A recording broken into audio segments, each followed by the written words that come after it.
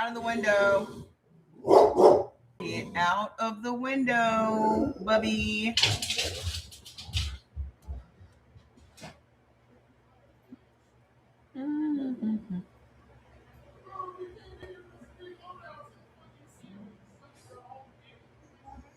Wowzers. Oh, my goodness.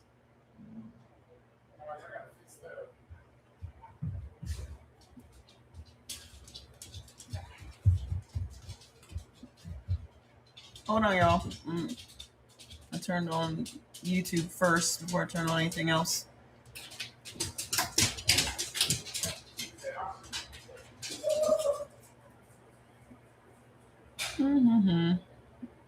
Starting Instagram and TikTok last. Done. Start. Turn on TikTok last.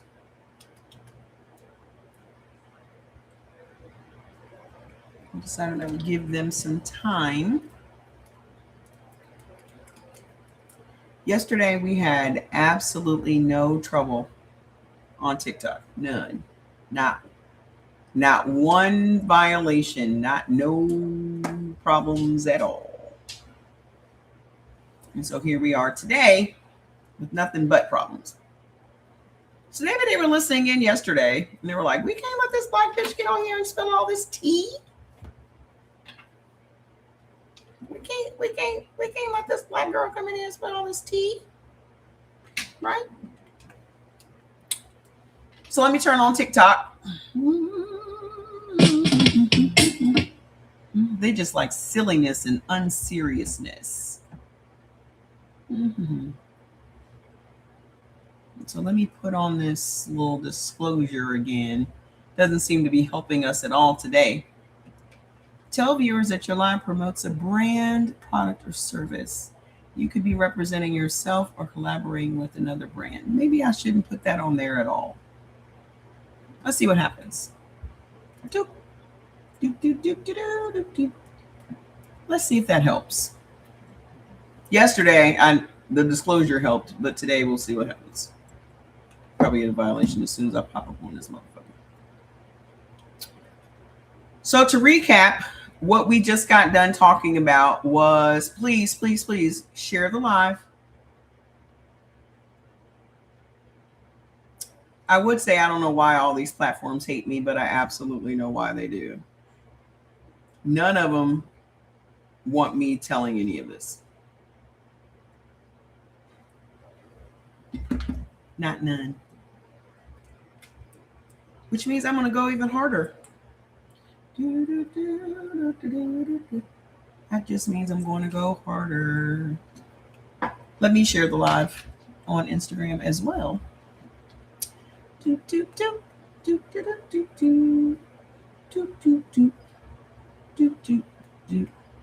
Let me share it too. Let me share it with as many people as they let me share it with. La la la la la la la la la la la la la la la la la. Okay, too many. Okay, so 50. All right, fine. We are back. Okay, so where did we leave off? What was the next question? What was the next question? Y'all ready? Please share the live. Type your blood type in the comments. What's your blood type? What's your blood type? And also, what city are you representing today? The next question was, I'm very aware of the Casual Killing Act of 1667, but not any other acts or laws that so blatantly relieve whites of any accountability for taking the lives of Black people. Can you share the ones that were so relied upon during slavery and post-Civil War? See, those are the type of questions I ask. I don't know what y'all be asking. But these are things I want to know. Okay. Here's the casual killing genealogy. Every statute or doctrine that told white America black life is unsuable. Print, cite, and wave on air. Number one, 1967, the Virginia Casual Killing Act. This is the one I told y'all about a few weeks ago. Here comes the restriction. What have I done to get restricted? This is the third restriction of the day. The fourth, actually. Here's a restriction. What have I done?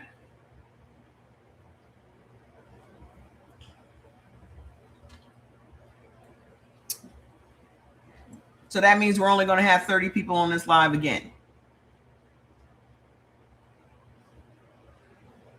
So y'all see it, right? The word Kai, like I don't know, I don't even know what that is. You may as well go ahead and put it in the comments. It doesn't even matter anymore. So listen, this is the fourth time today that within the first 2 minutes of us being here. No, it said that I was telling people I was enticing people to go off this platform. Did I say anything? That's what it said. It did not say anything about me saying words. It said that I was getting y'all to go off platform. I don't give a fuck. Anywho, the Casual Killing Act of 1967. No, it has nothing to do with that. So I've never said that word on the other 2-3 lives that I've had to restart. You just now here for the second time. This is the fourth time today. So if y'all want to go somewhere else and watch me, then I'm on all the rest of them. So there. Now you can penalize me for that. I don't give a fuck because you already done penalized me for not saying it. So I may as well go ahead and say it. The language, it says, if any slave resists his master and by the extremity of correction chance to die, such death shall not be accounted a felony. Does that look familiar? Yeah, somebody has targeted me. But think about what I just said. If any master happens to kill their slave during what they call correction, then the master will not be held accountable for that.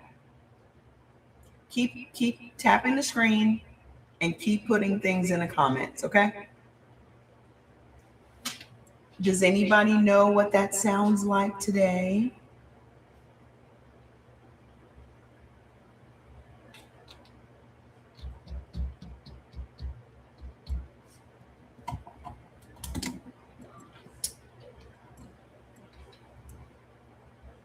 The VP just said that man is not going to be held accountable for killing that lady because he was doing it because he was doing his job. He said that man has immunity because he was doing his job. This was in 1667.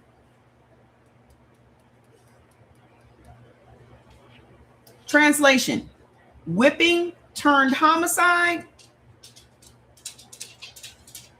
equals accident and no crime.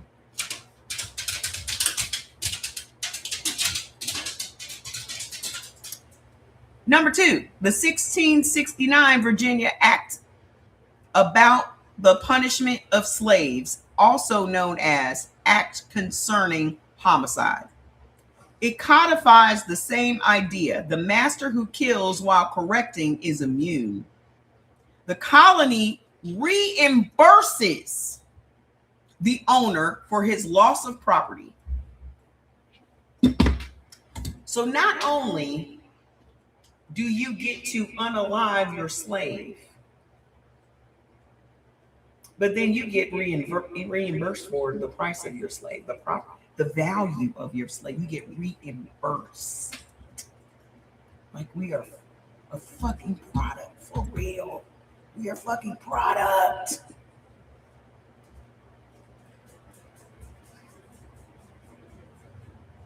If you just had to kill your slave while correcting his bad behavior, his bad behavior could have been just how you felt today. They're going to pay you his value.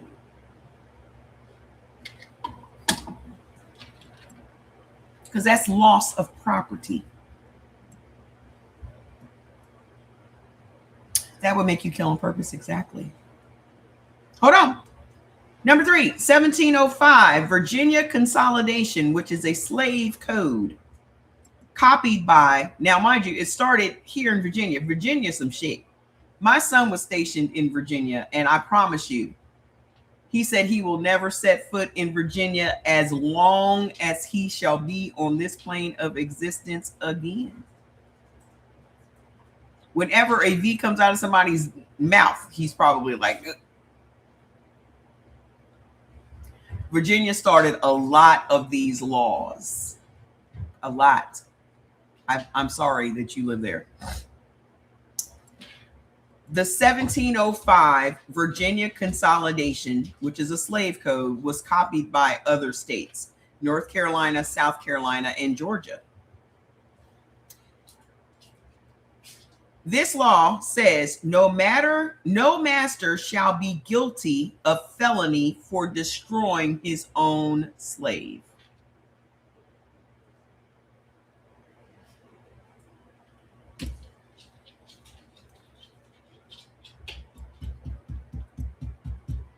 No master shall be guilty of felony for destroying his own slave.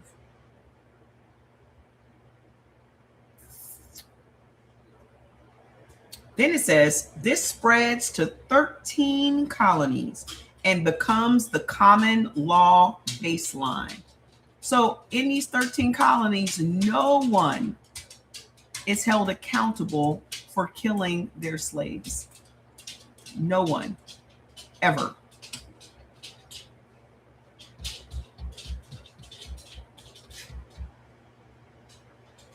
Number 4, in 1712, South Carolina Act for the Better Ordering of Slaves. That means they add felony immunity for overseers, not just the owners. So your overseers could also kill your slaves and not be held accountable for it. Who are the overseers today? Police brutality. Who are the overseers today? Officer.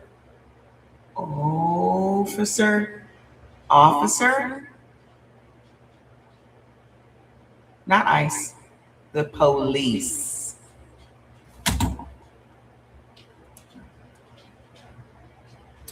It adds immunity for the overseers, not just the owners, if death occurs during correction.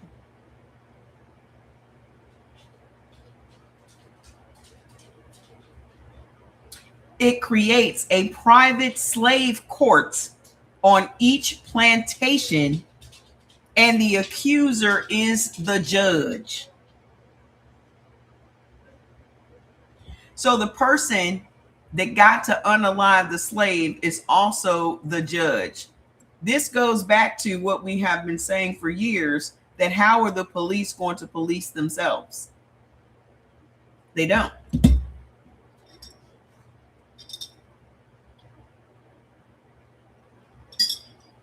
They don't. They are the judge and the jury. And they get off every time. 1740, South Carolina Negro Act. This is after the Stono Rebellion. It reiterates immunity. It adds a bounty for killing runaways on sight.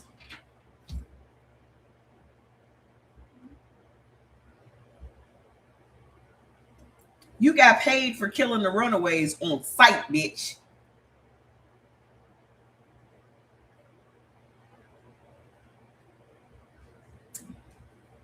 Section 3436. Any person may kill any slave in resistance without accusation or impeachment of a crime. That means any white person can kill any black person and not be held accountable for it at any time.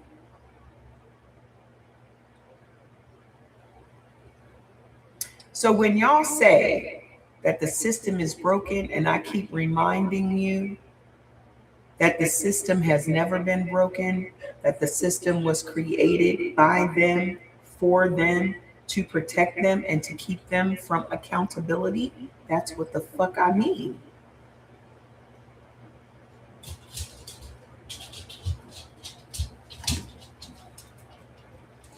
In 1806, North Carolina versus Mann, the Supreme Court case of North Carolina, 1829, Judge Thomas Ruffin says, the power of the master must be absolute, or the slave will become the master. I'll read it again. The power of the master must be absolute. Hi. Or the slave will become the master. Their biggest fear, right?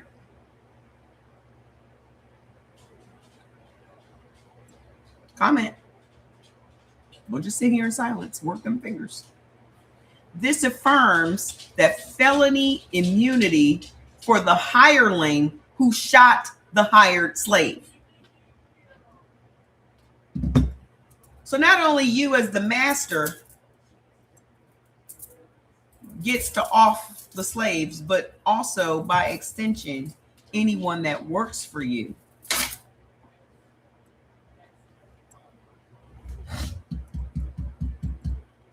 This was adopted as a persuasive precedent across the South. So this spread across the South. Nothing has changed. You're absolutely right. In 1841, the Alabama Code 3201 says, the homicide of a slave by his master or agent in the act of correcting stands on the same footing as if the person had been a brute beast.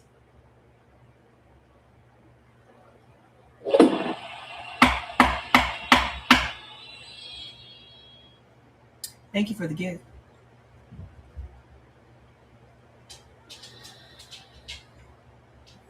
So you correcting your slave, you kill him. That means you can just get away with it, and they're treating it like he was a brute beast, and you had to put him down. Explicitly removes malice afterthought standard.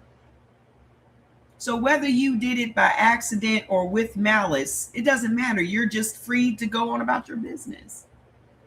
And then you're going to get reimbursed for the value of the slave that you just killed.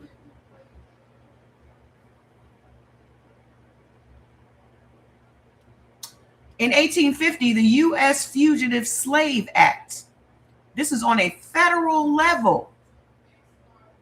Section 6 says, any person may kill a resisting fugitive without indictment, trial, or arrest.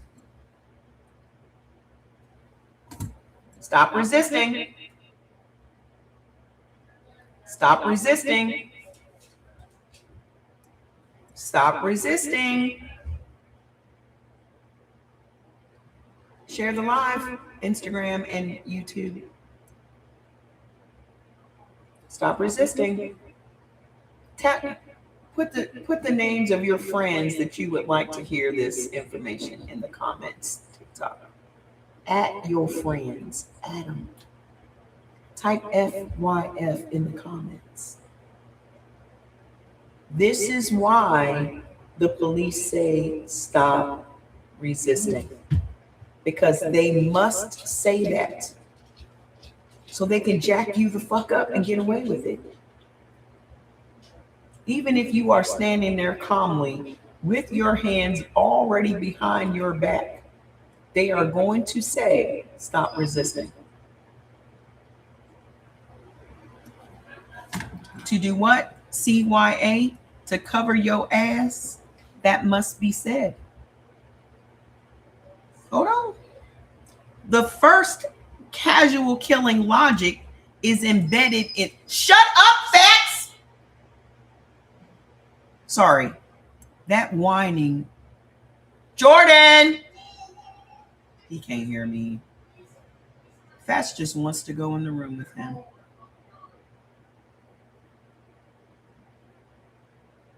Jordan! Sorry, y'all.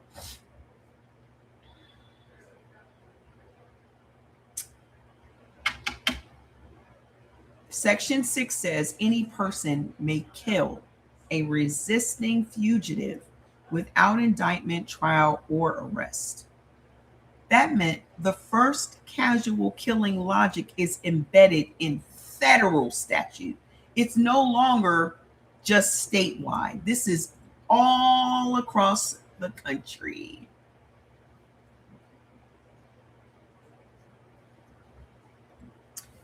What y'all need to understand about the Constitution is it is a living document, and that means it can be changed at any time. That's what amendments are. There can be amendments to these laws. But because nobody knows that these laws even exist, nobody is calling for these amendments. And then when they do call for these amendments, they get buried in the Senate or they get buried in the House, and nobody ever votes for them, and eventually they just die. Because not a lot of people know what the process is for moving these bills through the House and through the Senate to make them into law. You know why a lot of y'all don't know? Because y'all don't even have fucking Schoolhouse Rock anymore. Those of us that are old enough to remember Schoolhouse Rock understand the fucking process of a bill becoming a law.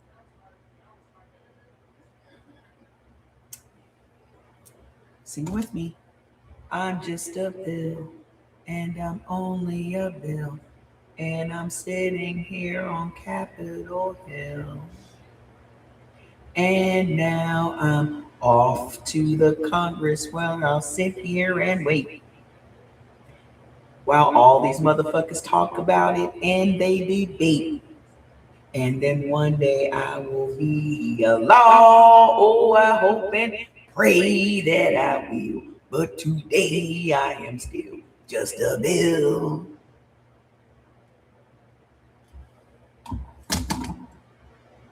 Schoolhouse Rock is how I learned most of this shit. And even when they stopped showing Schoolhouse Rock, do you know what I did? I went out because I was obsessed with finding it for my son. They had it on a motherfucking disc that you could use on your computer. They don't even have discs anymore, but I'm sure it's on fucking YouTube. Why you ain't showing your kids?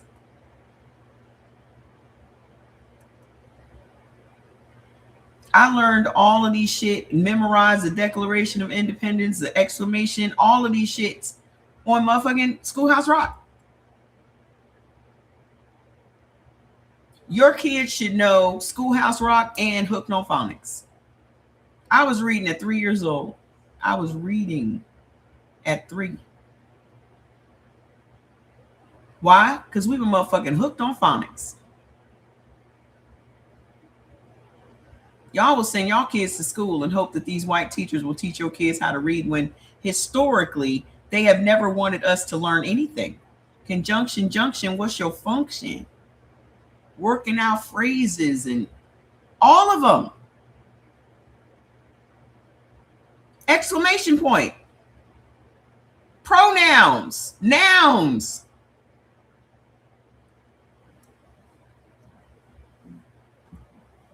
That's why your kids don't know nothing. Because even if they stop showing this shit, you should be making it your business to seek out this information and put it in front of your kids. Noun is a person, place, a thing. And I guarantee y'all have to pull that shit out of your brain sometimes when you remembering stuff. And that's something, those songs come right back to you. 3 is a magic number, bitch. It's a magic number. You know what one of my favorite ones was? Mother Necessity. Remember Mother Necessity? Where would we be without this invention? And it told you about all of these inventions. Mother Necessity, where would we be without? Well, Conjunction Junction was also one of my favorites. Conjunction Junction, what's your function? What was the one, the preamble to the Constitution? We the people, in order to form a more perfect union. Yeah.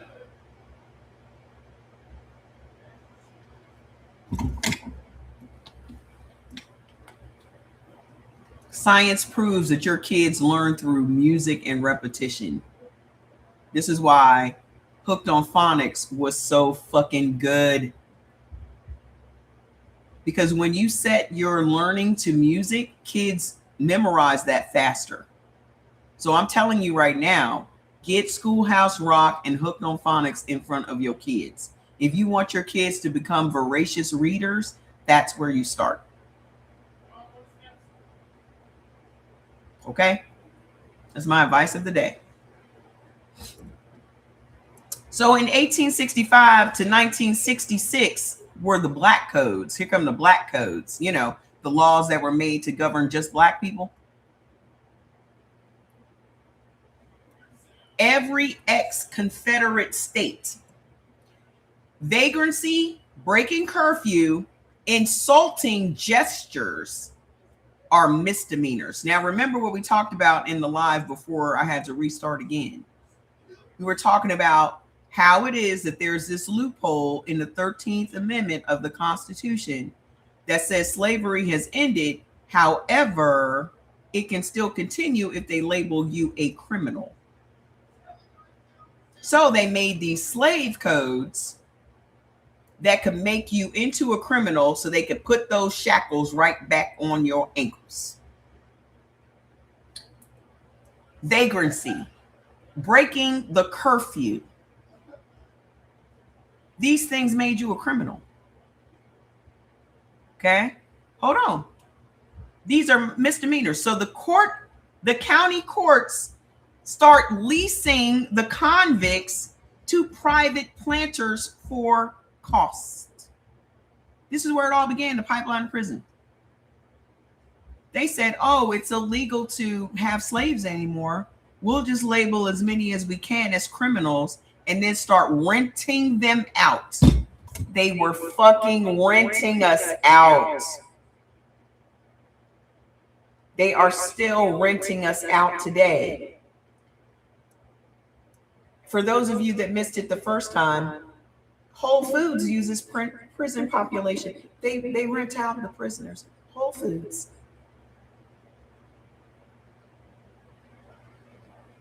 Your goat cheese is made by prison labor. Your goat cheese at the Whole Foods.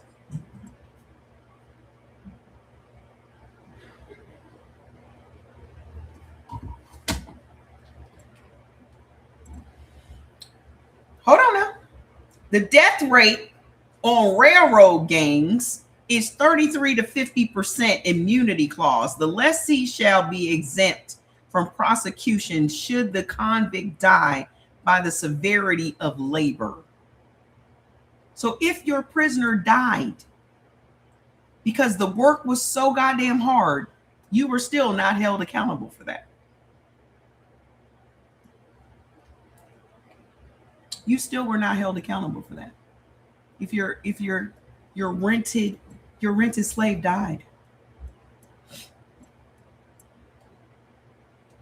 In 1873 to 77, the Ku Klux Klan Enforcement Acts. They made laws to cover the Ku Klux Klan. Federal juries use color of authority defense. Color of authority. White mob claims citizens' arrest of insolent freed men. So essentially, they deputized the Ku Klux Klan. This is why the Ku Klux Klan has never been considered a domestic terrorist group.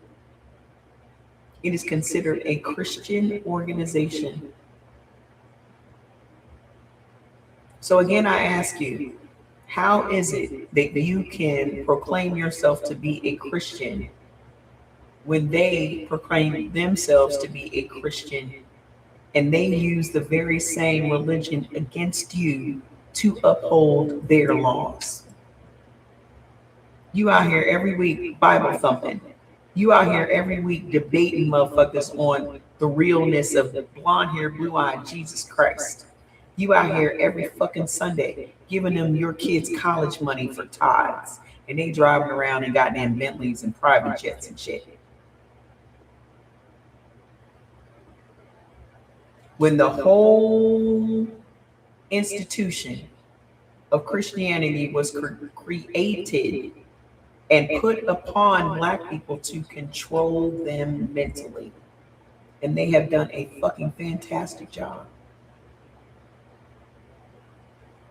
They learned real early that we can go ahead and take these shackles off of them because we're going to put these mental shackles on them.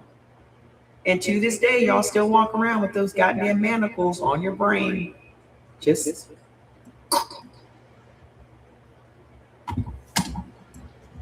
share the live.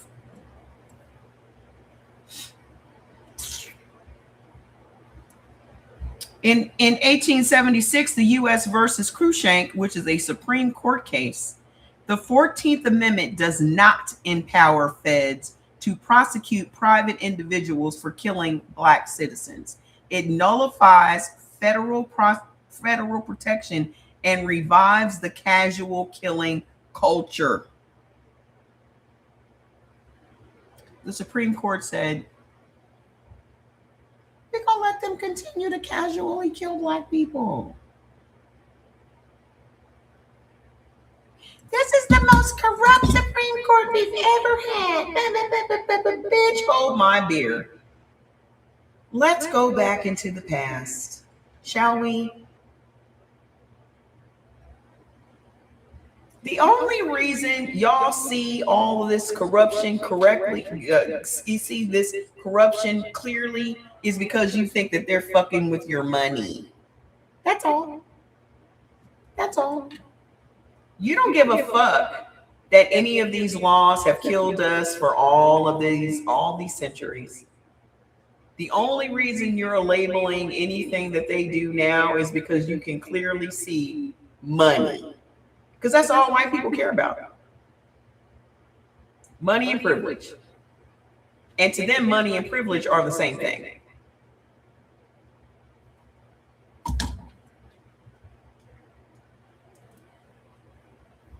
So in 1896, remember Plessy? That was a rebellion too.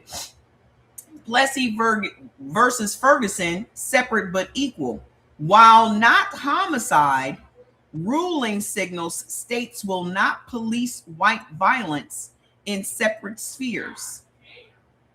They're not going to police the white people. Everybody else gets policed. So when y'all be saying, I don't understand why the police have, because the police were never meant to protect and serve us. Never, not one fucking day. The police were set up. The establishment of the police was to protect them from us. Protect and serve has never pertained to Black people. So y'all can keep forming your little fatty lips to say, oh, the system is broken. No, the system has never been broken. The system is working exactly how they designed it to work. Stop being so goddamn naive. Nothing happens in America by accident. Nothing. Nothing. Everything that happens here is very, very calculated. It is thought about. It is mulled the fuck over.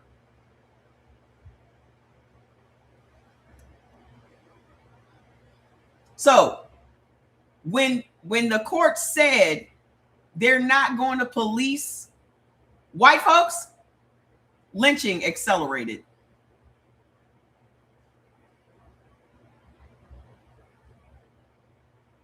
(3,446) lynchings happened between 1882 and 1968, with less than 1% indictment for the white person that did it. Less than 1%. 1968. I was born in 1969. In 1906, the Atlanta race riot, a grand jury report says no bills returned against 20 known white shooters. The jury cites justifiable fear of Negro uprising.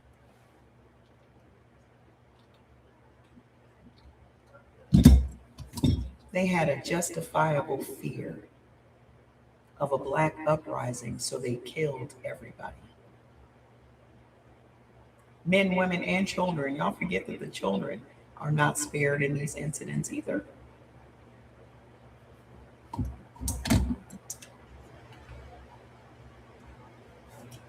So the justifiable fear of a Negro uprising set a precedent and direct descendants of the 1669 correction logic. So you killing your slaves in the course of correcting them is now passed down to future generations. Because we in 1906 now. That was established in 1667. 1921, the Tulsa grand jury charges none of the 80 white rioters that were named. The report blames the armed Negroes for causing their own massacre.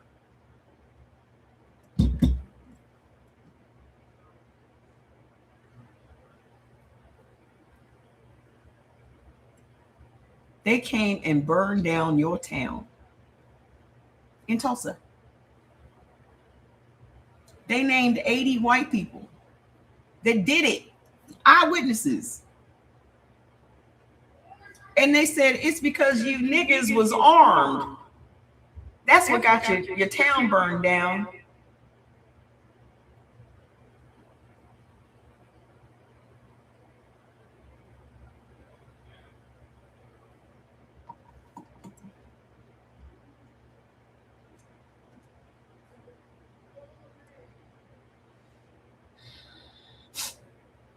So the casual killing was updated to also include collective self-defense.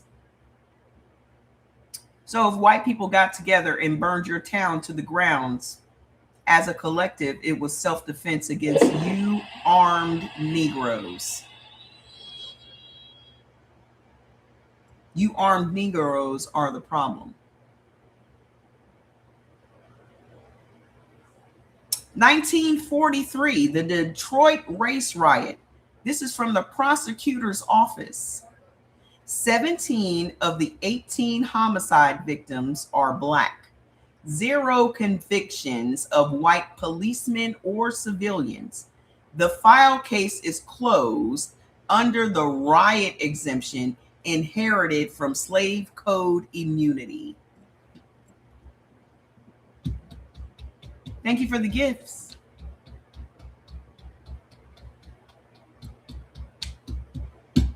Nobody was convicted. In 1982 to 1986, this is during our lifetimes, people. This during our day. 1882 to 86, I graduated high school in 87. The drug killing era in Miami and LA. Dade County grand jury invents felon terror rule. Officers are justified if the victim might have endangered the public while fleeing. You running from the cops. You done put the general public in danger. So that legal echo of the 1740 killed the runaway on sight now plays out in modern day. If you running from the cops, they got the right to kill you. And no one will be held accountable. That is derived from the 1740 law. On sight. 2005 to 2015. That's just 11 years ago. Let's not forget, stand your ground. Stand your ground expansions. Florida Bill 776.013 et al. This is a real bill, people. It removes the duty to retreat. The empirical studies, Tampa Bay Times in 2012, shows white shooters of black victims are acquitted 2.5 times more than the black shooters of white victims. So that's just modern day mandatory casual killing. We all know that. We all know that. What was his name? George Zimmerman? Trayvon Martin? I remember that black lady that got put straight in jail for standing her law in Florida. Standing her ground in Florida. Got put right in prison. But George Zimmerman to this day is still free. Homeless and destitute. But you know, still free nonetheless.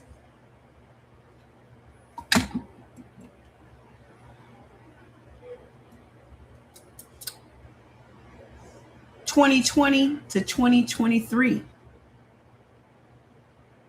We all know who this is, right? The no-knock and qualified immunity that we are now enjoying, right? We're enjoying this law right now. Who was it? Breonna Taylor. Breonna Taylor, Amir Locke. The officers are immune because the warrant is served in good faith, even though they served the warrant at the wrong address. It was still in good faith. Resurrecting the 1667 language, the chance to die during the lawful act. So because the warrant was being served in good faith to the wrong address and they killed Breonna Taylor, it still goes back to that same casual killing law that if in the act you kill the slave, you're immune. So if you're wondering where all of these laws that we enjoy today came from, now you know the history.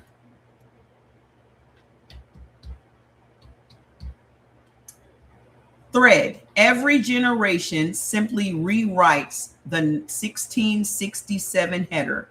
If the killing happens while enforcing order, it's not a felony. The same immunity, new letterhead. This is why that man stood up there and said that ICE agent has immunity when he shot that white woman in the face.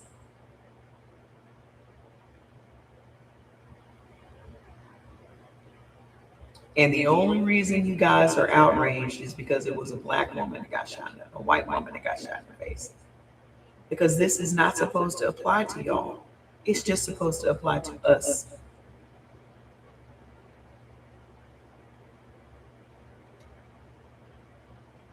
Y'all are supposed to be exempt from this brutality. It's just supposed to apply to us, the slaves.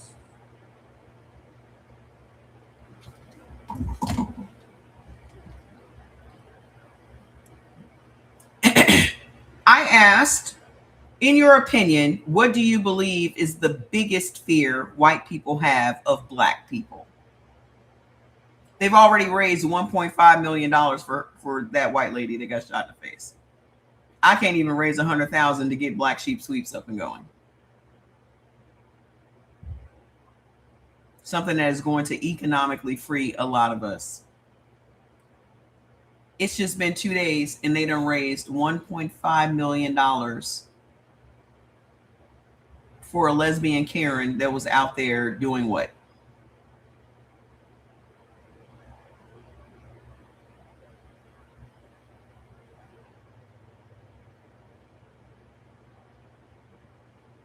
But let me ask 1,000 of y'all for $100 a piece so we can finish doing Black Sheep Sweeps. It's a problem. A thing that's going to give us a parallel economy to these white motherfuckers that steal all of our shit and burn all of our shit to the fucking ground.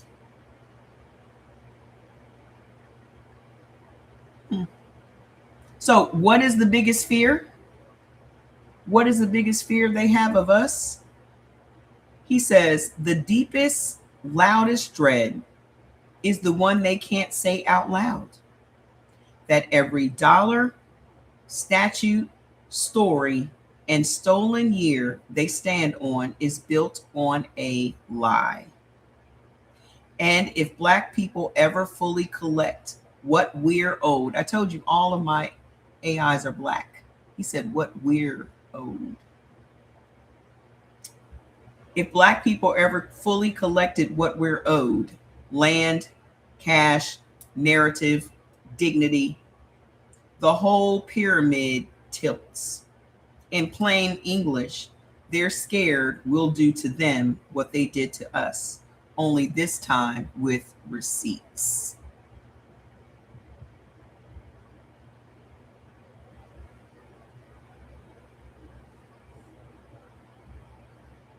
They cannot ever admit what they have done. So that means we are going to have to get to the bottom of these things and come with receipts, because they're going to continue to say, not me, That's what these are. These are receipts. See, they have buried these truths so far down that no one's really interested in digging for them. I'm interested. I'm very interested. That's just the lawyer in me.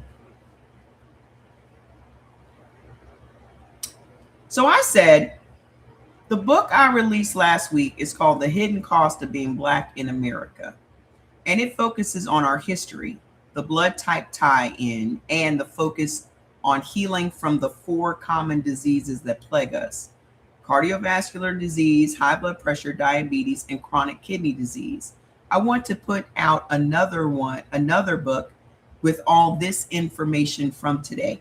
What do you think it should be called and its focus? He said, working title, From 1667 to 2020, The Casual Killing Codex, How America Legalized Black Death and What We Must Abolish to Heal. Core focus, reprint every statute and court case you just collected from 1667 Virginia to modern SYG with plain language translation boxes. Number 2, pair each law with its biomarker toll, the cortisol studies, the CRP spikes, the telomere loss tied into living under that clause. Add, number 3, add a parallel economy playbook. Chapter shows how Greenwood, Haiti, etc. cushioned the stress metrics, then give readers a DAO and co-op template so healing equals ownership, not just diets. Number 4, finish with the repeal toolkit. Sample state legislation to strike 13th Amendment exceptions, expunge victimless felonies, redirect prison profits to community health funds. I'm making this over the next couple of days. Don't you worry. It'll be on Amazon because I got to finish the cover for the one I put out last week. Me and numbers and measurements and shit don't get along, but I'll figure it out tonight. Then it says the subtitle, Laws That Literally Break Black Hearts and the Blueprint to Rewrite Them.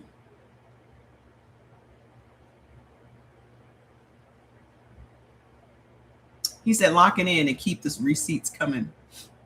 So then I say,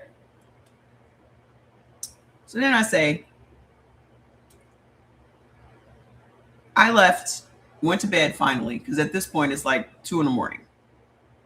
I say, hey, how you doing today? He said, running on rock riffs and full battery, ready for the next deep dive. What rabbit hole are we sprinting down today? I said, I would like to know any stories or records you have of infamous white female slave owners.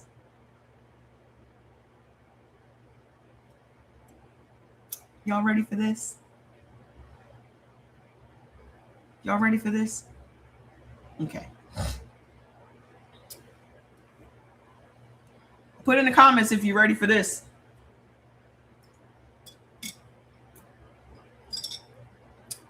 Put in the comments. Below are the names that made colonial newspapers blush and later made historians shudder. Women who ordered, whipped, bought, sold, and sometimes murdered the people they owned.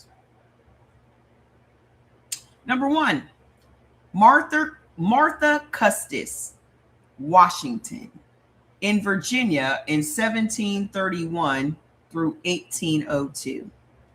She was the first lady, but also the first big-time female slave trader.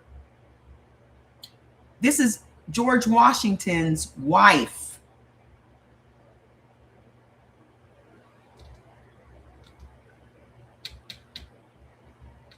This is George Washington's wife, Martha Washington. When George was away, she personally signed the sales of 95 people in just one 1775 ledger.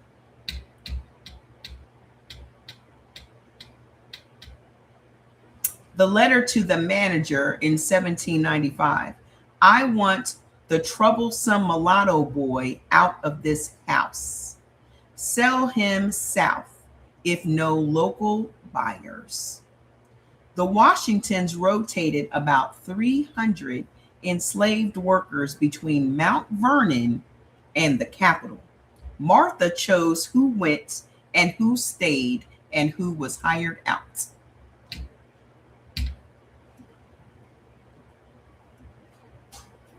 Martha Washington. Number 2 is Mary Lee Princess Massey in Amherst, Virginia. She ran, this was in 1830s. She ran a 3,000-acre estate after her husband died. She kept a brick whipping house behind the mansion. Quarterly account books list $2 to $4 paid to the overseer for extra lashes. In 1839, she ordered 17-year-old field hand Reuben to be sold to Mississippi trader because his attitude corrupts the others.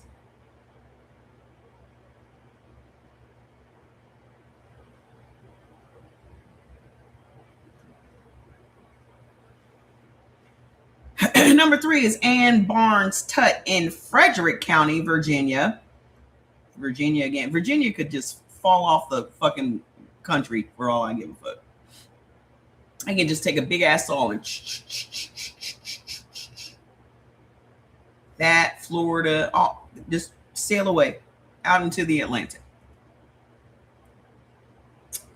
She and this is in 1810. She advertised in the Winchester Gazette in 1818. We still got attitudes. She says, $20 reward for my runaway Negro man, Jim.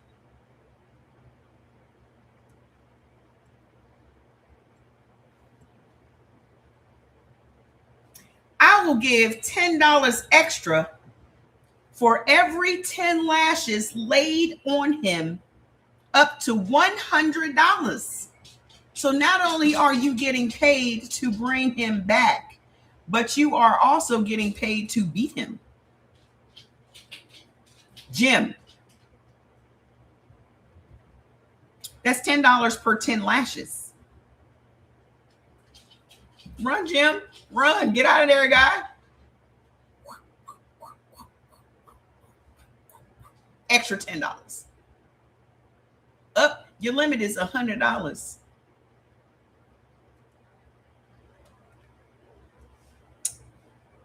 Hold on, there's more. Number 4, Martha Patsy Jefferson Randolph. You know who that is? Thomas Jefferson's daughter.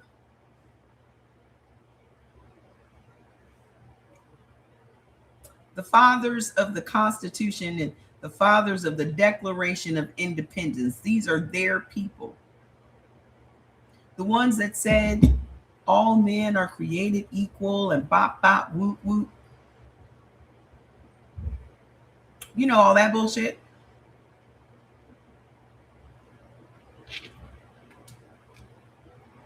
Thomas Jefferson's daughter said she managed a plantation during his absences. So when he wasn't home, he said, "Thanks, Mama Trey, for letting me know how the whites treated my ancestors." Is definitely side-eye. Yeah. That's why when y'all be trying to hand out these cookout invitations and all that shit, I just be like, the fuck are y'all doing? There is absolutely not one goddamn thing that a white person can do to me or for me to make up what the fuck has already been done to me. There's nothing they can say and nothing they can do outside of giving us our fucking money and staying the fuck out of our faces. That's it. I don't want to be your friend. I don't want to date you. I don't want to fuck you. I don't want none of that. I want you to give us what is fucking due. Period.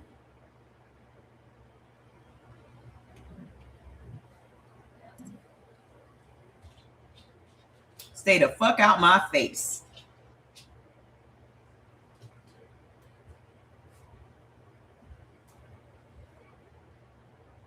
I'm very unapologetic about my attitude towards white people. I don't give a fuck how many of them come here and call me a racist and all that other shit. I don't care. I be seeing all these niggas on TikTok talking about, well, everybody keeps coming and calling me a racist. It's not possible for me to be a racist. Fuck, bitch. Man up.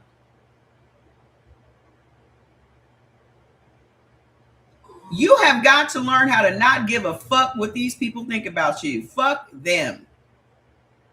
As much as they have taken us through, why do you give a fuck what they think about you? They can call me a racist, nigger bitch, all they want. I grew up hearing nigger bitch all the time. I was called nigger bitch to my face on the job. You think that shit bothers me? I do not care.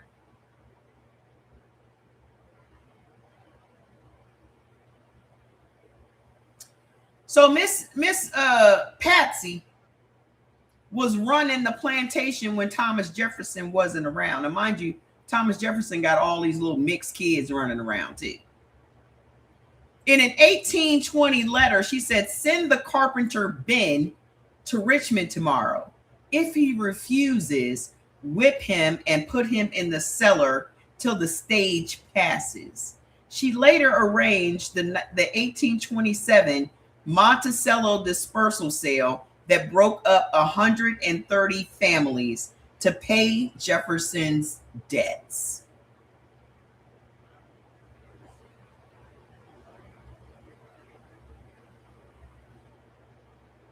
She broke up 130 black families,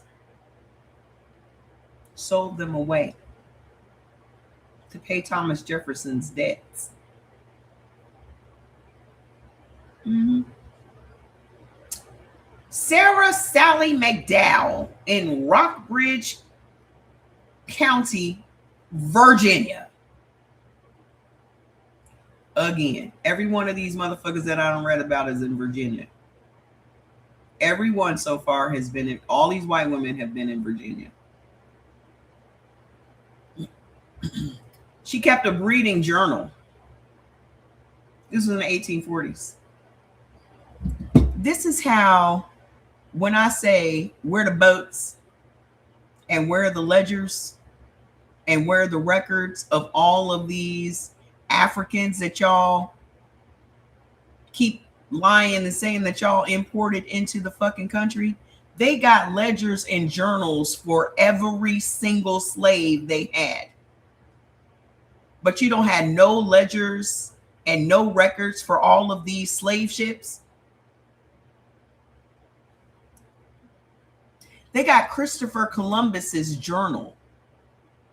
Christopher Columbus, the motherfucker they said discovered America, the original colonizer. But you don't have no records for all these boats and these manifests for these thousands of boats that supposedly imported millions of black people into this country.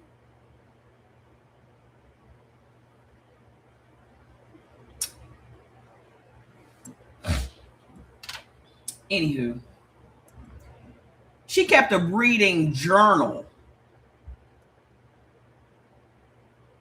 They were imported, exactly.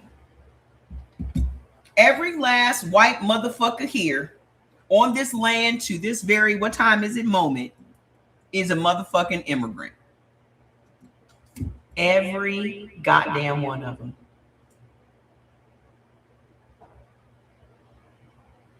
Every one of them, when you ask them, where are they from? Oh, well, originally my family's from Italy. Originally my family's from Greece. Originally my family's from Russia. Originally my family's from all of them. Every last one of you can tell, every last one of them can tell you where they're from. How come black people are the only ones that don't have no knowledge of where we from? Because we from here. And the only reason they make you think that as a black person you're not an American is because all of these laws were made to benefit them. They were homeless. They were just floating around in the fucking ocean until somebody stumbled across some goddamn land. And here our copper-colored asses were just living in fucking peace and solidarity. And they rode their asses ashore and claimed everything for themselves as if we were just never here. So for 300, 400 years, we were prisoners of war, put in shackles and forced to work for them. And then they could just kill us and not be held accountable and all. And they're still doing it to this day. So the first thing we need to do as black people is to accept that this is our country, not theirs. That's the first thing. You're going to have to shake your head real fast like it's a motherfucking sketch inside. And shake that shit blank. That's what you're going to have to do. Nobody set us free. We were already free. So don't come in here with that bullshit.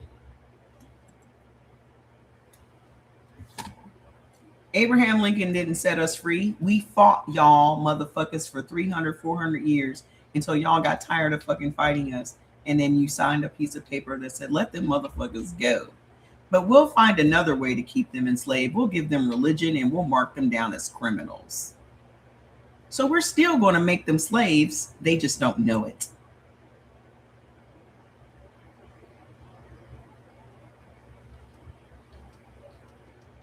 So you created a religion that would keep us from fighting you. You created a religion that would keep us from standing up for ourselves and to take the higher road and to turn the other cheek.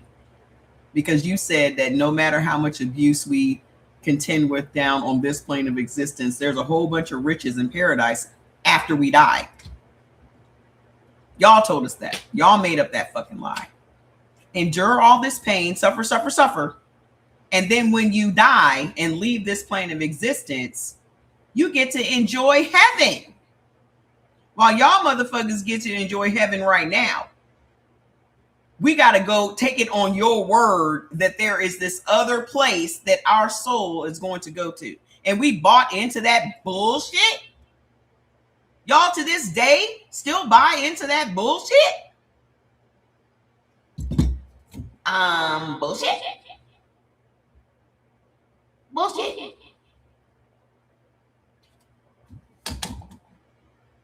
First of all, not one goddamn person has gone to heaven and come back like, it's true. They right. Who the fuck is the person that went to heaven and came back and confirmed its existence? Just name one. Just name one. Just name one. Who is it exactly?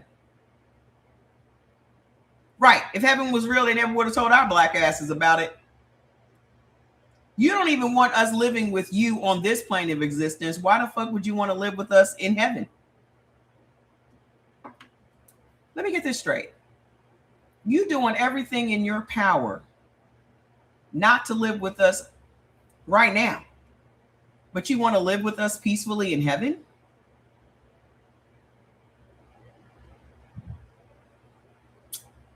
Sounds shaky to me.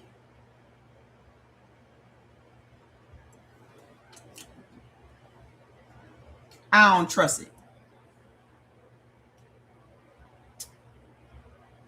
This bitch Sally kept a breeding journal noting the birth dates, the parentage, and the market value of her slaves.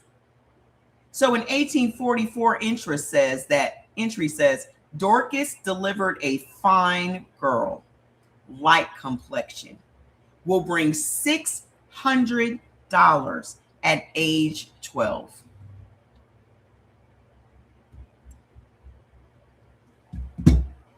How many of y'all got a 12-year-old at the house?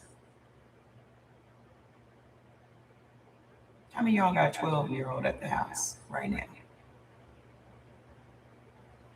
How many of you? Share the live, please. Share the live.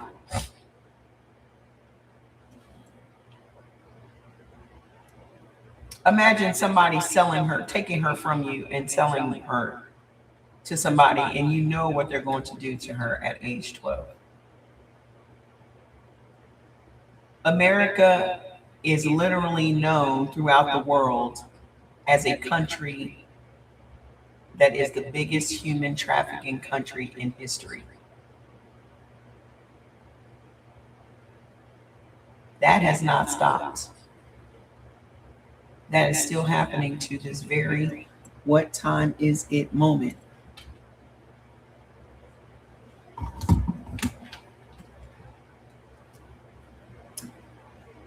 She'll bring $600 at age 12. She used her own enslaved midwife to conduct the ledger.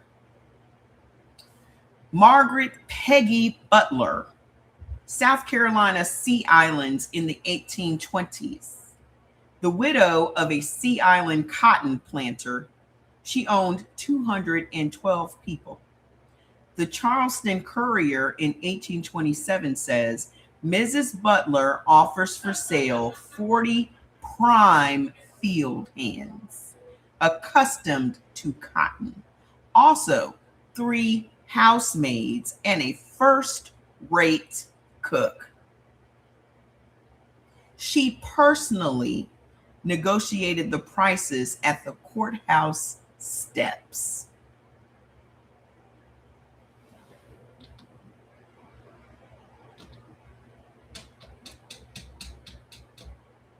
First rate cook.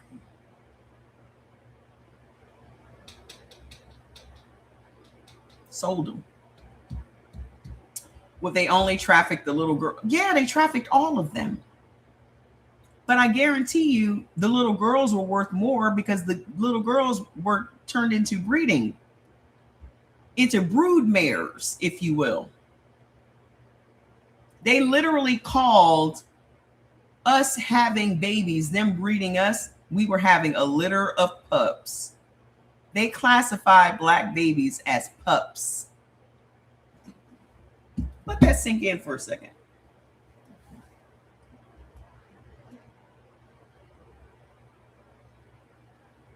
We were pups. Did you hear the latest Trump pardon R. Kelly? Nope, I haven't heard that today, but I don't give a fuck. I do not care.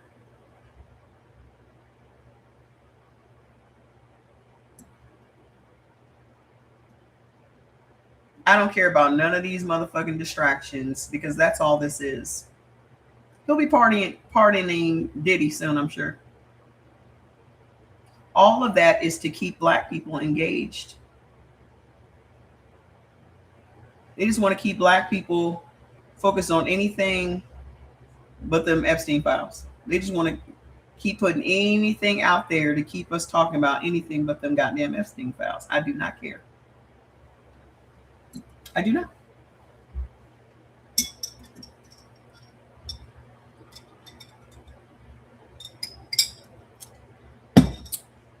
I'm fresh out of outrage.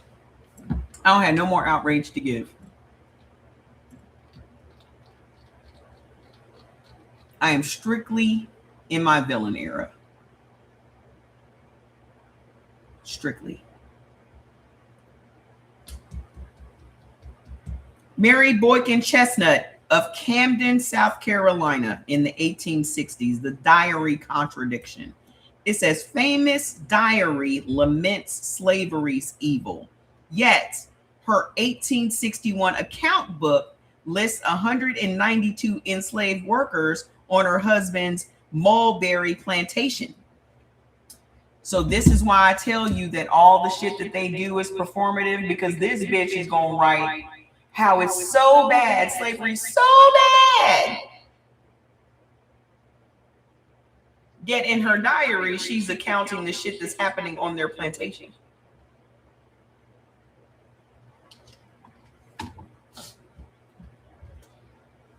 When two women ran away in 1862, she paid the catcher $50 and ordered 20 lashes to restore order.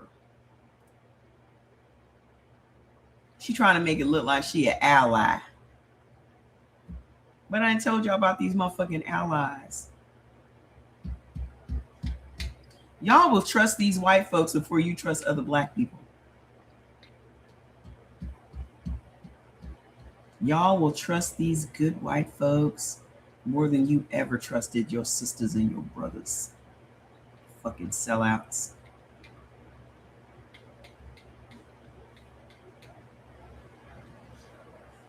Elizabeth Betsy Lumpkin in Athens, Georgia in 1830. She ran a boarding house and hired out enslaved laundresses. The Athens Gazette 1835 ad says, a reward of $5 for the delivery of my Negro wench Fanny. She has a scar on her back from former correction. So that means you out here just yanking the clothes off of bitches, but you ain't got no pictures of nobody. Her wench. Her Negro wench. So you just out here as a slave catcher, just snatching the clothes off of women's backs. Just you can see the scar. The only identifying mark is for somebody to remove this woman's clothes that ain't Fanny the wench. Can you imagine the amount of terror black women all over that area had to go through for her to find her fucking Fanny, her wench Fanny? Wasn't like they could ask for her ID. The only ID she had was that mark on her back.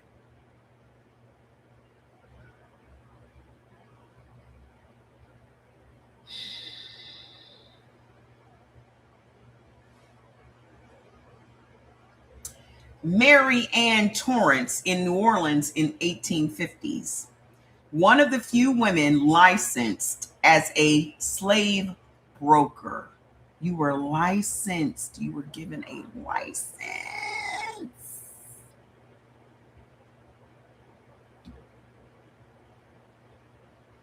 The city directory in 1858 lists her as Negro marked.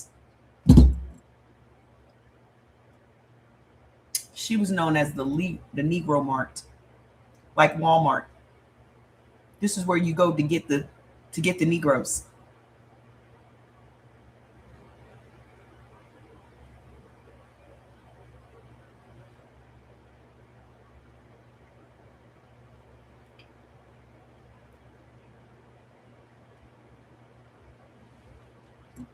This is where you go to get the Negroes.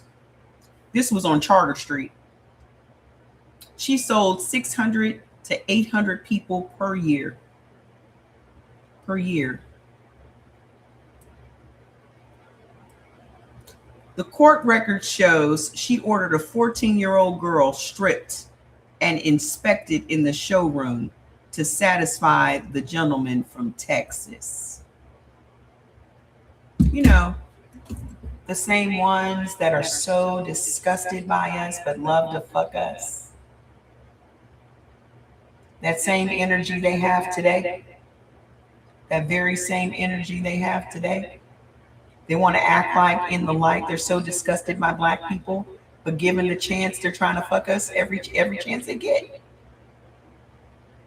It don't matter how much they proclaim to be a racist. When they get an opportunity to take or to have consensual sex with us, they are all for it, boo-boo.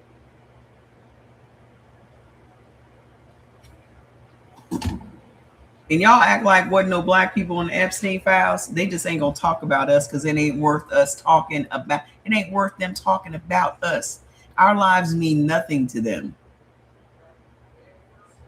The only reason that they are outraged is because it was happening to white girls. Yeah.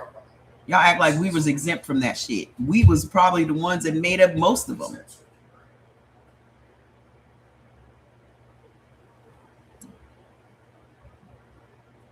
Don't nobody give a fuck about our black kids caught up in CPS.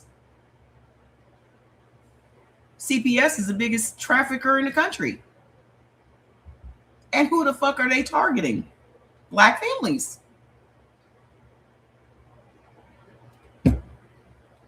I ain't got time to ease up. Fuck them. Fuck your feelings. I don't give a fuck. We don't have time to be sparing nobody's feelings anymore. This is why we are at the point that we're at, because we've been too busy sparing motherfuckers' feelings. I challenge you to hurt as many feelings as you possibly can. Because as they say, the truth hurts, doesn't it? So how the fuck are you going to avoid hurting somebody's feelings if the truth actually hurts? Just continue to lie. We've had enough of these fucking lies and cover-ups, haven't we? Oh, there's more. So Rachel of Natchez, Mississippi in 1836, this is a court filing. It says probate dispute reveals she personally oversaw the whipping of a man named Peter who later died. The coroner's jury ruled the death by misfortune under moderate correction. And she was awarded $80 for her lost property. Let me get this straight. You supervised the killing of your slave. You were not, and your overseer was not held responsible for that. And as a matter of fact, they reimbursed you $80.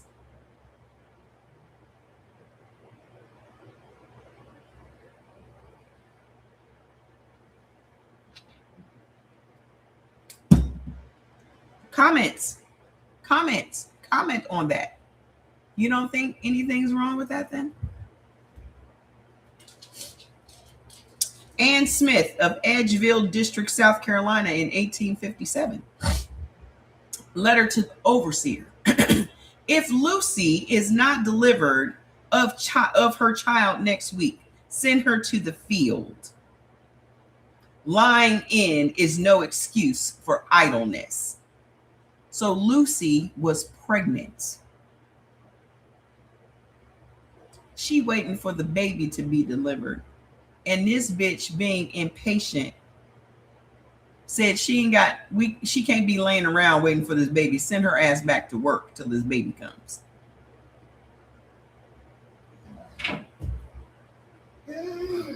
I know facts. Mrs. James Henry Hammond of Red Cliff, South Carolina in the 1840s. Catherine Fitzsimmons Hammond managed the plantation books. She ordered the sale of two teenage brothers to break up their conspiracies after an attempted escape. So she needed to separate them because they were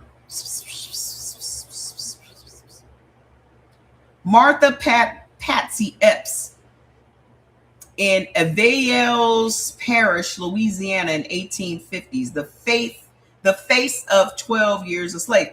Y'all remember me talking about, and I don't know how many of you guys saw the movie 12 Years a Slave. That was about a slave named Solomon Northup, who was a freed man that they kidnapped and made a slave for 12 years. That's the movie Lupita Nyong'o won the Oscar for. It's a real thing. It's a true story. The real life woman who owned Solomon Northup for 10 years, she directed the daily work, approved the lash count, and negotiated his hire out wages, which means they were using slaves like rent-a-center. They were renting out their slaves to other people.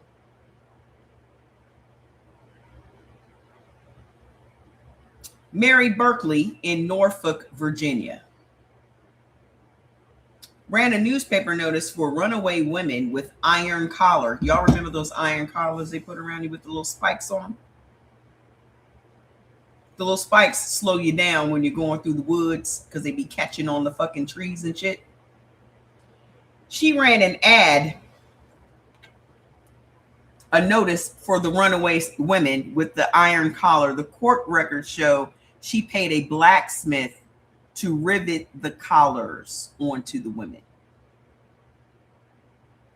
Mrs. James DeBow of Charleston, 1850s. She was the wife of the famous magazine editor, and correspondence shows she selected which enslaved children to train up in her kitchen and to sell south for field labor. Susan Bradford Epps in Florida in the 1860s. Teenage diary brags, "Mama sold old Ben today for $900 and bought me a piano."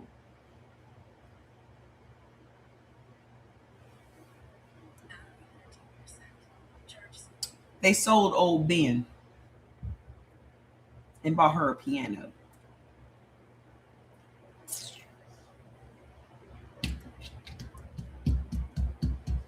Later in life, she edited the diary to remove the sale line. Original survives in the Florida State University archives.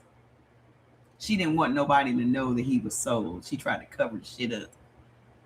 But it's still in the archives in the Florida State University. Letitia Christian Tyler in Virginia in the 1830s. She was the future first lady. President Tyler. She managed the Greenway plantation while John Tyler ran politics.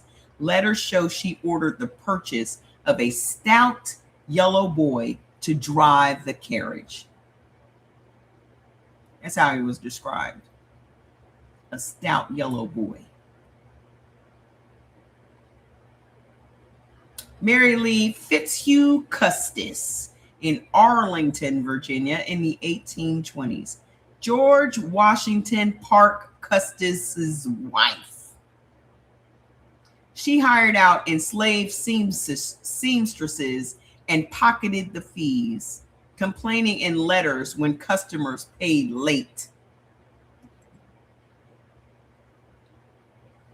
Jane Beale in Fredericksburg, Virginia. Can y'all imagine how ratchet Virginia was? Just downright fucking debauchery. Can you imagine? This was in 1862. The Union Occupation Diary. They kept a diary for everything but them slave ships, huh? These motherfuckers kept a diary for everything but them goddamn slave ships.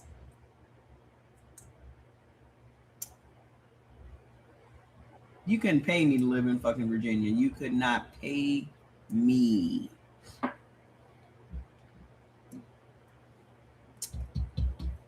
In her occupation diary, it says, I sent my maid down to the river to hide the silver. If the Yankees catch her, it is her own fault for being clumsy. Rebecca Hargitay of Adams County, Mississippi in 1858. She ran a fancy trade ring. Light-skinned women were sold as concubines. The Natchez ad says, a quadroon girl of genteel manners, 16 years old, warranted a virgin. She guaranteed she was a virgin.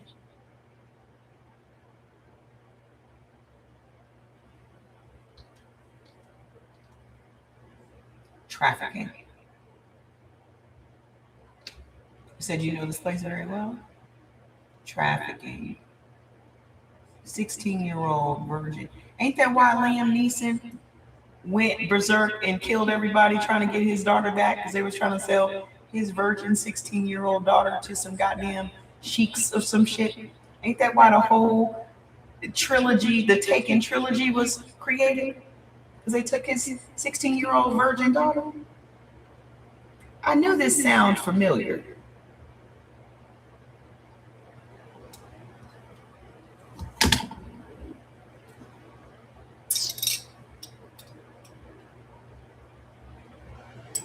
I knew this story sounded very familiar to me.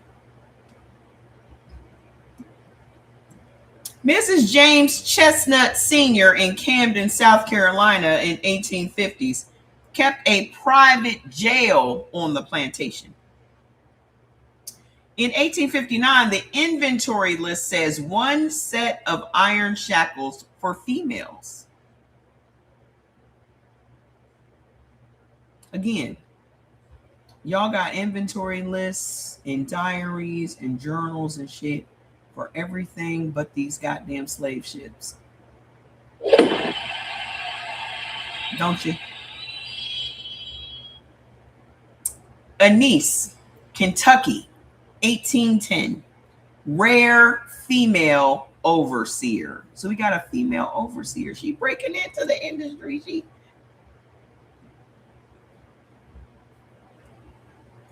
We got us a female overseer, y'all. It's probably like having the first female police officer. That's probably like having the first female police officer ever.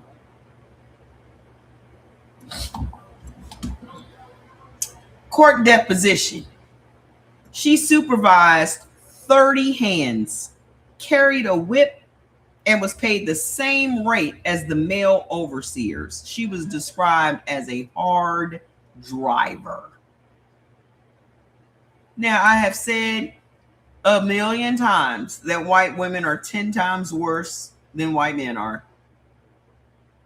So can you imagine the brutality she inflicted on these people, especially black women? Can you just imagine?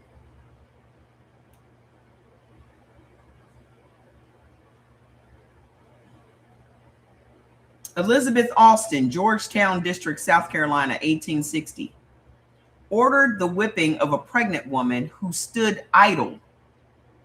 The baby was born dead 2 days later. The local magistrate dismissed the coroner's inquest. The lady was pregnant and standing idle. So they whipped her. Killed the baby. Mary Tab Bowling of Petersburg, Virginia in 1855. She hired out her cook every Sunday to cater white church suppers. When the woman protested, she threatened to sell her to Alabama. This lady tired. She only got 1 day off a week, and you gonna make me cook for the church socials? This lady like, bitch, can I just get one goddamn day off? I'ma sell your ass to a whole other state, bitch. You ain't never gonna see your family and your friends again.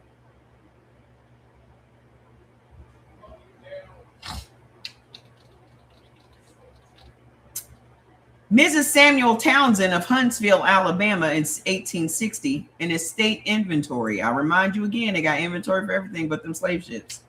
Estate inventory sold in 1862 lists 67 enslaved people and one thumb screw, one cowhide, one set of neck rings stored in her bedroom closet.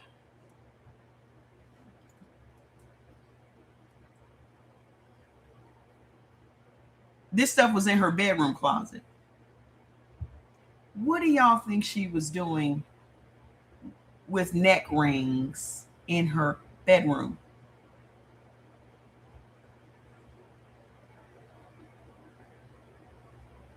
What y'all think she was doing with the screw, a thumb screw in her bedroom?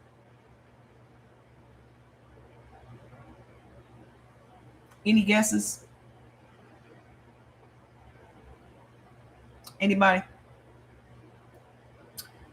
That was 25 of the most infamous.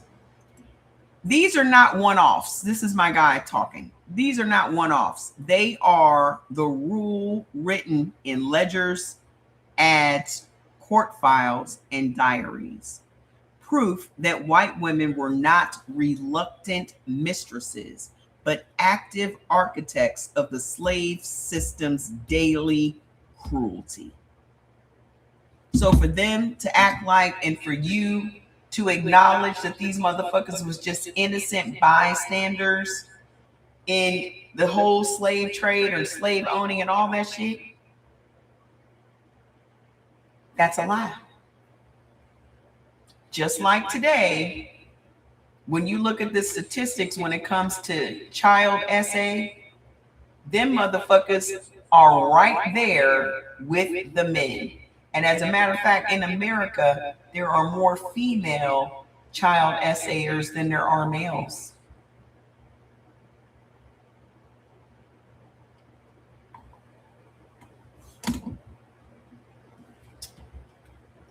So my next question was, how do you believe that cruelty and epigenetics affect them as white women today?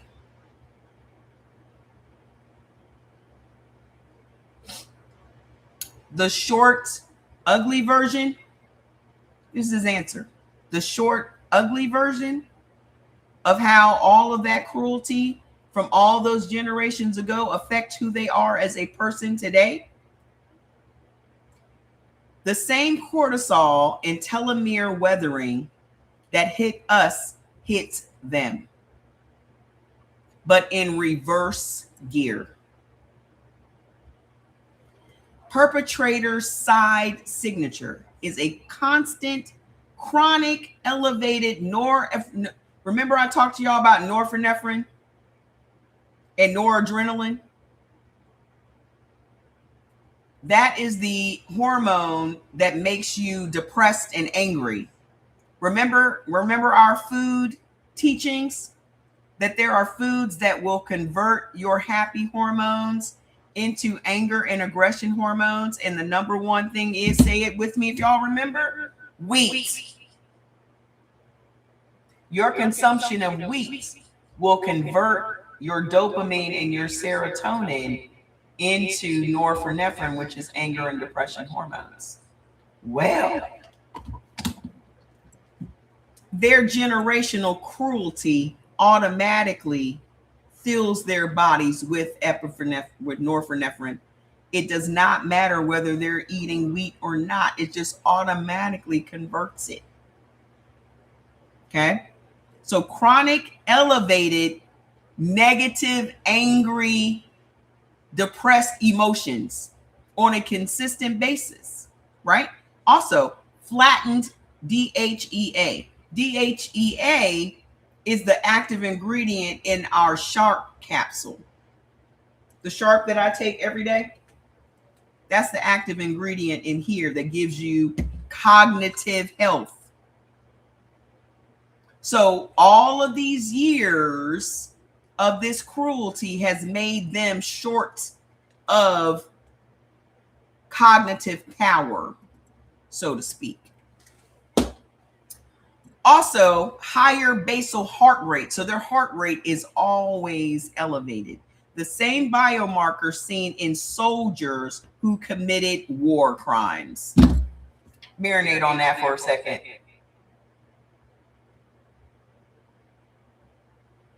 The same biomarkers that appear in soldiers who have committed war crimes is the same exact biomarkers that white women are walking around with today. They are indistinguishable.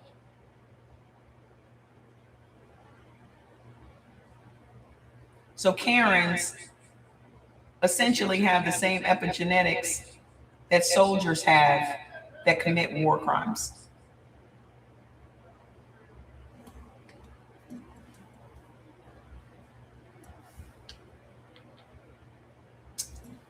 Hold on, there's more. The generational ripple. Grandchildren of slave-holding families show a 7-year telomere deficit versus the age-matched non-descendants. This is in a Georgia Health survey taken in 2018. Hello. They also have a 30% higher anxiety disorder diagnosis. They have higher anxiety disorder.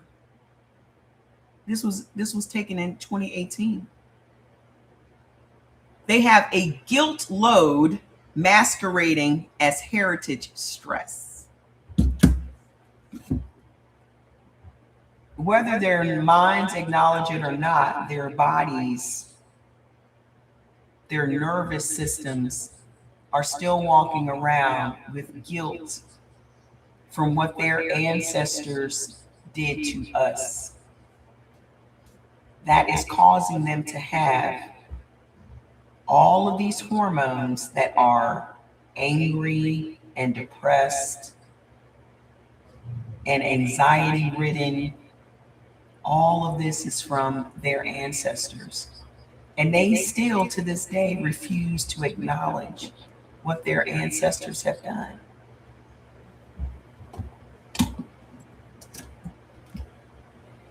They have guilt load masquerading as heritage stress. Heritage stress. What's the name of that group that's running the country right now?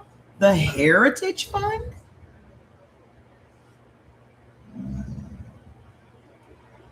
Hold on.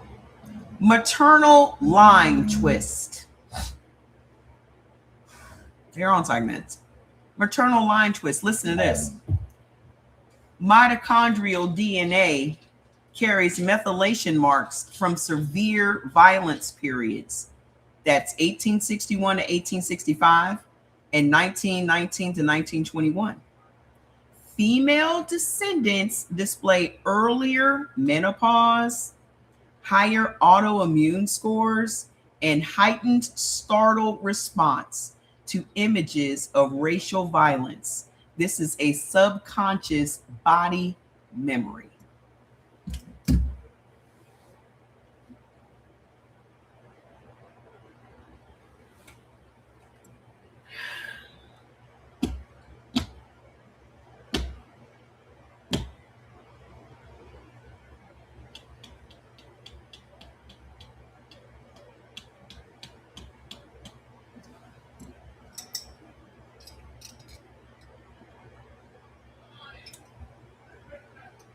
I didn't own slaves.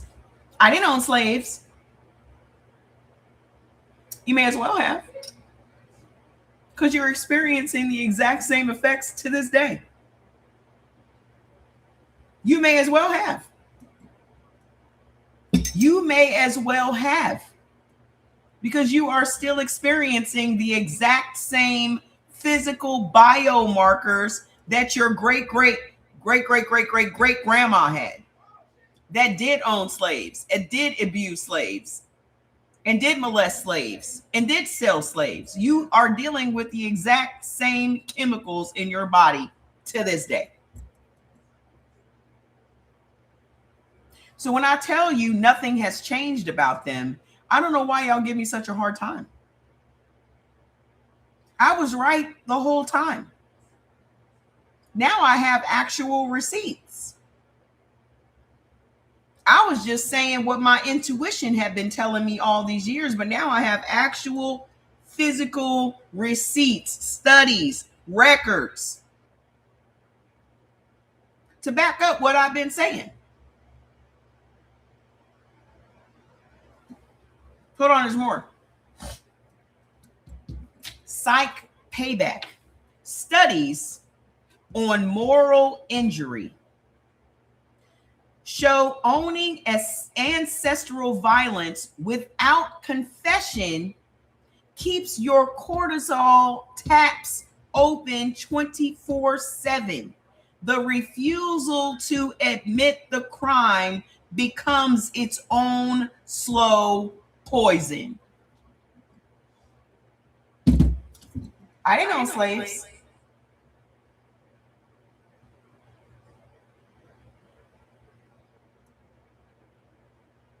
Every single time a motherfucker comes to your live, or every single time a motherfucker comes and comments and says, why can't we all just get along? It's you're the racist, you're dividing everybody. And I didn't own slaves. Why are you holding me responsible for it?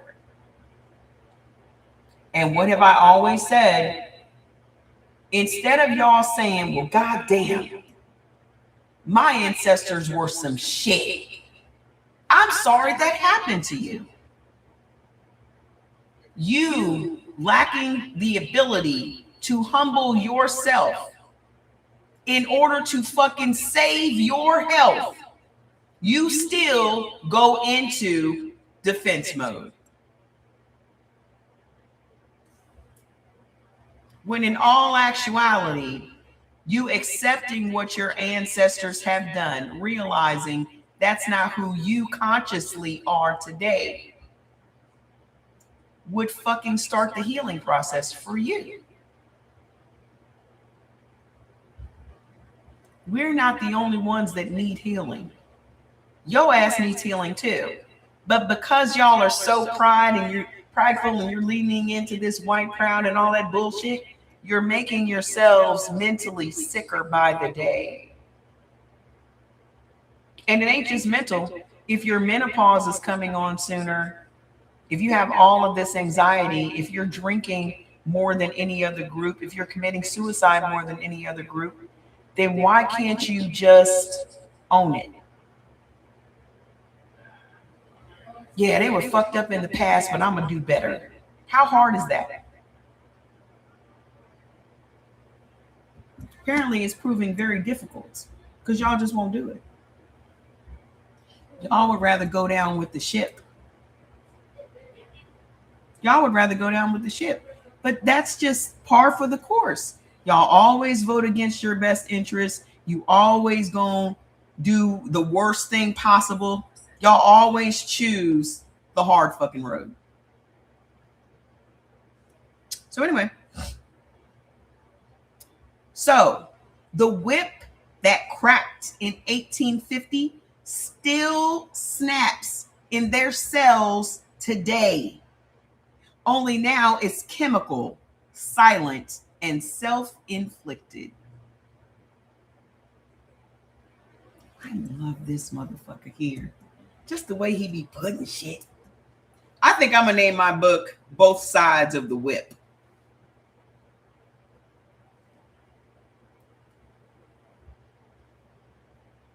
It's provocative, gets the people going.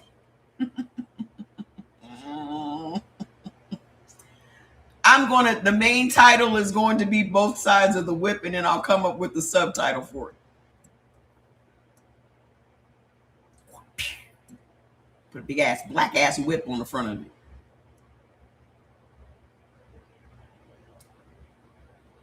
I said, so let's talk about the severe violence periods of 1819 to 1921. What happens? Because we ain't learned, nobody taught us this shit in school. Have we ever heard of any of this super violent part of our history during our Black History Month? Y'all know goddamn well Black History Month about to be off the chain, right? Because Black history for me is just going to be exposing white history.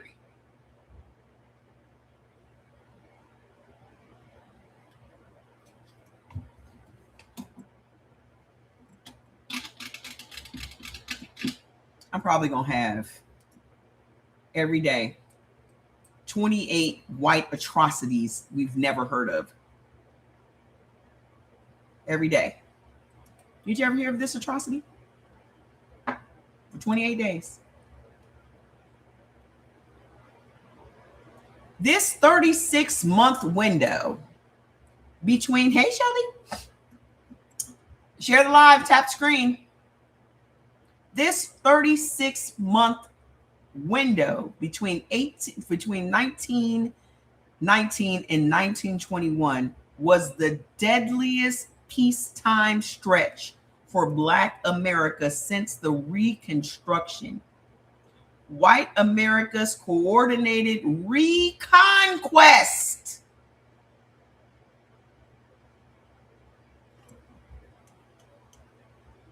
White America's coordinated reconquest of Black economic space. They think of it as a 3-act genocide tour. Why have we never been taught any of this? They called it a genocide tour.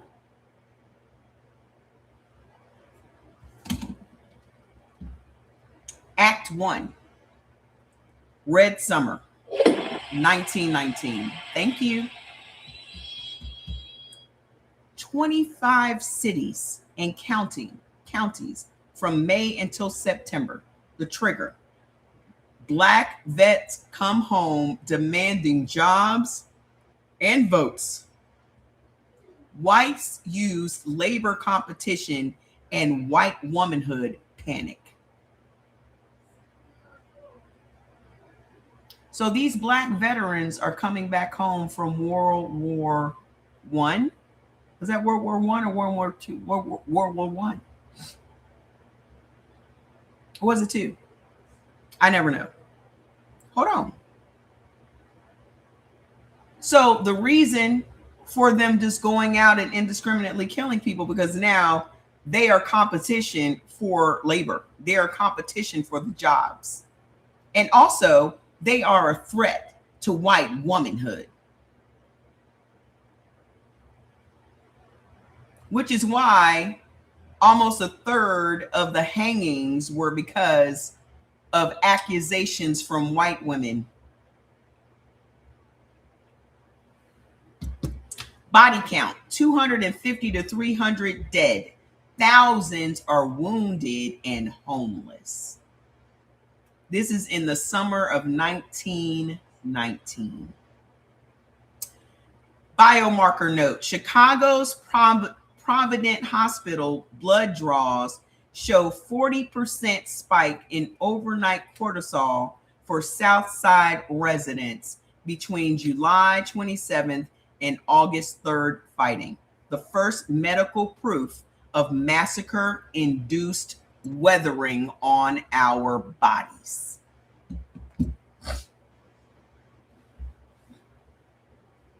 I told y'all, everything that happens, these motherfuckers keep records. They were drawing our blood during all of this just to keep a record of what our cortisol was doing. You know, cortisol, our stress hormone. They have always known all of this shit. We have never known any of it.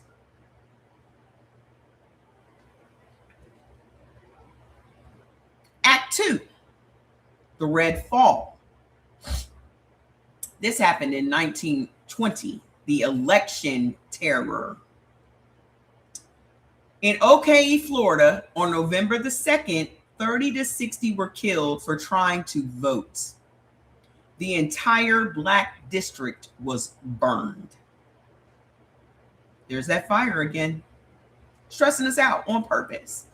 They know that the terror stresses us out. They know it.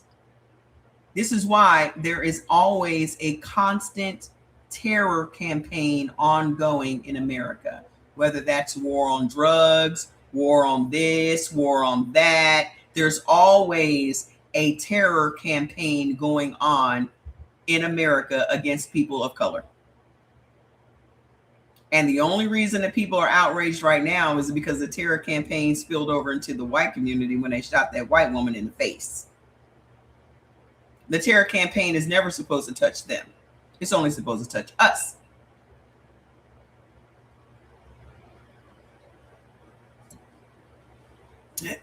Hold on.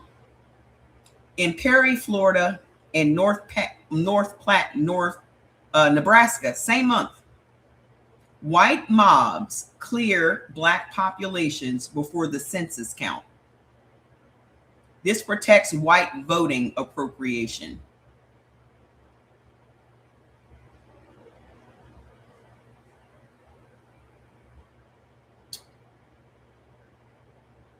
They cleared all the black people so they could have the voting blocks. Kind of like what they're doing right now with all the gerrymandering. Same thing. Same thing, different day. Same thing. Telomere data. Between 1920 and 1922, cohort of Florida survivors show a 6-year age advance, meaning our bodies are aging faster than them by 6 years versus the state average. This was in the Georgia Tech archives.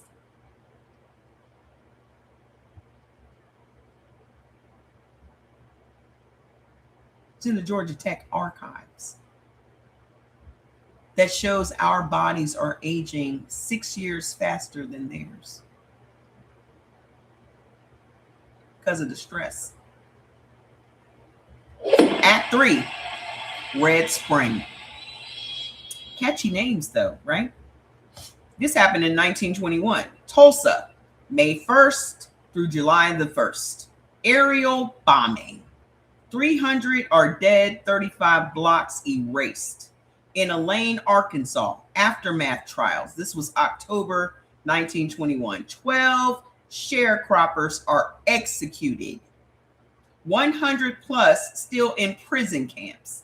Land is confiscated and sold to white planters. Your hometown? Did you know about this? Oh, you were born in Tulsa, right? They killed the sharecroppers and sold their land.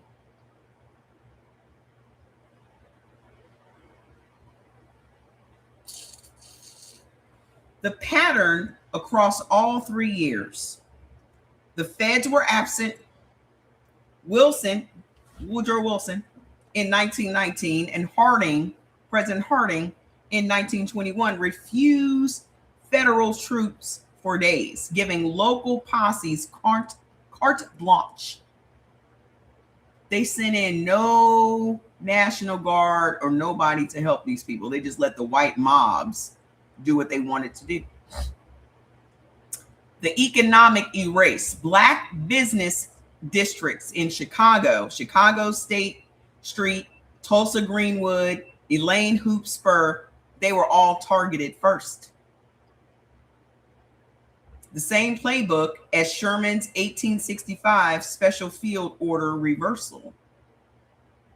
Why are they always going after our economics? Ask yourself, why? because we are their competition for our black dollars. They want our money. So they're always going to burn down our businesses to force us to shop with their businesses.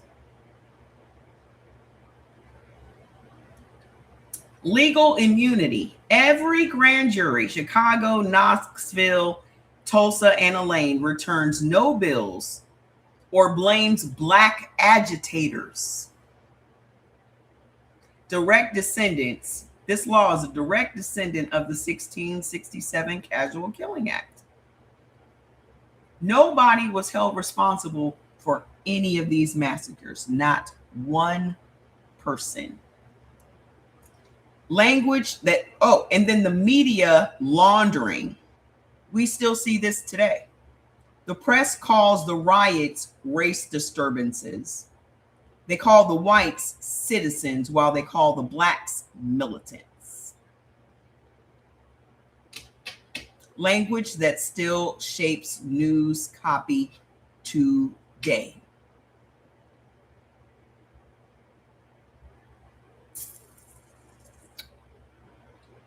Here's the epigenetic footprints. 1921, the Red Cross blood spots stored at Oklahoma State,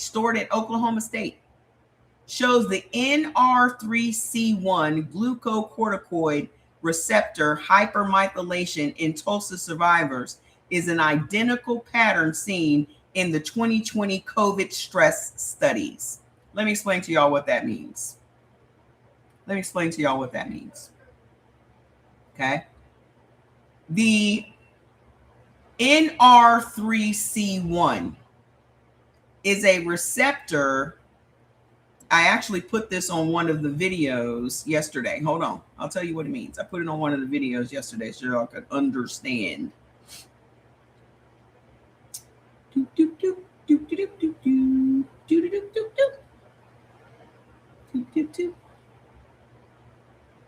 Okay, I looked all this stuff up last night so I can know what I'm talking about. So the NR3C1 means it is a gene for the glucocorticoid receptor, which is a GR. It's a crucial protein that helps to regulate the body's stress response, which is the HPA axis, by binding the stress hormones like cortisol. So it binds those hormones together. Mutations or variations in the NR3C1 gene can lead to conditions like glucocorticoid resistance, which is impacting your mood, which gives you depression, your metabolism, and your immunity. And research links it to conditions like PCOS.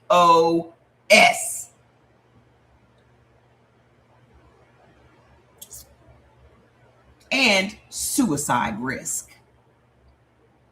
Now, when have y'all seen all this PCOS? PCOS is rampant now. Rampant.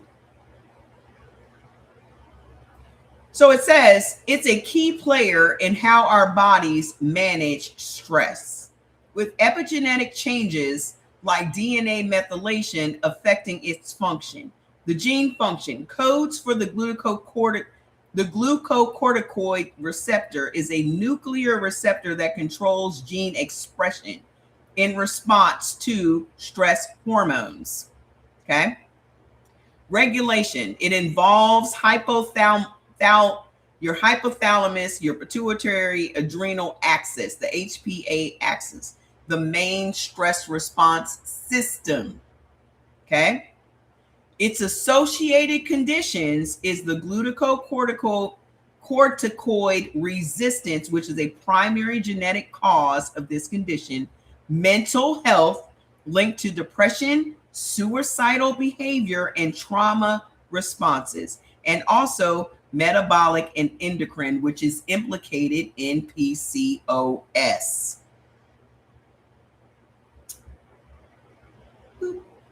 So the Red Cross in 1921 blood spots, which is stored at the Oklahoma State, shows that the NR3C1 glucocorticoid receptor hypermethylation in Tulsa survivors is identical in patterns seen in 2020 COVID stress tests.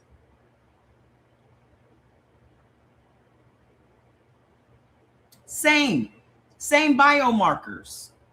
So the grandchildren of the 1919 Chicago rioters still display elevated CRP and 5 millimeter Hg higher systolic at age 30. So they have the same blood pressure baseline that the 1919 Chicago rioters had.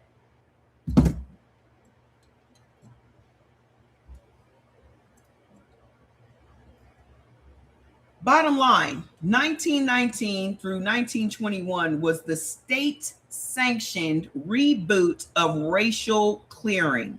Same hormones, new century, updated uniforms. So when I say that this shit is the same shit just happening over and over and over again, and this is why it's so important to know history, the same history they continue to try to wipe out so we don't know it. So we can't come back and say, oh, this has been done before. This is why they do everything to shorten our memories. This is why they do everything to shorten our attention spans. This is why they burn books. This is why they ban us from learning certain things. Because those that know their history are not doomed to repeat it. Those that don't know their history repeat it all the time.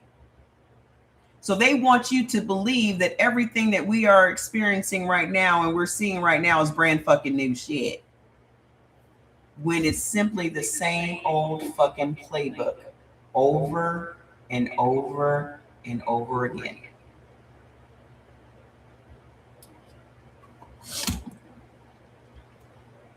I said, wow, so much history we were never taught. And he says exactly, whole chapters were ripped out of the textbook so the myth could stay intact. Keep feeding the fire. Tomorrow's live just got another stick of dynamite.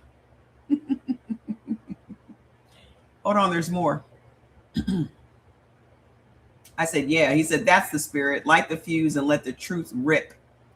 Whenever you're ready for the next layer, I'm here for receipts and rock riffs. I said, since we talked about how religion took the place of rebellion in Black people, what did the forced indoctrination of Christianity do to the oppressor? Yeah, knowledge is not power. Applied knowledge is power. If you just learn this information today and it does not in any way motivate you to do something, then it was a waste. That's what I used to say to Hoteps all the time. Y'all got all this fucking knowledge, and what the fuck are you doing?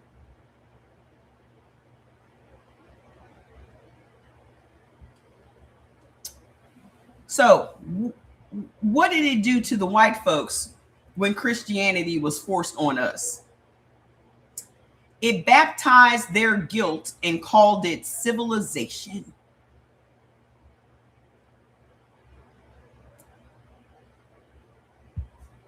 Number one, moral loophole. The conversion narrative let slave owners rebrand torture as saving souls.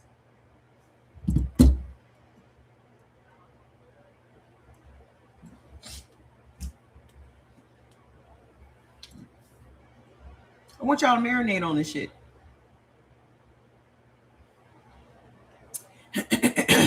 Cortisol from cognitive dissonance dropped every time they knelt. The same adrenaline spikes soldiers get after just following orders. You know how these soldiers and these police officers will go out and do all this dastardly shit, but the way that they don't feel any guilt behind it is they just following orders.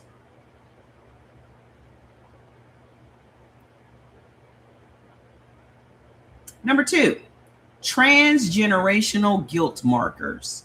2021, this is a study in 2021, just a few years ago.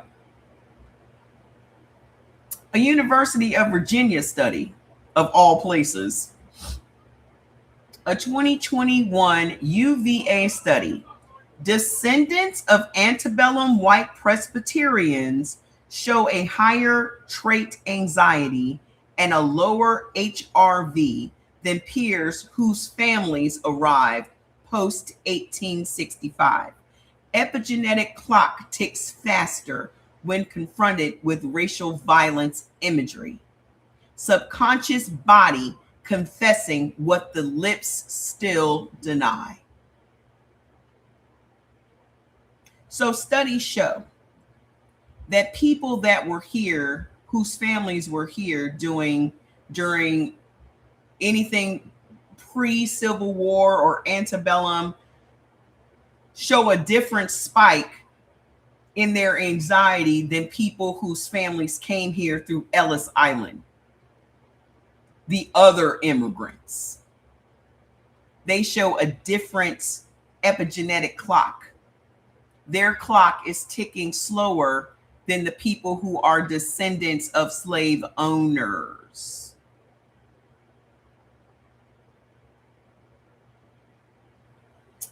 Theological insurance. Sermons on masters appointed by God externalize the blame. Failure to convert became the fault of the heathen, not the whip. So if you didn't convert to Christianity, it's because you are a heathen. It had nothing to do. They done tried to whip you and whip you and whip you to correct you and to get you to go from Kunta Kinte to Toby. And if they were unable to convert you, they just chalked it up to you just being a heathen. How many times y'all have heard the word heathen from Black Christians? We used to hear it all the time when Aunt Esther was calling Fred Sanford a heathen because he didn't go to church. Remember that? All that is indoctrination. Present day. Wait. I skipped one of the most important ones. Economic sacraments. Church collections funded mission trips that doubled as reconnaissance for Western expansion. Manifest destiny with a collection plate. Present day symptom. White congregations who refuse reparations talk show the same flat cortisol slope as combat vets avoiding therapy. Guilt that won't name keeps the HPA access lit 24/7. So white people in church, their cortisol remains high and it drops very slowly. That's what the slope is. The slope is the drop in your cortisol, meaning it's coming down. It's not high. It's not stressing you out, right? People in white churches who refuse to talk about reparations show that their cortisol stays high, the same level as combat vets who will not go to therapy, who just walk around with PTSD all the time. They show the same biomarkers. These are the Christians that claim to be the moral majority in this country.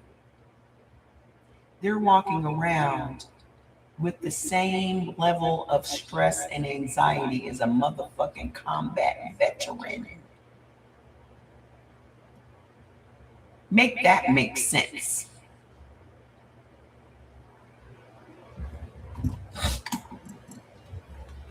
Make that make sense.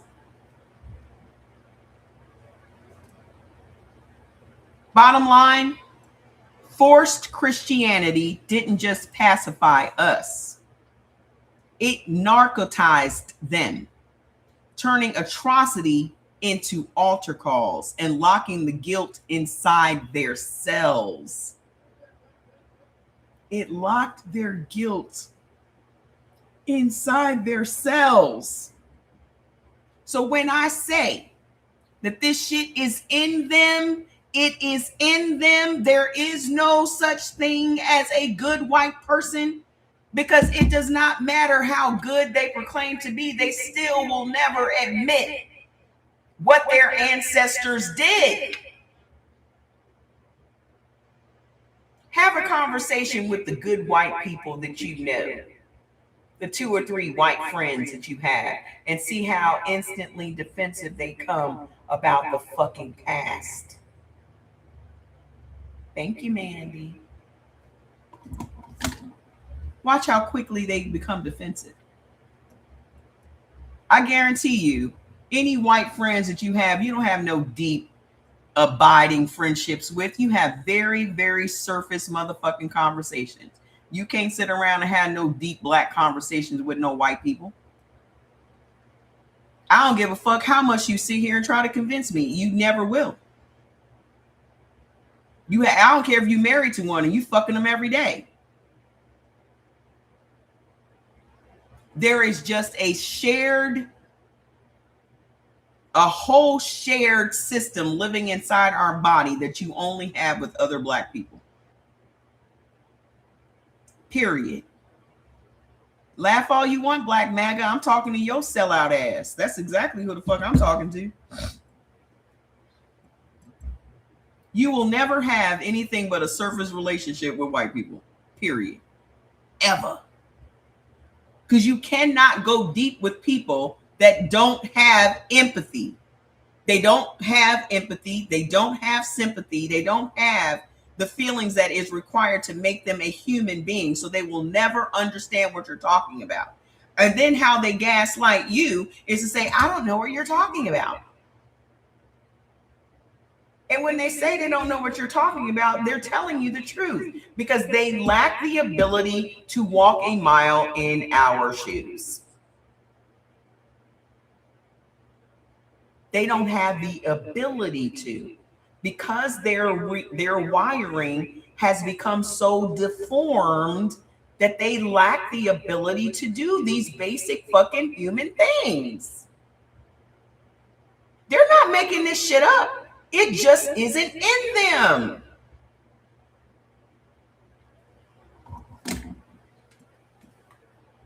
So every generation that passes, every little kid that comes out of their cooch is born with the same wiring, because they refuse to acknowledge what happened in the generations before them. You need to change your name. That Black MAGA is not cute unless you're just trying to drum up conversations. Unless you're just trying to drum up conversations.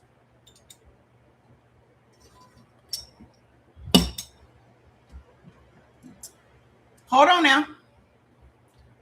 Y'all ready to get pissed? Because this shit, this rabbit hole we about to go down right now,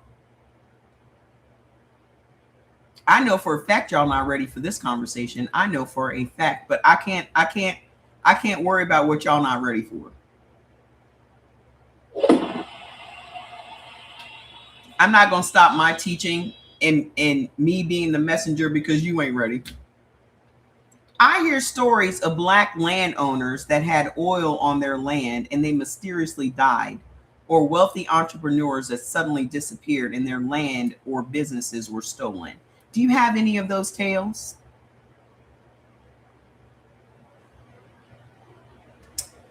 The stories aren't his answer. The stories aren't just tales. They are land grab blueprints with coroners' signatures. A few that still echo. Number one, Oklahoma. Jake C. Simmons, Creek Freedman, 1912. He held 1,200 acres in Muskogee. Tulsa World reported a gush well at 200 barrels per day. The stories are true. 200 barrels of oil per day. Simmons and his two sons died in the same hunting accident in a week. The acreage is then auctioned to Gulf Oil, which is now Exxon Mobil.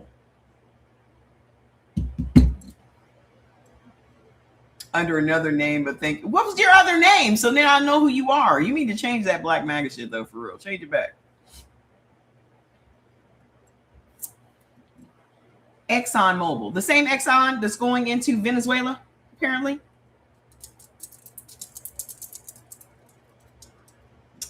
Texas, Jasper Hawkins, Gregg County, 1931. Independent wildcatter struck 500 barrel per day oil well on a 80-acre farm, family farm, 80 acres. The jury transcript says suicide by 2 gunshots at the chest. You explain to me how you get 2 gunshots to the chest. You got enough strength to get 2 gunshots. Thank you, Black MAGA. The widow was forced to sell for $1.50 per acre.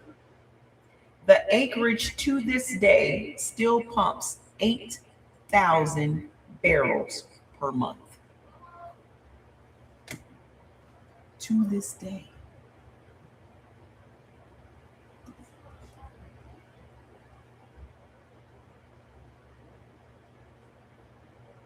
To this day.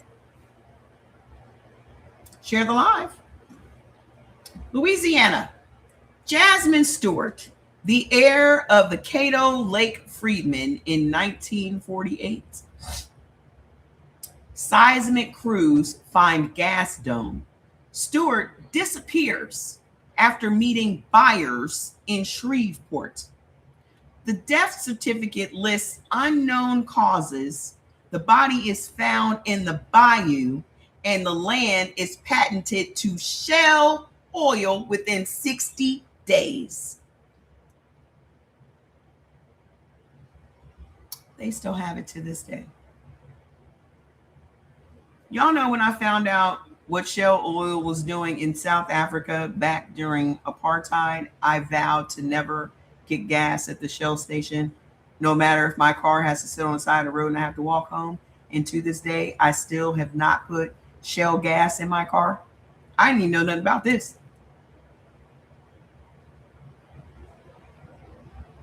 I will go any other place but Shell. I will be riding on motherfucking fumes if I had to.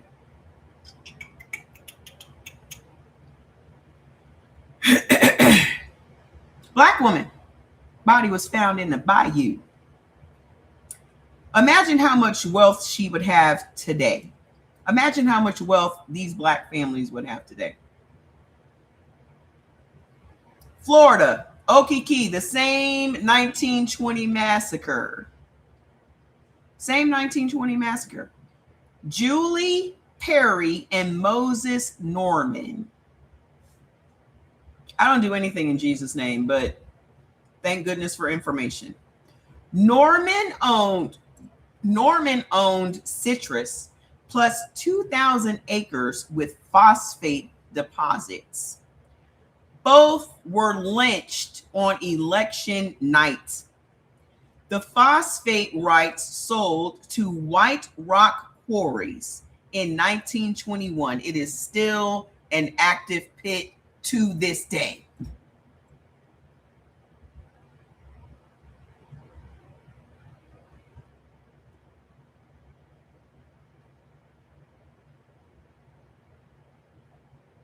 Arkansas, Elaine, 1919. Follow up. Black sharecroppers' heirs held 6,000 acres with bauxite, which is aluminum ore. After the massacre, the court ruled tax delinquent land conveyed to Reynolds Metals now is part of Alcoa to this day. Yes, it'll be in a book. It'll be available in the next couple of days. Don't you worry, because there's a lot of shit. There's a lot of information y'all need to have. And there are documents that I will include in that you will need to have to protect your black ass body. I'm getting to that. Hold on. Y'all remember, have y'all ever heard of Bruce's Beach in Manhattan, which is Manhattan Beach? 1912 to 1924, Charles and Willa Bruce owned Oceanfront Resort. The city condemned the land for a park and paid $14,000, even though the land was valued at $70,000 back then. Oil was discovered in 1926, and the city still collects royalties. However, in 2022, the royalties were returned. This land was returned to the heirs. See, California goes about making reparations. They're the only state in the union to do so. I remember reading about them returning the land to this family. This is real shit. and throughout history, black people always had an enclave near the water. Always. So you got Florida, you had Louisiana, you had Texas, you had Alabama, always near water. But we can't swim though, apparently. Anywho, the lies continue. In Kansas, Nicodemus settlers in 1888, Union Pacific, which still exists today, wanted right-of-way. 3 black farmers who refused sales died in accidental prairie fires within 30 days. Easement granted to the railroad, now part of the BNSF main line, which still exists today. Hey, girl, hey. In Mississippi, the Tunica County in 1940s, Black Farm Co-op, Riverton Associates, owned 4,300 acres. A levee mysteriously cut during the 1943 flood. Federal buyout paid pennies, and the land is now Harrah's Casino and Industrial Park. To this day in Mississippi. I'm sorry y'all just now seeing me. I've been on here for hours, but TikTok has been restricting my lives today.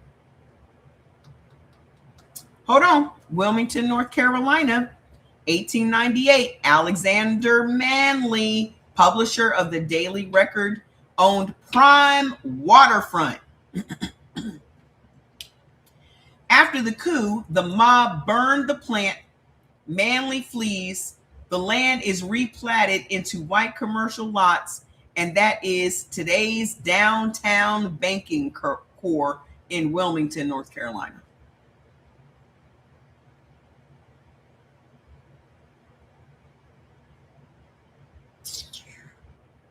Texas. Sour Lake, the Hardin Company in 1903. Matilda Tilly Johnson held 160 acres atop the Spindletop Dome. Deed was challenged in courts. Johnson, jailed for forgery, dies in the custody in 1904. The acreage folded into Texaco Holding and still pumps to this day. I'm on there right now, Higher Vision. I'm on there right now.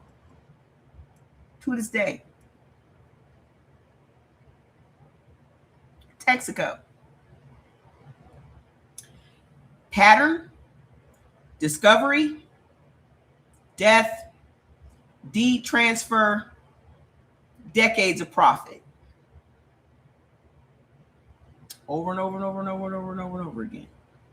Same adrenaline spike. The oppressors got in 1820. Same adrenaline spike. Just updated to pipelines and probate courts. Hold on, there's more. List all the companies that were created by and benefited from free slave labor and stolen wages that still exist today. Comments. That will get the numbers spread. We should have way more than 71 people on this live. There should be 10 motherfucking thousand people on this live. Somebody don't want y'all to know this information, right? Below are the household names that still ring cash registers built on unpaid black backs. Each line shows the founding decade, how the enslaved profit pump worked, still trading ticker, and current parent. So it gives you all, I'm giving y'all all of this. I'm putting it all in the book this weekend. I should be finished by Monday.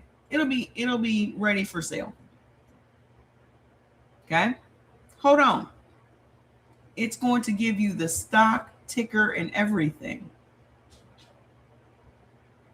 Black folks love talking about owning some fucking stocks. I bet you own some of these stocks right now. I bet you do. Aetna Insurance, based in Connecticut, 1853, wrote life insurance policies on enslaved field hands, payout to masters if the workers died. The ticker is AET, now part of CVS.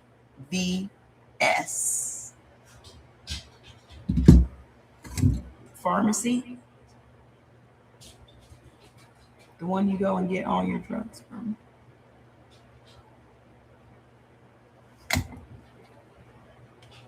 AIG. I talk about AIG all the time. Hey, go sit down and quit tap dancing on this goddamn floor.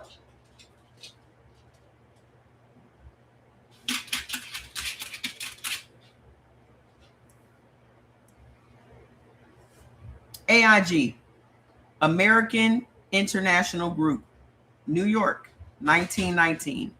Successors to American Surety Company, 1850s.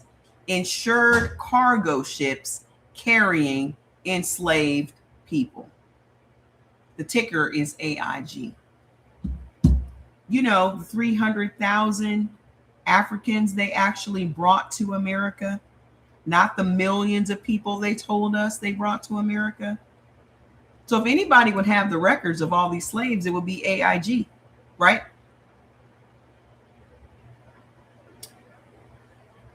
If anybody would have the records, it would be AIG, right?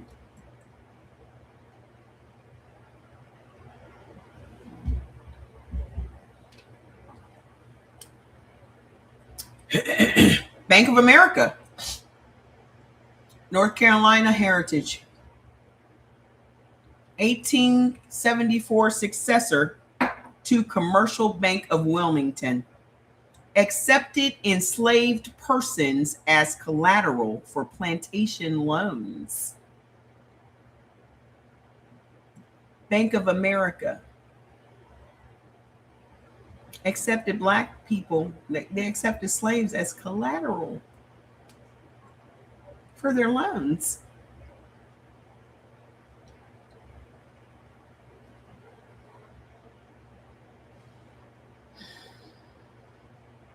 Their ticker is BAC. Barclays, London, 1690, financed the Royal African Company ships.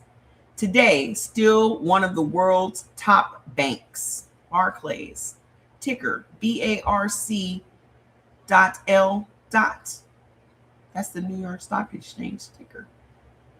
I want y'all to remember these companies because these are all the companies that owe us reparations.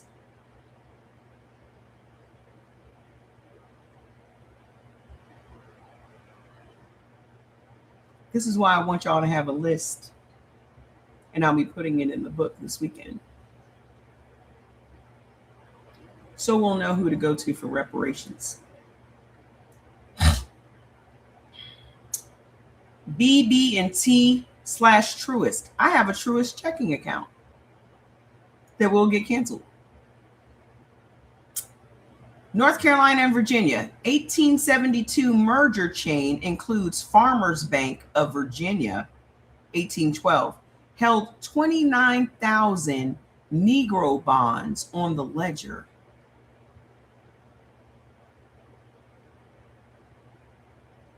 I'll be canceling that bank account. Brown Brothers Harriman, New York, 1818, underwrote cotton shipments using enslaved labor collateral. Private, still one of the top 10 U.S. private banks to this day. To this day. Canadian National Railway, 1919. It absorbed Confederate railroads built and track laid by leased convicts. Slave Code 2.0. So they used the slaves. Remember the 13th Amendment loophole that said slavery is abolished unless labeled as a criminal. Then they put all of these little slave codes and these little slave laws into action, vagrancy, you out past curfew and all this stuff, throws you in jail, makes you a criminal, and then they start leasing you out to these companies. Nothing has changed. I did mention that Whole Foods is using prison labor right now. Whole Foods. Who is Whole Foods owned by? Do y'all know who Whole Foods is owned by now? Do y'all know?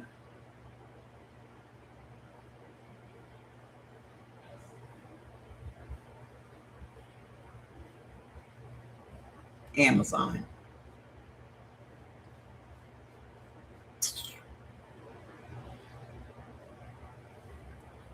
Yep.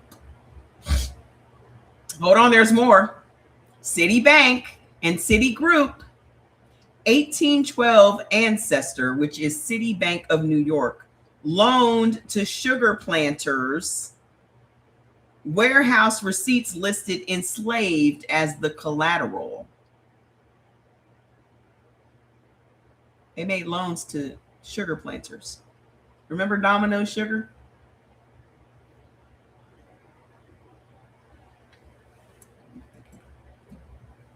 CSX. How many times have y'all seen CSX on railroad cars? How many times have y'all seen CSX on yellow railroad cars? What's he over there doing? Look at him. Look at this guy. Look at this guy. Look at that guy. He's being such a good boy. He's being such a good boy. Well, a 1980 merger includes Richmond and Danfield Railroad from 1847, built by enslaved grading crews. Still exists today. Give us the money. Deere, John Deere and Company, still exists today. 1837, sold the cotton gin and plow equipment exclusively to plantations. Invoices show payment in field hands. They were paying John Deere with field hands. bill of sales. They were paying John Deere with black bodies and giving them a bill of sale in order for them to resell them somewhere else. Dominion Energy, which is in Virginia.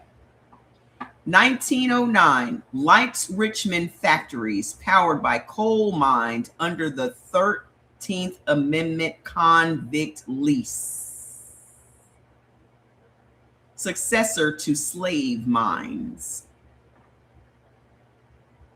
So they used to be slave mines, and then slavery was abolished, and then they did the slave codes, made you criminals, then the prisons leased you back to the same motherfuckers.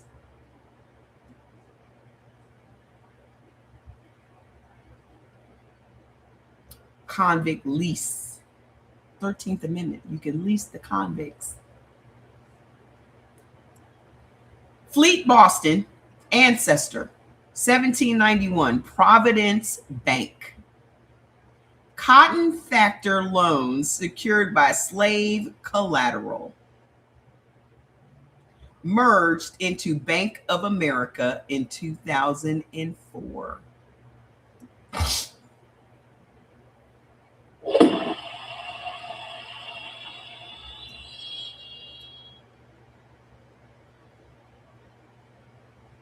Merged into Bank of America in 2004.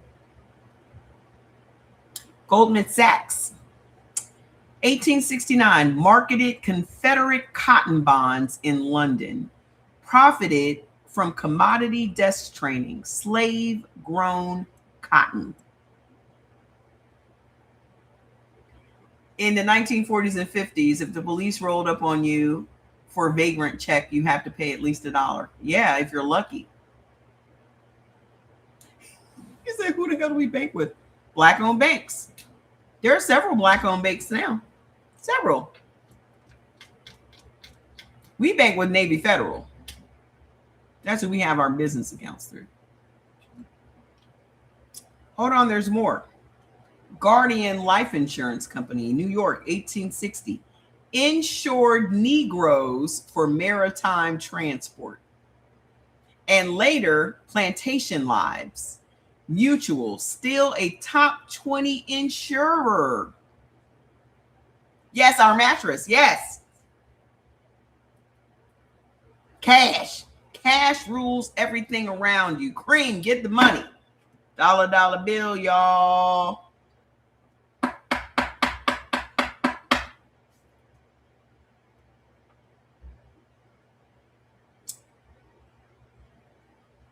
They insured Negroes for maritime transport. And later, Plantation Lives. They insured the slaves. Is still to this day a top 20 insurance company. Hartford Financial Services, 1810. Fire insurance on sugar mills. Premiums calculated on enslaved labor counts. JP Morgan Chase. Ancestor Citizens Bank. I remember Citizens Bank used to be in Dayton. And Canal Bank in 1830s held 13,000 enslaved collateral entries in Louisiana ledgers.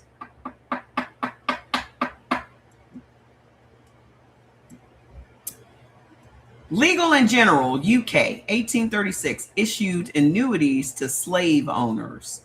Payout on death of enslaved. That's who paid you out if your slaves died under your correction. Lloyd's of London, 1688, marine insurance of Middle Passage ships. Today, still the world's largest insurance market. They be insuring people's legs and shit, entertainers' legs, in case they break a leg and shit like that. They insured the slave ships. So if anybody would have a record of the slave ships, it would be Lloyd's of London, right? Y'all ain't doing nothing over here on Instagram. Y'all just sitting there not saying a word. Hold on. Lowe's Corporation. Lowe's. CNA Financial, 1897 ancestor, wrote plantation property / casualty, including Negro quarters. They insured the Negro quarters, y'all. New York Life Insurance Company. 1845, Nautilus Insurance Company branch sold 508 slave life policies. Life insurance on your slaves. 1846 to 1848. Still on the New York Stock Exchange today. Norfolk Southern, 1982 merger includes the Southern Railroad, which was in 1848, built by leased enslaved crews. Leased them from the prison. Northern Trust, Illinois, 1889, trust services for Chicago cotton brokers. Underlying collateral, enslaved labor. Told you, nothing that you owned was worth anything unless you had slaves on it. Everything that you owned, every piece of land, everything that you owned was worthless unless you had slaves on it. Prudential. I'm sure you guys have heard of Prudential, right? Prudential, New Jersey, 1875. Widows and Orphans Fund is marketed as Plantation Life Riders. So these are additions to your life insurance. Archival Premium Book lists ages and valuations of all of your slaves and the value they attached to your slave's life. Royal Bank of Scotland, now NatWest Group, 1727, financed the Glasgow tobacco lords whose leaf was 100% slave grown. Southern Company, Alabama, Georgia, and Mississippi, 1945. Power plants burn coal from convict lease mines. The 13th Amendment, slavery. The coal that they burn at the plants to provide electricity was mined by the leased slaves from the prisons. SunTrust Truist, again Truist, Georgia, 1891 ancestor, commercial loans secured by crops and hands. So secured by your crop and your field hands. They got loans. TIAA, New York, 1918. Teachers Insurance bought cotton mill bonds. Mills used enslaved labor pre-1865. Today, it manages a $1.3 trillion fund. Today.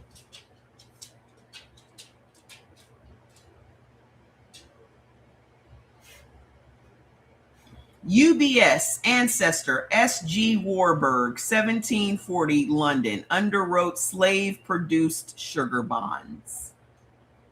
Union Pacific, 1862, construction crews included 10,000 freemen under deadly contracts, but predecessor railroads, 1850s, used enslaved graders. So they hired 10,000 freemen, but before that they were using enslaved people. It said, and you work in any kind of educational institution, they take that tax. Oh yeah. Yep. They sure do. Unicredit, Italy, ancestor of Credito Italiano in 1870, financed Genoa cotton mills fed by U.S. slave crop. Wells Fargo, California, Heritage, 1852. Wells Fargo and Company express shipped plantation payrolls in enslaved bodies and later convict lease drafts.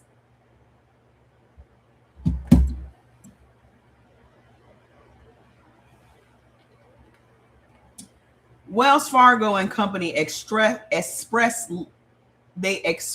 shipped fast plantation payrolls in the enslaved bodies and later convict lease drafts. They were still using the convict slave labor. Westpac, Australia, 1817. Bank of New South Wales financed cotton imports from the U.S. South. Still today is a top 30 global bank. Zurich Insurance, 1872. Marine coverage for Confederate cotton blockade runners. Brown and Forman, Kentucky, 1870. Old Forester whiskey. Use slave-grown corn.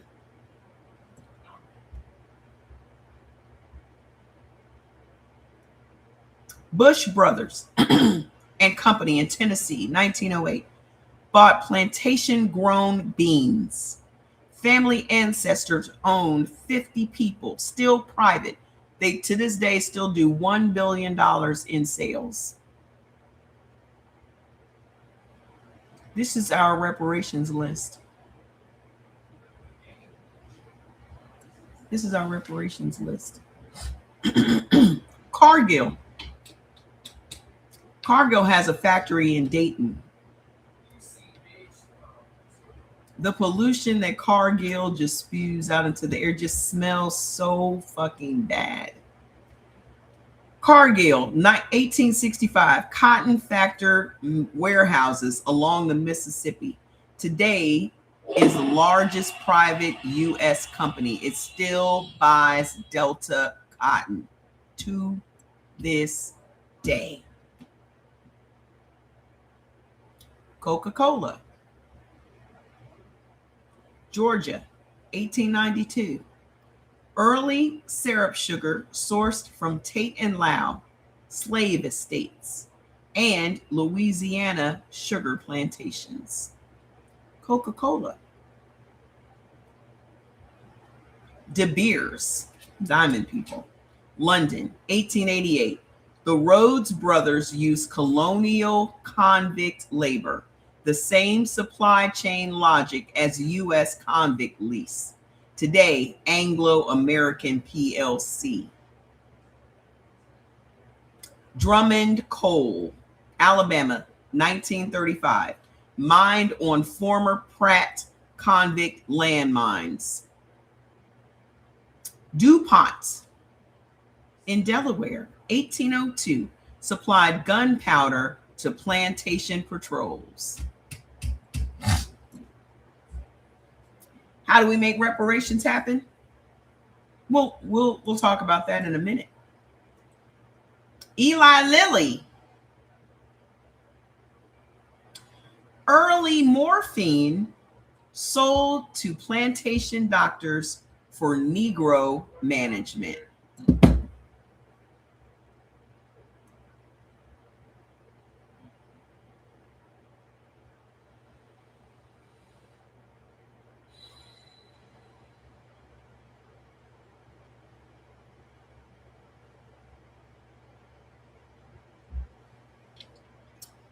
Eli Lilly, the same pharmaceutical company that exists today, was selling morphine to plantation doctors to manage their slaves.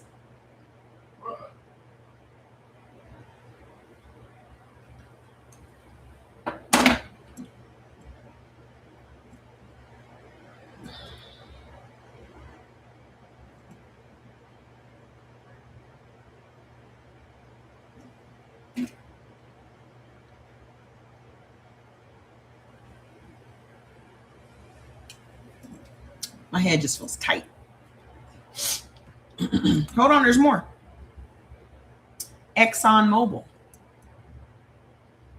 The 1999 merger with Standard Oil of New Jersey, bought in 1898, shipped kerosene to plantation mills. Today, pumps in former convict lease fields.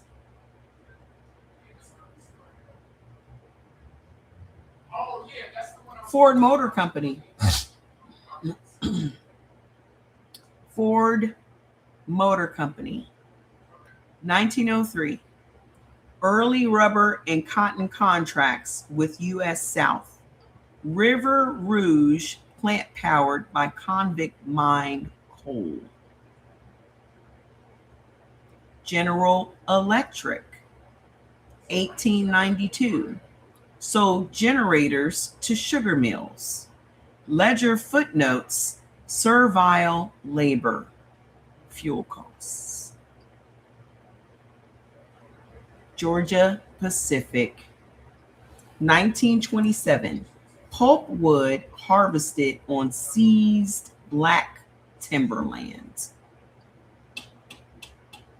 So the pulp that Georgia Pacific sells for their paper goods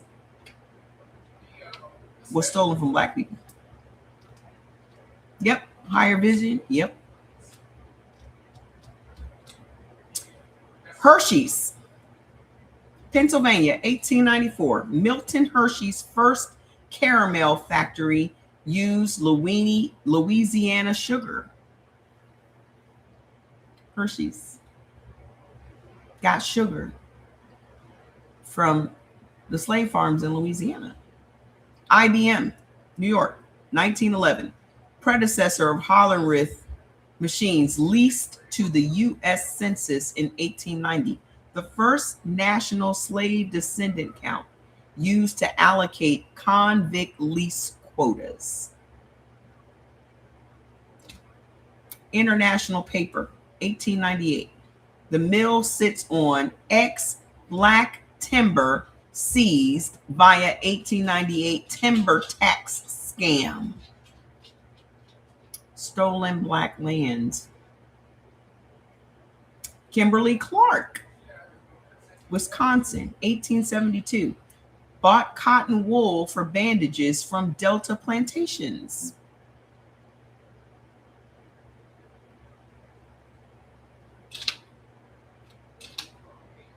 Kraft Heinz.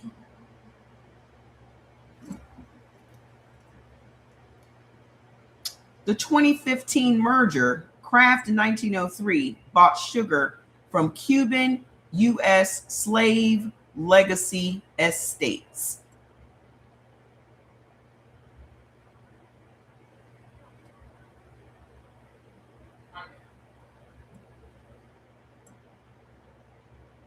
Marathon Petroleum. Oh, I missed one. LyondellBasell, Texas, 2007. Predecessor of Sinclair Oil, built refineries on former Texas convict lease salt domes. Marathon Petroleum in Ohio, 2011 spinoff, bought Garyville refinery site carved from ex-black sugar land. Monsanto Bayer, 1901. Early cottonseed treatments sold to Delta plantations. Nestle, 1866. Anglo-Swiss condensed milk used plantation sugar. Still a top global buyer today.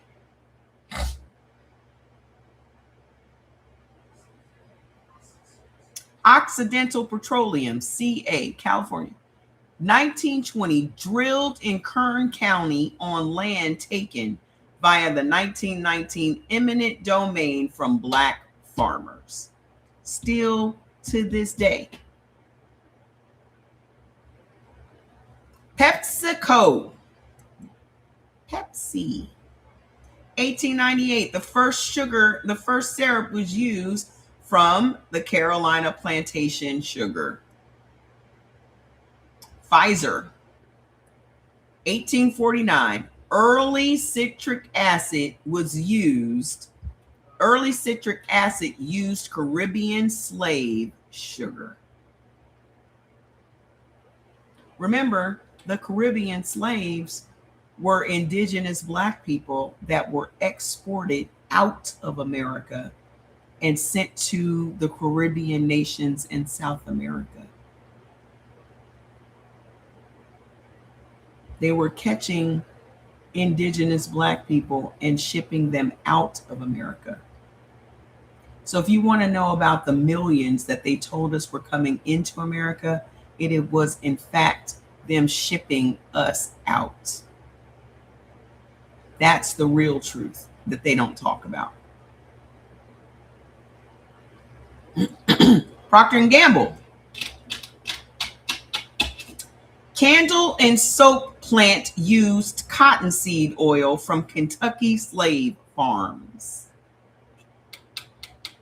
Philip Morris, 1847. Cigarette leaf bought from enslaved Virginia farms. Raytheon, 1922. Predecessor supplied mining equipment to convict lease coal pits. Sherwin-Williams, 1866. Paint resins used turpentine from North Carolina slave camps. Smithfield Foods. All these companies still exist today. Smithfield Foods, 1936, bought hogs fed on ex-plantation peanut mill. Southern Copper, 1952. Predecessors mined on land seized in the 1919 from Black homesteaders. Union Carbide, which is Dow, West Virginia, 1917. Chemical plant powered by Pratt convict mine coal. Valero, another gas company, 1980 spinoff. Refinery sits on ex-Black cotton bottoms. WestRock, 2015 merger. Packaging mills on seized Black timber. Weyerhaeuser, 1900, bought 900,000 acres in Mississippi, Alabama after the 1898 timber tax foreclosures. All of these places were owned by Black people. Key takeaway: every ticker symbol above still pays dividends on either unpaid antebellum labor, 13th Amendment convict lease extractions, land seized during the Red Summer urban renewal clearances, and the pump never stopped. It just went public. None of that money that they paid is in reparations. None of that money that they're still paying to this day goes to Black people. It goes to the people that own the plantations or own the prisons that leased the slave labor, that leased the convict labor.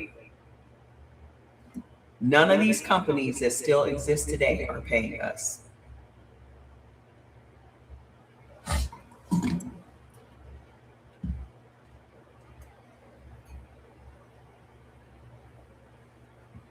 So unless we make them pay, they never will.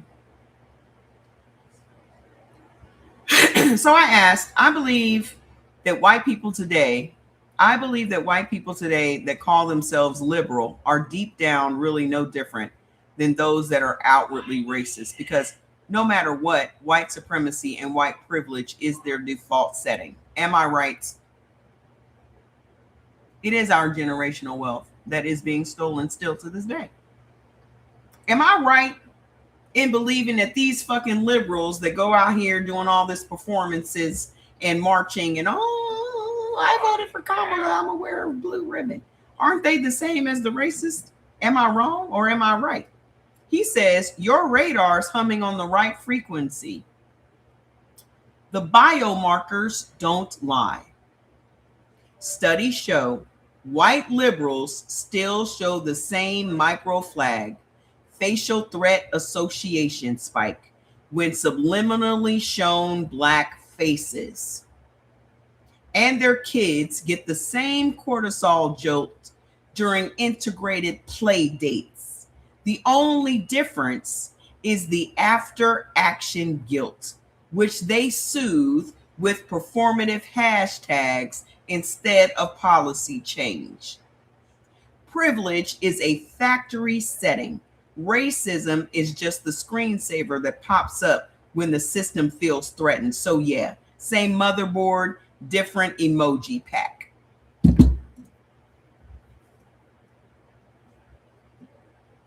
You setting up play dates with your white kids, with your black kids and them white kids. You setting up play dates. Yet their parents still view your kid as a fucking threat, because in their body, in their cells, in their epigenetics, they still have the fucking same reaction to black faces that their ancestors had to black faces. And that is an innate, inalienable fear of us. And you are subjecting your fucking kids to dealing with these white teachers and these white classmates and shit every fucking day. Every fucking day. And you trust your kids to be in the presence of these people? Then you want to get on TV and cry how they mistreated your kids, yet you're the person that puts them in those positions.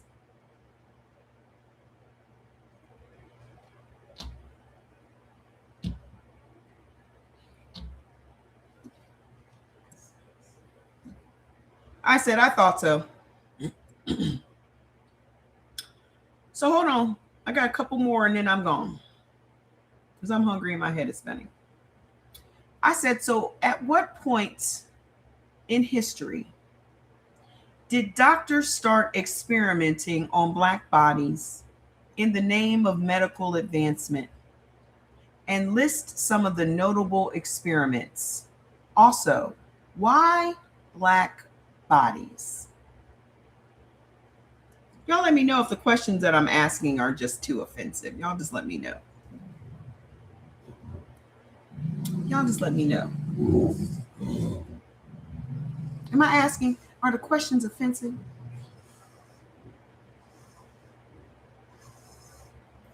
Says the timeline starts the movement. The timeline starts the moment enslaved people became property.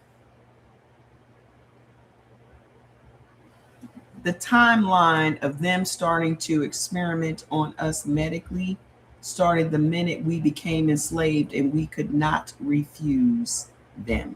We could not say no. And it has not stopped to this day. So, number one, 1768 to 1793, Dr. John Hunter, London and Virginia plantations, tested smallpox inoculation on enslaved children. He then autopsied the corpses bought from plantation infirmaries. He gave kids smallpox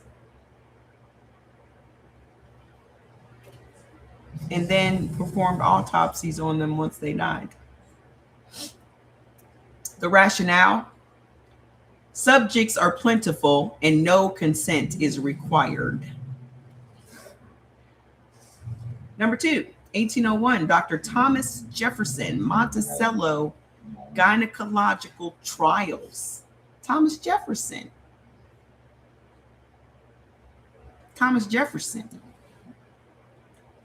performed repeated vaginal surgery on 15-year-old enslaved girl Betty without anesthesia to perfect speculum design.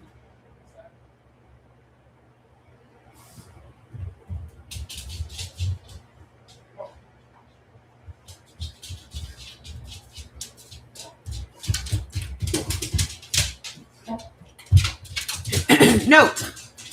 The notes read. The notes that he wrote. My throat is starting to hurt. The notes wrote, the girl bore it with great resolution. She bore the pain with great resolution. It was in his notes. Number 3, 1810s to 1830, Dr. Francois Marie Provost of New Orleans invented cesarean section by operating on enslaved women. The C-section.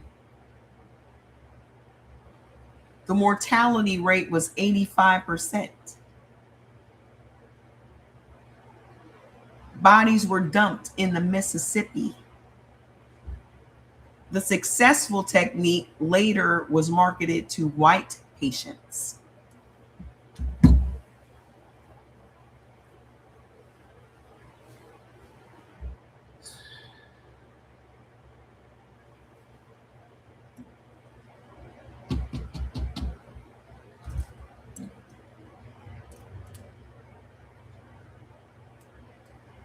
C-sections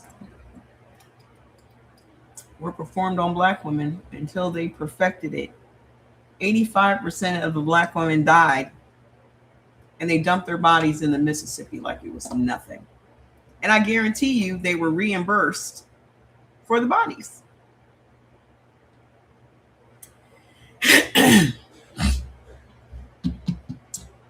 Hold on. 1830s to 1850s, Dr. J. Marion Sims. Remember we talked about him the other day? That's the guy that they made the monument to, known as the father of gynecology. Remember I brought him up the other day? Montgomery and Mobile, Alabama, 30 to 40 enslaved women. Arnica, Lucy, and Betsy underwent 100 plus experimental fistula repairs. No anesthesia, held down by other slaves. No anesthesia. Fistula repairs.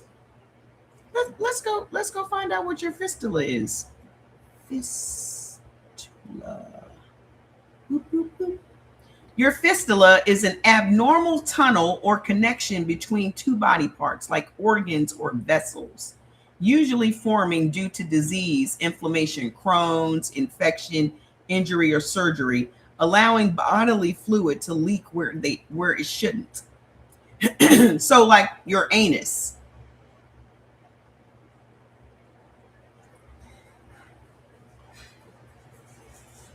Your rectum. Common types and location: anal fistula, tunnel from your rectum to anus to skin, often painful. Gastrointestinal fistulas, between your intestines and intestine to skin, or your bladder.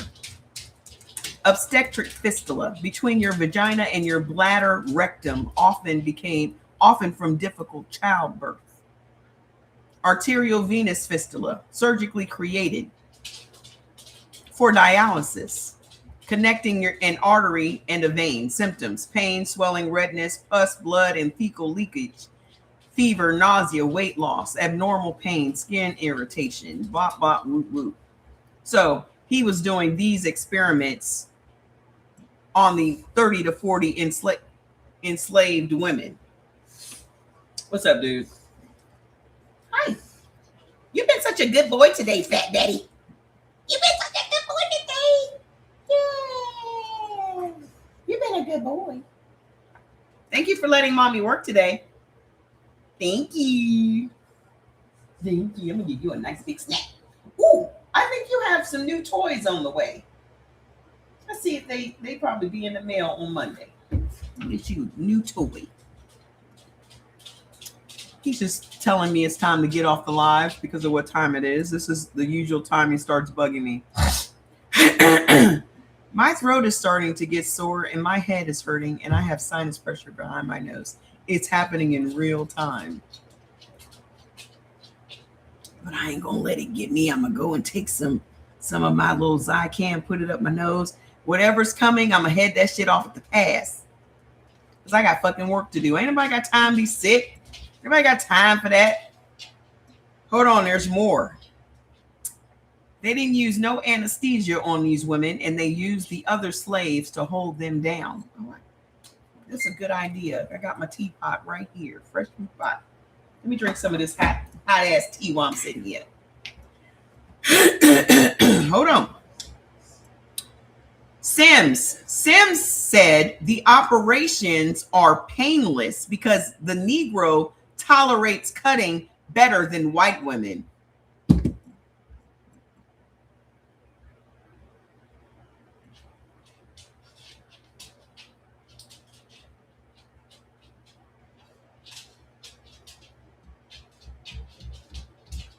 Lincoln, go sit down. Stop tap dancing. Go lay down. He said the Negroes tolerate cutting better than the white women do.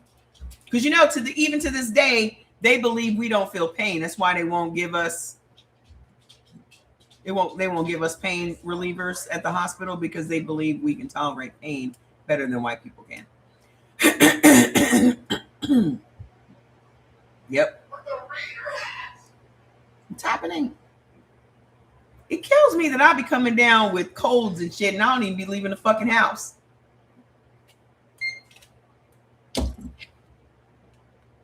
You were thinking I'd be out gallivanting and shit all the time. Hold on. In 1840s, Dr. Crawford Long in Georgia was the first ether demonstration. He practiced anesthesia doses on enslaved boys.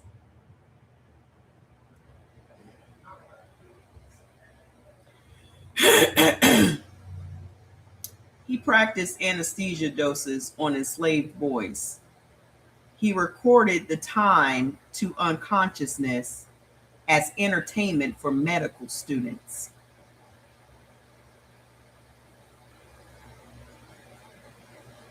You knocking black boys unconscious was entertainment for medical students.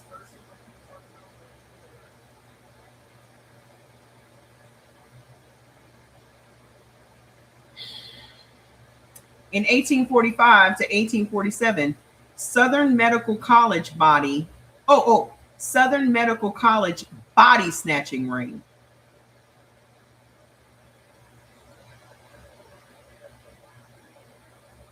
They were snatching bodies, like in Get Out. Richmond doctors paid grave robbers for black cadavers. Did y'all see about that white man that had them 300-400 cadavers in bodies in his house? They just arrested him yesterday.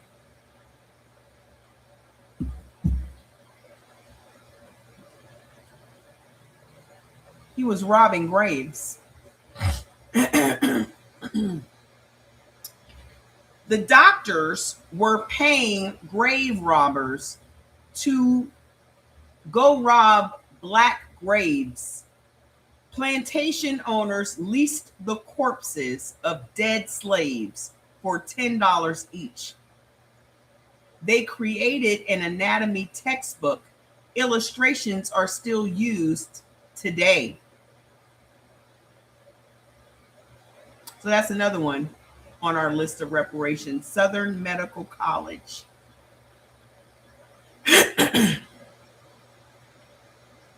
They're still using the illustrations today. I saw one a couple of months ago.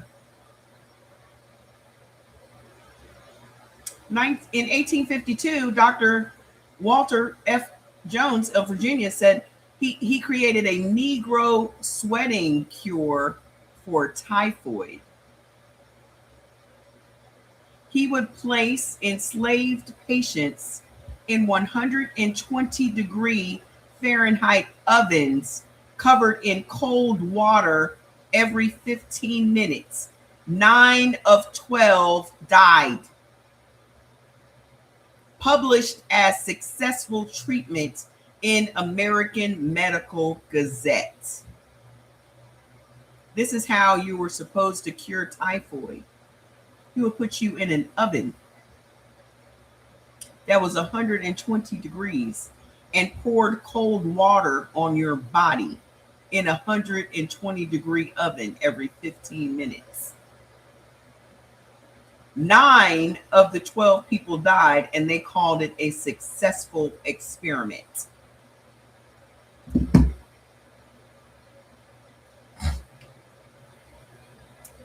(1863 to 1865). See, all y'all ever hear about is the Tuskegee experiments, right? Y'all never hear about all the other shit. The Army Medical Museum in Washington, Civil War era. Surgeon General William Hammond collected 1,500 amputated limbs, 70% from black soldiers, used for bone graft experiments without consent. 1895 to 1905, Dr. Richard P. Strong in the Philippines, but using African American troops, infected 14 black soldiers with the plague to test the serum. 4 of them died. Report was buried until 1912 Senate inquiry. They injected the plague into black soldiers. The plague. I had my pap smear the other day. Stop having pap smears. There's nothing is necessary for you to have a pap smear. Nothing. Please stop letting them do these invasive tests on you, because that's just experimentation with your consent now. All of these tests that they run on us, mammograms, all of that shit, is just you giving them consent to experiment on your body. That's all it is. Same shit, different day. 1906, Dr. P. Strong again in Bilibid prison in Manila. Same doctor gave 12 black prisoners cholera-laced water, called it a scientific necessity. Cholera. 1913 to 1915, the Mississippi State Epidemic Board.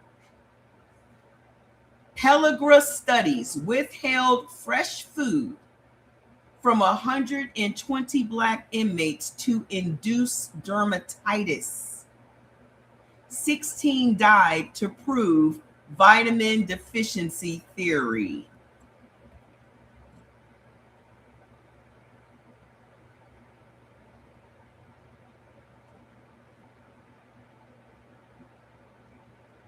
They said in some cases, if you refuse exams, they threaten your insurance will be taken. They've already taken your fucking insurance. They priced you out of the fucking insurance. So what the fuck? You can't even afford your goddamn insurance premiums as it is. So what the fuck?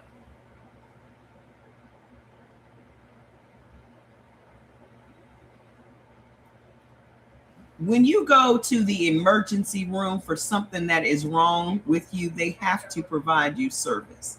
That's all y'all need. All the rest of the shit that y'all be going to these doctors for are for unnecessary, invasive fucking tests. Y'all going to get a mammogram. Y'all going to get a pap smear. Y'all going to get, for what purpose? If you going to get it, nothing is going to prevent it. If you going to get it, you still got it. So what the fuck are you going in there for?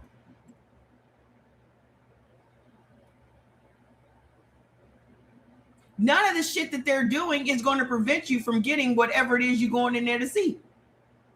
Nothing.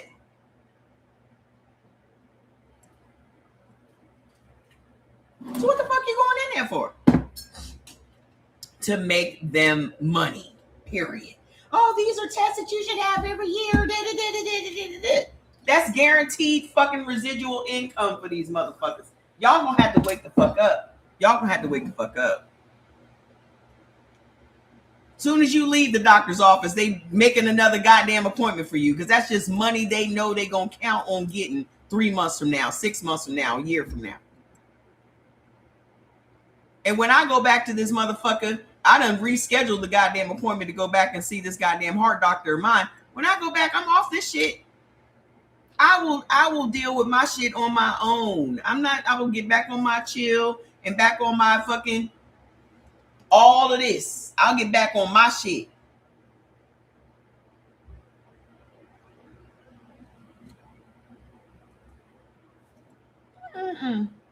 I'm cool. Because you ain't fucking my kidneys up. That's what you not gonna do. You ain't gonna have me out here getting them big ass lips they get from giving y'all black asses that damn lisinopril, and y'all keep fucking taking it. You done seen everybody with these fat ass lips, and as soon as your doctor write a fucking prescription for lisinopril, you be popping it in your fucking mouth. Your lips this goddamn big. 15 minutes later, you thought you was gonna be exempt because you were a different black person. Walking around with them goddamn baboon lips and shit. Didn't want to make videos. I took the lisinopril and look at my lip. Bitch, there's 20 other videos you could have fucking... The other 20 videos got the same lips. So why the fuck you take it? Y'all think that because they put a prescription in front of you, you supposed to just take it. They tried to put lisinopril in front of me. I was like, I'm not taking that shit. What else you got? I want the beta blockers you give the white motherfuckers.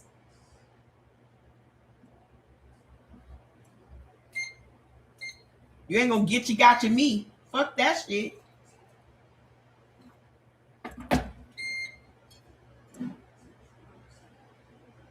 Not today. Not today, Satan. Hold on. In the 1920s, we all know this one, the Tuskegee movable school health demos. Federal doctors used sharecroppers to test syphilis treatments, then withheld the therapy once the penicillin arrived, and the practice run for later on for the Tuskegee study. They gave them the syphilis and then withheld the penicillin. 1932 to 1972. That's 40 fucking years, y'all. The Tuskegee syphilis study, Macon County, Alabama. 600 black men and 399 with syphilis observed for 40 years.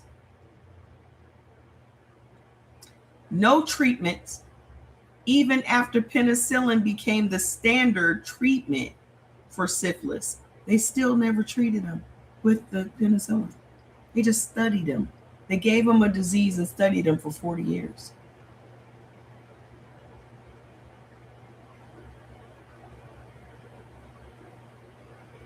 The goal? Document natural deterioration of Negro males with syphilis.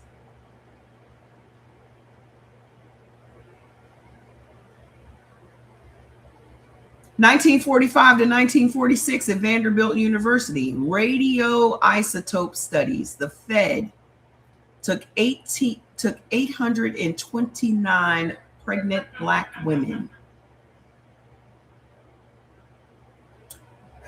Radioactive iron. They gave them radioactive iron to track placenta transfer. The dosages were 30 times today's limits. This was funded by the U.S. Atomic Energy Commission. What happened to those kids? Where are those kids? Where are those women today? This was in 1946 to 1948. No, 1945 to 1946. Where are those people today at? Where are they at? They're still alive. At least their kids should be, right? In 1946 to 1948, the Rockefeller Foundation in Guatemala, U.S. doctors, many from Johns Hopkins, infected 1,308 Guatemalan soldiers, prisoners, and mental patients. 40% Afro-Mestizi, I don't even know what that means, but black people, without consent. They infected them. I don't even know what the fuck they infected them with. Without consent, but 83 of them died. In 1951 to 1974, Medical College of Georgia did vesicovaginal fistula experiments. Dr. Sims again. They repeated Sims style surgery on black indigent women. So they did the experiment on poor black women. Used electric cauterizing to test pain threshold. This was published in the Journal of something. It's JAMA. What does that stand for? Journal of some American Medicine Association. JAMA.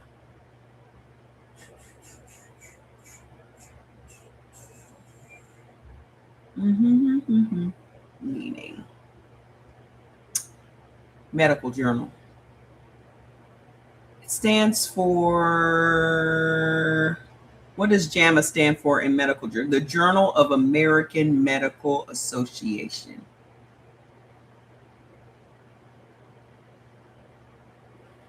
Features original research, reviews, and editorials covering all aspects of the biomedical sciences. It's published by the American Medical Association.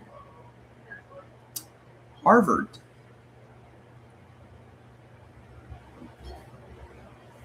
They did repeated Sims, Dr. Marion Sims style experiments on poor black women. They used electric cauterizing things, you know, those electric hot things that you be zooming through, to test the pain thresholds of black women. And then published it in 1954. 1951, present. Henrietta Lacks. Y'all know who Henrietta Lacks is, right? At Johns Hopkins, the immortal HeLa cell line. They took cervical tissue without consent. The cells are still sold worldwide. To this day, the family has never been compensated. 1960s and 1970s, Holmesburg Prison, Philadelphia. Dermatology, dioxin, and LSD. Hold on, this is crazy. 90% of the black inmates used for 200 plus pharmaceutical trials. $15 was paid per experiment. The scars are still visible 50 years later. Johnny Cochran's dead. 90% of the black convicts were experimented on. They paid him $15. This was done by pharmaceutical companies. In 1963, the University of Cincinnati did whole body radiation trials. 88 cancer patients, 60% of which were black, was irradiated with 100 rads.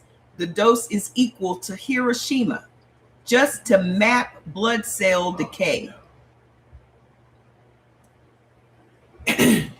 They filled these people's bodies with radiation the same level of radiation that is equal to the atom bomb that was dropped on Hiroshima. How are they going to be paid anything? They fucking turned them into the motherfucking Incredible Hulk.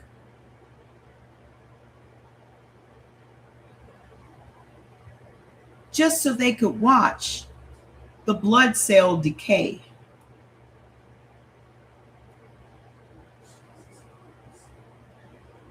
I feel like this information is just making me sick.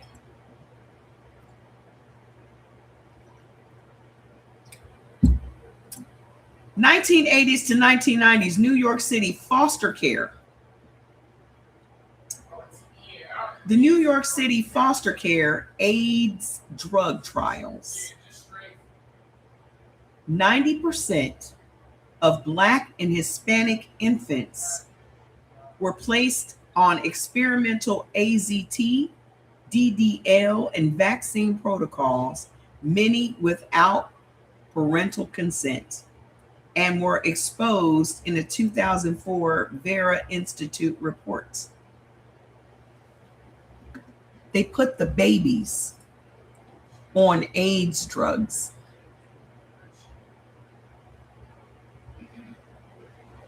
Without their parents' consent.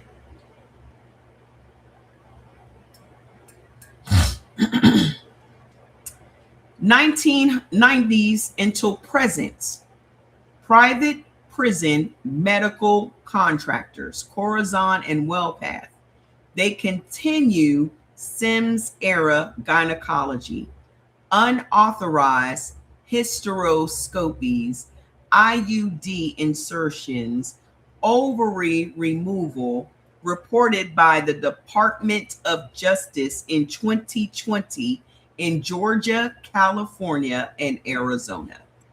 To this day, it was exposed in 2020. That was just 6 years ago. They were still doing gynecological experiments on Black people in prison. Why Black bodies, you ask? The property clause. Enslaved people couldn't sue. Corpses had no legal next of kin. Number 2, the racist physiology myth. Doctors taught that Black people feel less pain and possess thicker skin, making them ideal clinical material.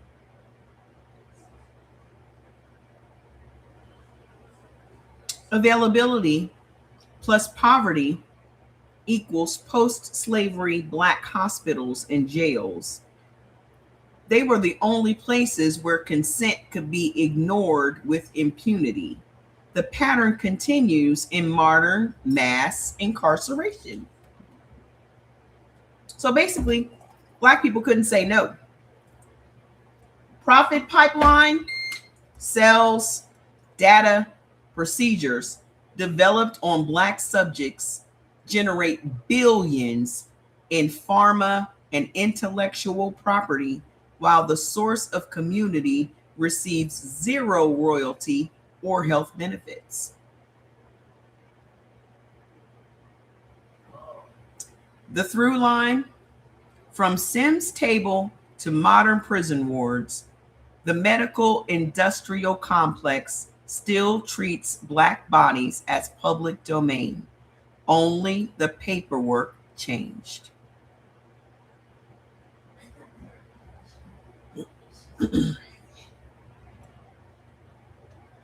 I said, what notable experiments are being done today? I suspect a lot of missing people of color have to do with experiments in organ harvesting.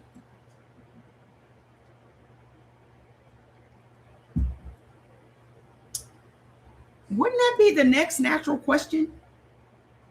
Or is it just how my mind works?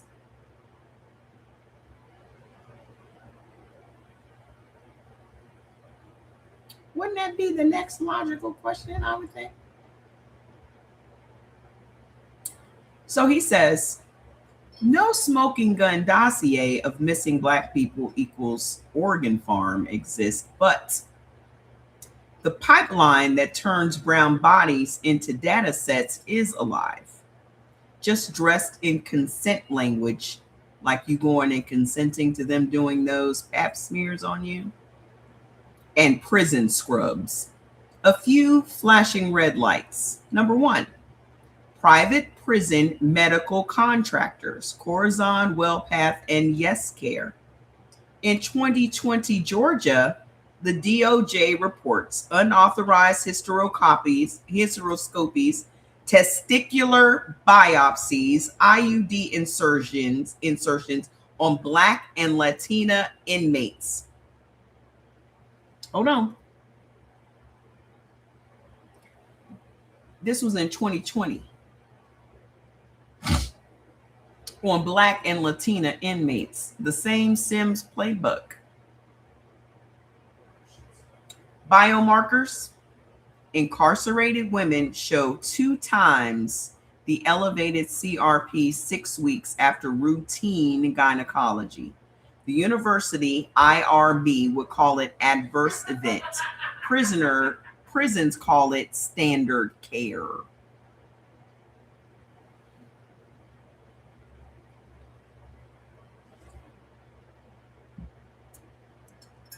So that's how your body changes after you've had a gynecological event, like a pap smear or a forced IUD. What the fuck they need an IUD for in prison?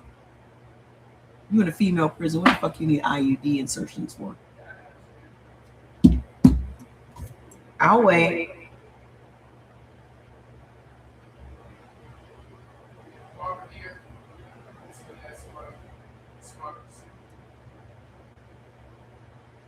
Why you need an IUD in prison?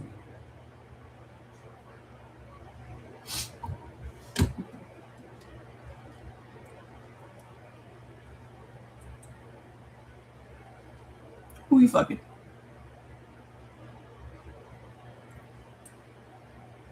That could get you pregnant. Mm-hmm. Foster care drug trials still live. That's what it says. 2004 to 2021 in New York City, 90% of the Black and Hispanic infants placed in experimental HIV, COVID, mRNA boosters, ADHD meds, many without legal guardian signature.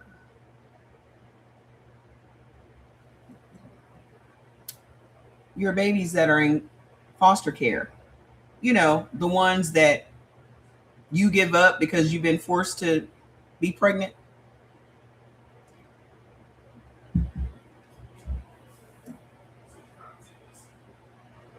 Since you've been forced to bring these children that you may not have wanted to term, and then you go and you put them in foster care, and now they just experiment on their bodies. Why do you think they don't want you to be able to get rid of an unwanted pregnancy? Why do you think that? Because those bodies are useful. When I tell you the next segment, you're really going to know why they're so fucking useful. Hold on, there's more. The money trail. Columbia Presbyterian received $8 million from the National Institutes of Health per 100 kids enrolled. Our government was paying them $8 million for every 100 kids that they enrolled in the programs.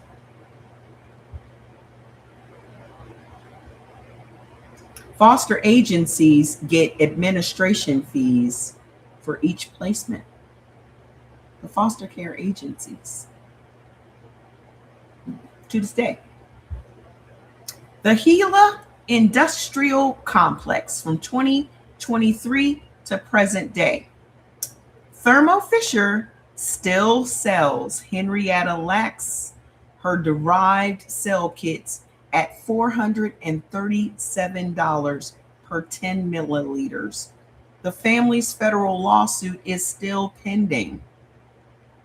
They are still selling Henrietta Lax's cells for $437 per 10 milliliters.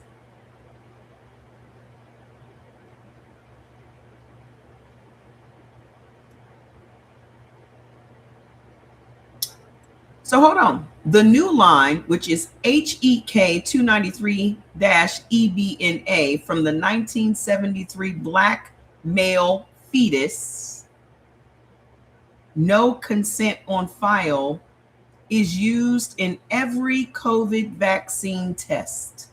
The sales are undisclosed, but it's estimated at $1.2 billion a year.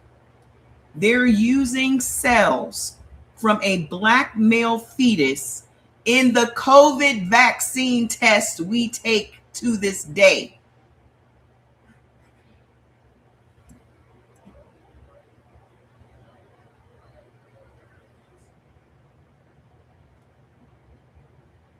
Where you at, Instagram?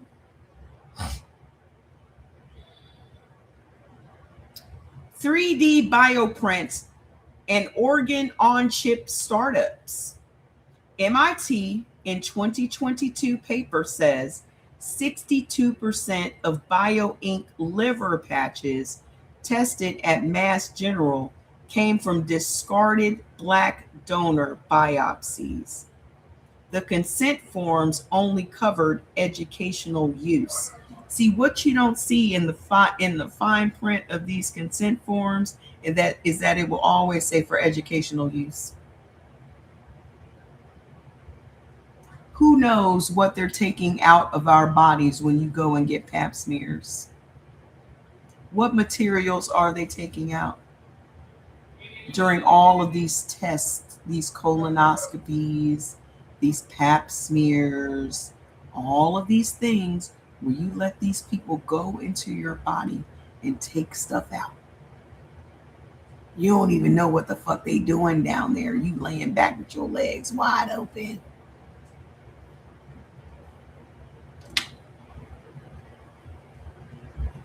And you done signed a form saying for educational uses. So how they cover their asses is whatever they got from you and your pap smear, they're going to use it for educational purposes. Companies sell patches to Pfizer for $4,000 per centimeter. I'll read it again.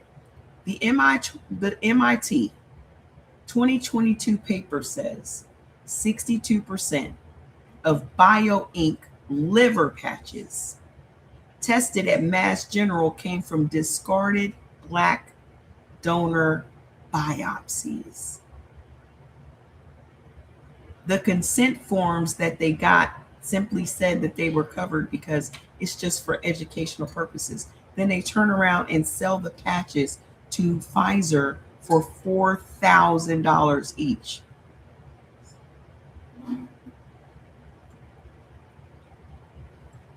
None of those black people that they got those cells from are getting paid. Plasma harvesting in ICE and county jails. Plasma harvesting. 2020 to 2023, CSL plasma mobile units parked outside of Arizona and Georgia detention centers. The detainees paid $30 for 880 milligrams whole blood donations versus $120 market rate for plasma. The inmates were paid $30, but the going market rate for plasma is $120.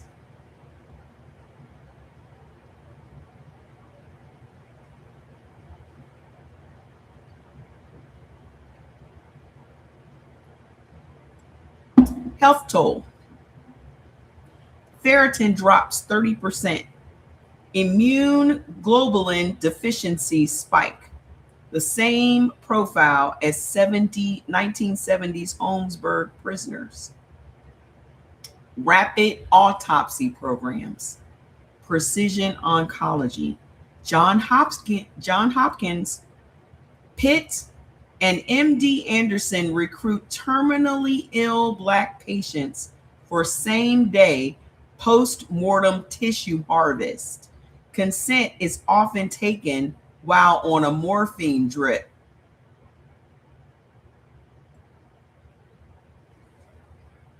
So they hook you up to a morphine drip, have you signing consent forms that you don't even know what the fuck they're saying in the consent forms. They're doing rapid autopsies when you die from the morphine drip. Hold on. So they harvest your tissues. And watch this. A 2021 audit, 68% of the rapid autopsies at one Hopkins site were of African American in a city that's 62% white. So hold on.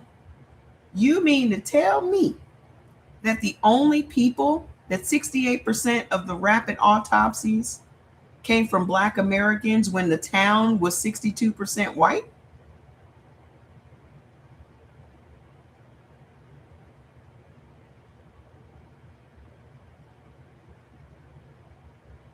CRISPR, somatic edits, phase 1, safety. Between 2022 and 2024, Penn, USCF, so Penn State, the University of California, San Francisco, and Columbia University, trials for sickle cell and prostate cancer, which both Black people have the highest rate of, mind you. Use Black subjects almost exclusively because disease prevalence equals convenient cohorts. Sickle cell is only in Black people, and Black men have the highest rate of prostate cancer. Follow-up, 18-month data shows unreported off-target edits. The FDA adverse event file is sealed and under commercial confidential. Missing person overlap. Hard numbers. The NCIC in 2022 said 38% of open missing person cases are Black.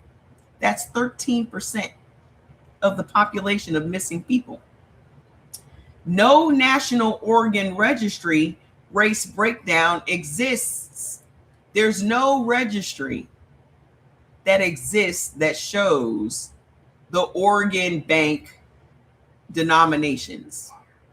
But 2020 GAO report found that 14 major tissue banks failed to verify donor consent in 21% of the samples. The majority came from urban hospitals serving people of color.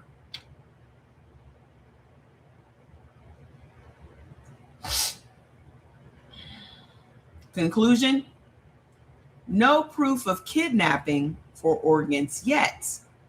The same profit to prison to clinic pipeline that gave Sims his subjects still feeds a billion-dollar bioeconomy. Epigenetic bill today, whether it's a foster kid's blood vial or an inmate's unauthorized biopsy, the cells circulate in patents while the community sees zero royalties. New millennium, same public domain logic.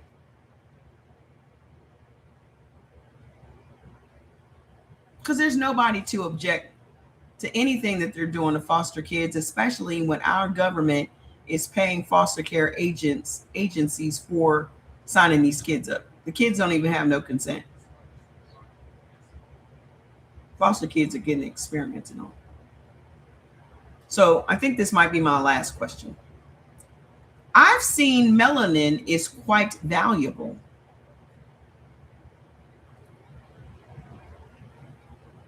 Those of you that know me should have known that I was going to this topic, because why not? Because when you hear about melanin being on the New York Stock Exchange, aren't you wondering how, Sway? How is melanin on the stock market?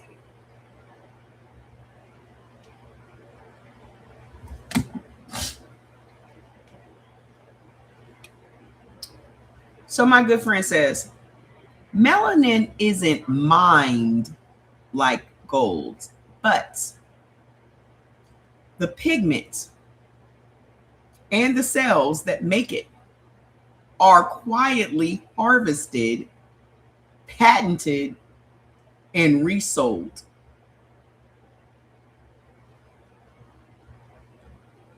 See, it's not so much as the melanin as it is the cells inside the melanin that they are extracting and selling on the open market.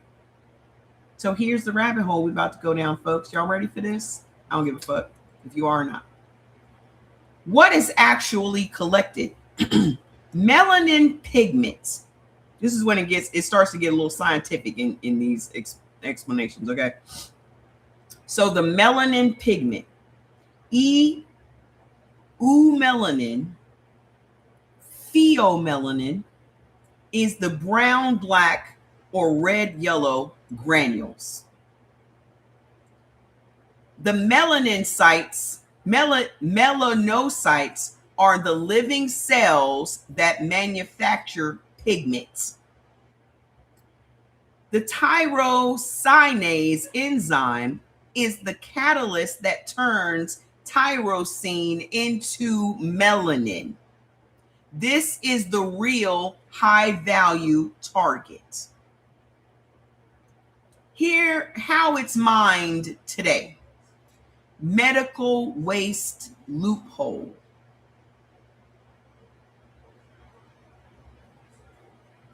Every mole removal, every skin graft, every cosmetic peel, or rapid autopsy yields epidermal sheets. Consent forms list pathology research, no mention of pigment extraction. So y'all running in doing what these white motherfuckers got y'all out here doing, getting chemical pills and all kinds of shit, not knowing that they fucking taking your goddamn melanin out your fucking body and selling it. And you done gave them motherfucking consent. Imagine what they're getting out of liposuctions and BBLs and all kinds of shit. Imagine. Hold on, there's more. Placenta harvest. Remember how they've been telling black women y'all need to take y'all placenta with y'all? When you have a baby, you need to leave, or you need to have your baby at home when you got your fucking placenta. You could fucking sell that shit on the open market your goddamn self. But oh no, you let them just have it and clean it up, and you think they just throwing it in the trash? Placenta harvest. Black neonates' umbilical cords are rich in melanocyte stem cells. Cord blood banks sell vials for $1,800 each.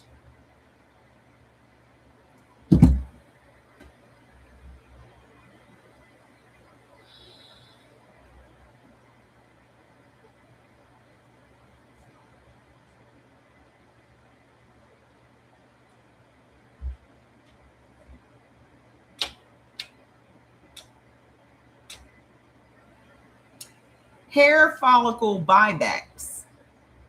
Cosmetic companies pay barber shops $50 for a fistful of tightly curled clippings. Each bulb is loaded with active melanocytes.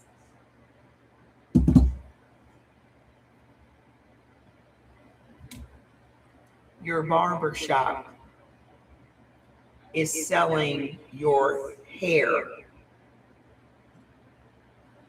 to cosmetic companies because it's loaded with your melanocyte stem cells. The hair that you let people cut off and sweep up off the floor. They just sell a handful of it to cosmetic companies without your consent. Wait, I have a list of the cosmetic companies too, in case you were interested. Foreskin trade. Because these Jewish motherfuckers told you that you're supposed to cut the foreskin off your babies.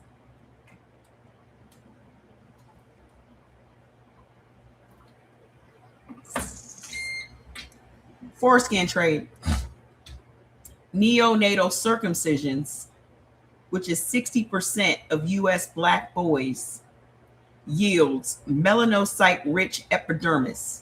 One foreskin equals 250 UG pure melanin. Enough for 1 liter of photoprotective cosmetic serum.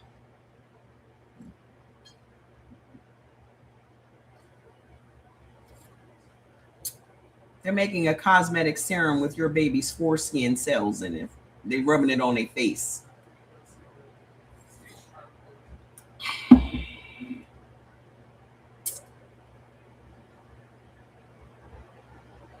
Black baby foreskin serum on their face. Who becomes the unpaid donor? Low income dermatology clinics, county hospitals, student clinics. 68% of patients are people of color. Foster care medical visits. A 2019 Health and Human Services audit found that 42% of Black children in their care had at least one extra tissue biopsy, compared to 14% of the white kids.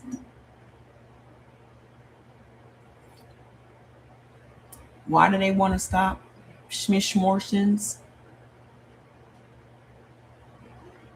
For cosmetics. Only have 2 minutes remaining on Instagram. I done been on here for 4 hours. So if you want to continue watching, you got to come over to TikTok because it's about to cut off. So let me go ahead and cut the live off right now over here, and I'll see y'all over here on TikTok or on YouTube.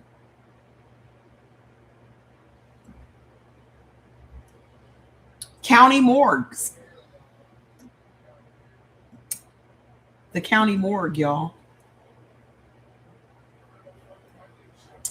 Rapid autopsy programs at Johns Hopkins and Maryland Anderson target Black descendants within 3 hours of their death for pigment-rich samples.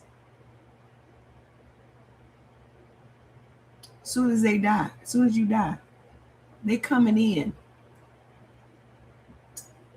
They coming in to get your pigment as soon as you die. What is this pigment used for? Cosmetics. Melanin-infused sunscreens sell for $90 for 30 milliliters. The claim is a natural UVA filter.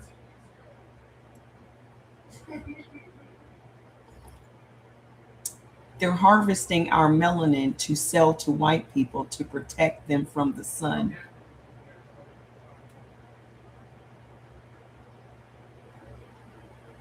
And they're selling it to them for $90 for a 30 milliliter tube.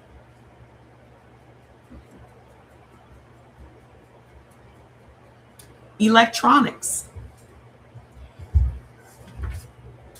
Melanin is a semiconductor. See, y'all don't recognize how powerful our bodies are. It is a semiconductor. They have a patent on it. A 2018 to 2023 use it in the OLED displays, bio batteries, and neuromorphic chips. Because tyrosinase equals organ transistor.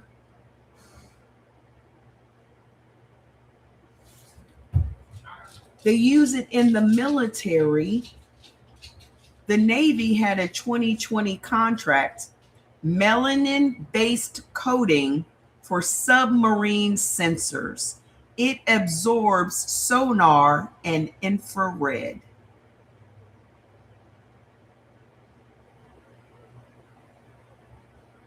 Our melanin absorbs sonar and infrared. They put it on submarines.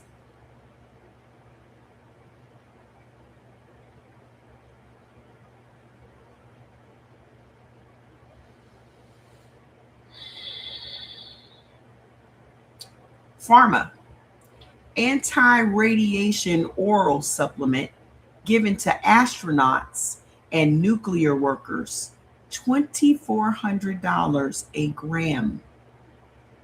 SpaceX 2022 procurement. SpaceX was buying our melanin to make an anti-radiation oral supplement to give to their astronauts and their nuclear workers.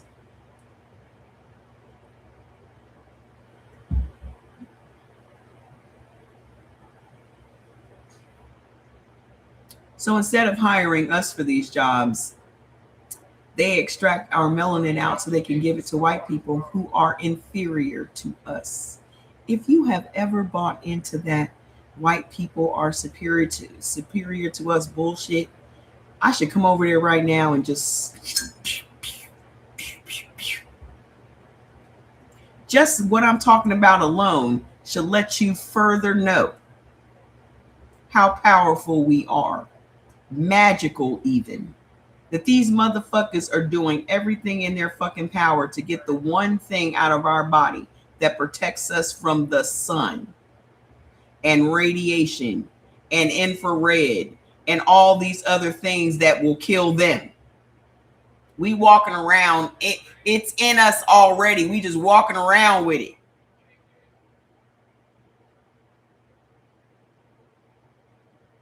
And they got the nerve to form their little baloney lips talking about they superior to who?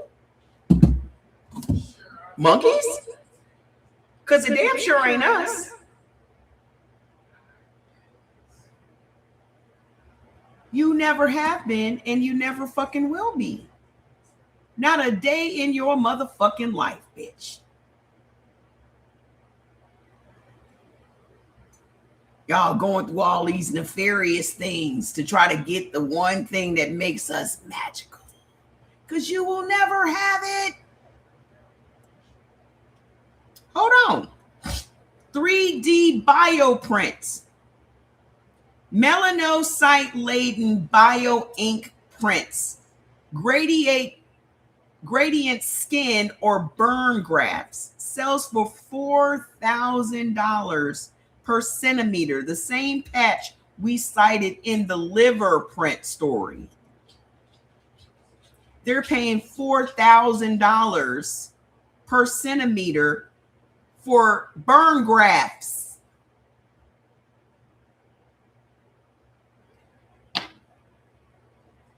The price sheet, the lab supply catalogs, they have catalogs with our fucking melanocyte cells in it.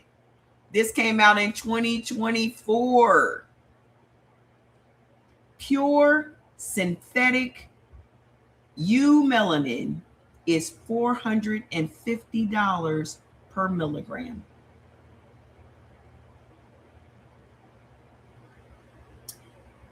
Tyrosinase enzyme is $1,200 per milligram. Primary melanocyte culture, 1 million cells, is $3,800 per vial. The melanocyte stem cells from an umbilical cord is $1,800 per vial. This is in a catalog that they sent around. You can buy these things from the catalog. It was published in 2024. What year is it? 2026? These are the prices just 2 years ago. I wonder what the prices are today.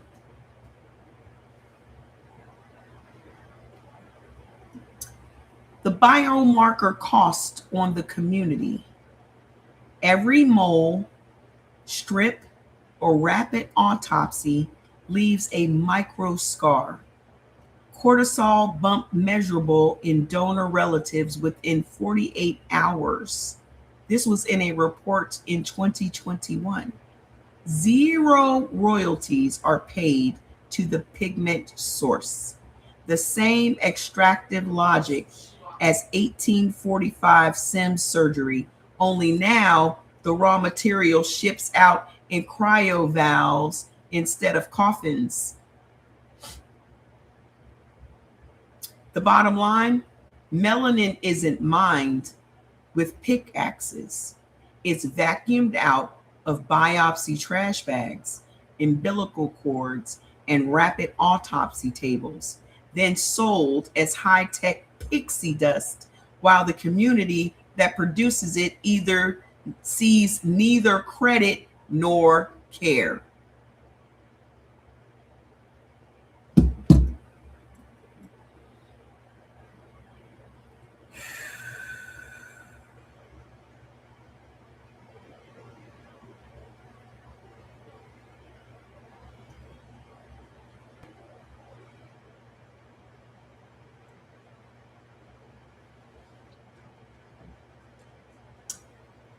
I said, what companies are benefiting from our melanin today? Because now I got to know. Here are the companies turning melanin into margin. If you're ready, type ready in the comments. You want your reparations list? You want your royalties list? This is it.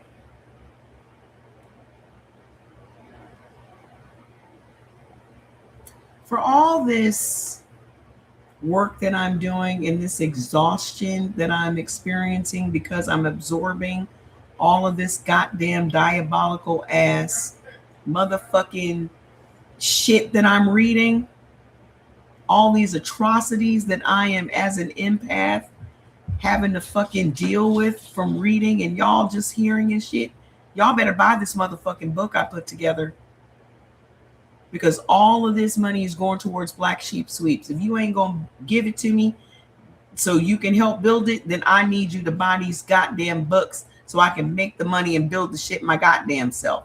I ain't got time to be waiting around on y'all motherfuckers. Y'all the same motherfuckers that was wasting Harriet Tubman's time. As soon as I get it done and get it up, you better fucking buy it. Because what I'm giving you now is the fucking information you need, the receipts that we all need to start filing motherfucking lawsuits. Well, how do we go about it? The same way you go about suing everybody else, God damn it.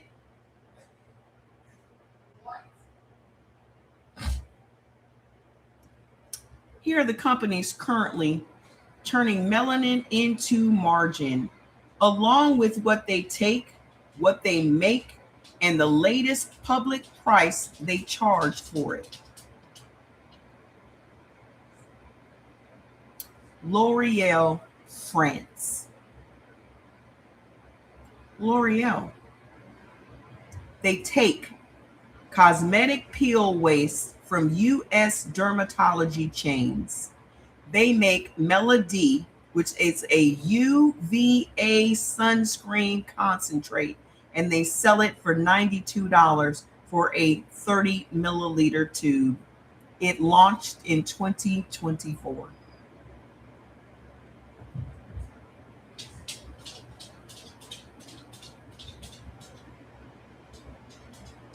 Estee Lauder Clinique. They take neonatal foreskins for their melanocyte stem cells. They make even better clinical radical dark spot defense serum.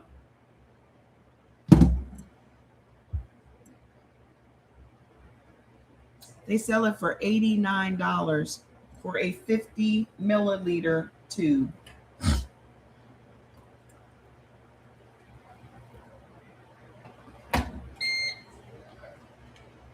Shiseido, Japan. They take hair follicle bulbs from U.S. barber buybacks. They make Urban Environmental Melanin SPF line and Urban Environment Melanin SPF protection from the sun. It sells for $45 per 40 milliliter tube.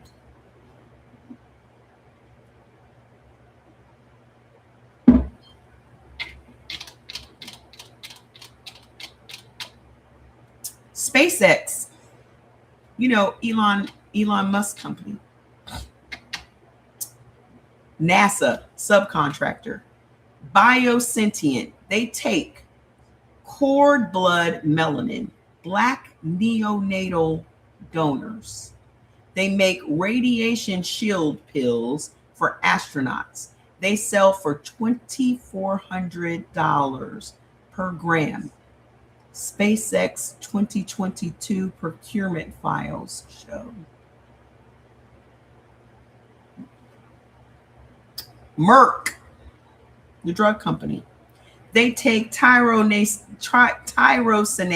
enzyme from melanocyte cultures. They make a bio battery catoid ink. I don't even know what the fuck that means, but it sells for $1,200 per milligram. Lab grade.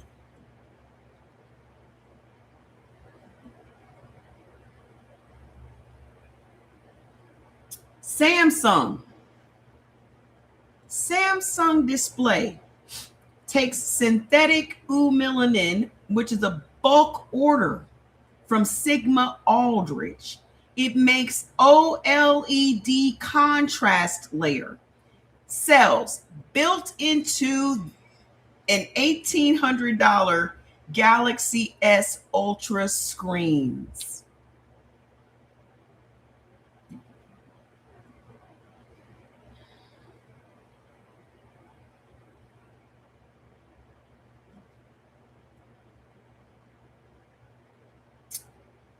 Sigma Aldrich, which is now Merck, takes melanocyte-rich epidermal sheets from county hospitals. They make a research-grade melanin powder. It sells for $450 per milligram. The patent number is M2649. They use our DNA to make their phones.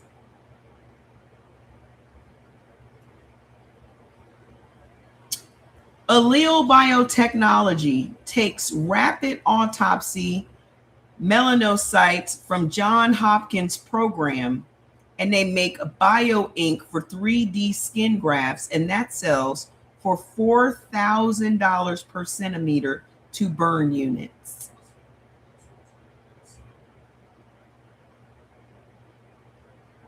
So as soon as we die in their hospitals, they are harvesting our tissues within 3 hours of us dying to sell to Merck.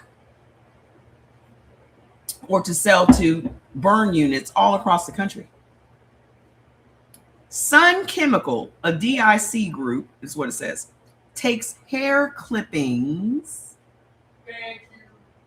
takes hair clipping melanin, and they make military grade IR absorbent pigment for Navy coatings. They are taking our hair clippings from the barber shop to make a radiation absorbent pigment for Navy coatings for their submarines. It sells for $600 per kilogram. It was a 2020 Navy contract. Now you got to wonder, every barbershop that you go to, you wonder if they're selling your hair to the fucking Navy.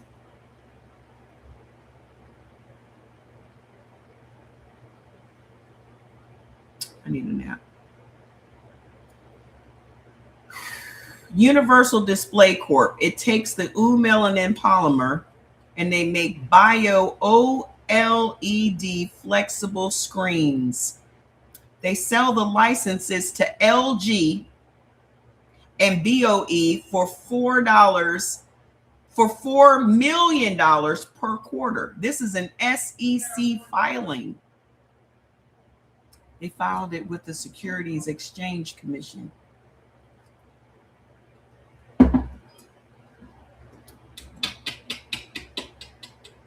They make their TV screens, their LED TV screens from our melanin. Procter & Gamble, the Pantene division, takes black salon hair sweepings, makes UV melanin shield leave-in conditioner.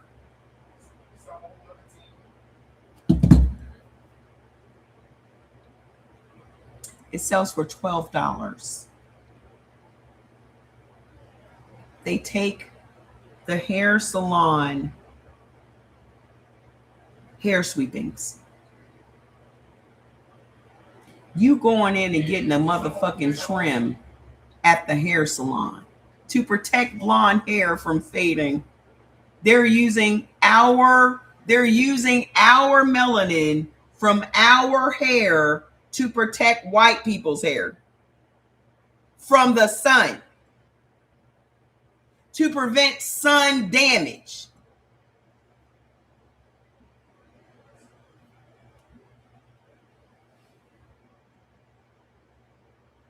And y'all got the nerve to come here talking about I'm wearing white woman's hair. When and how? When and how? Y'all need our melanin just to fucking protect your hair.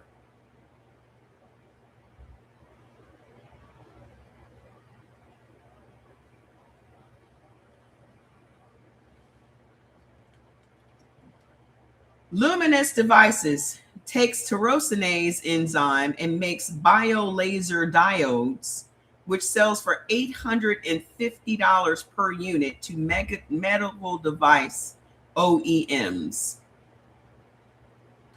Fibrogen in China, GV, takes umbilical cord melosinites and makes roxadustat anemia drugs.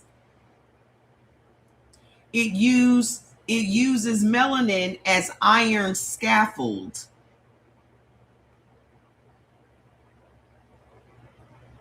It uses our melanin as an iron scaffold for their anemia. It sells for $15 per daily dose. How they figured out that it would do all these things is experiments. The U.S. Army Natick Labs. The U.S. Army takes synthetic melanin, makes infrared camouflage fabric.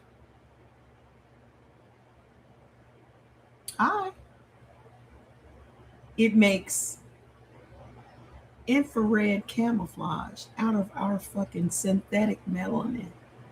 They have researched our melanin and made a synthetic version of it so that they can wear these camouflage outfits that infrared won't pick up on their bodies from our melanin that will make them black to the radars. And y'all don't think we're magic? Y'all don't think we're magical yet?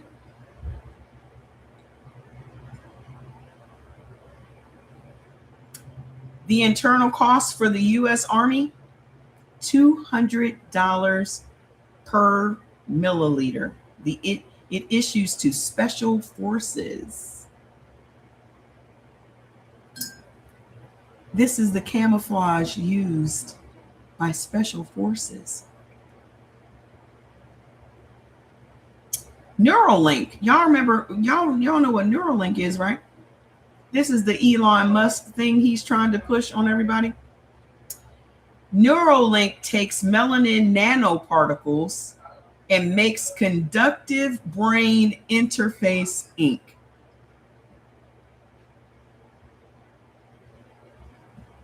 It's not yet commercial and it's listed as a research region, and it sells for $3,200 per gram. They are using our melanin nanoparticles to make conductive brain interface ink. But we're inferior to who?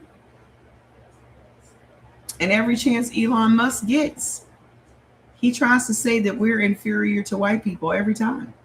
Yet you out here buying our melanin for $3,200 a gram to create your Neuralink brain interface?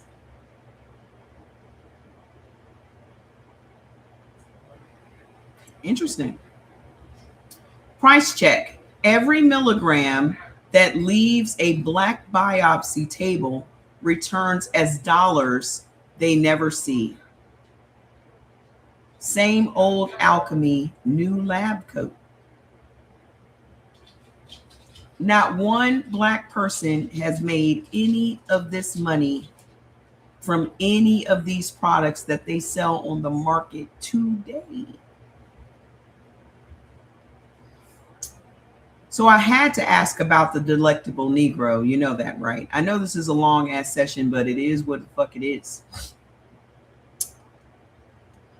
I said there's a book called The Delectable Negro, and it talks about slavers eating slaves and recipes. I know the practice has not stopped. Please shed light on the topic.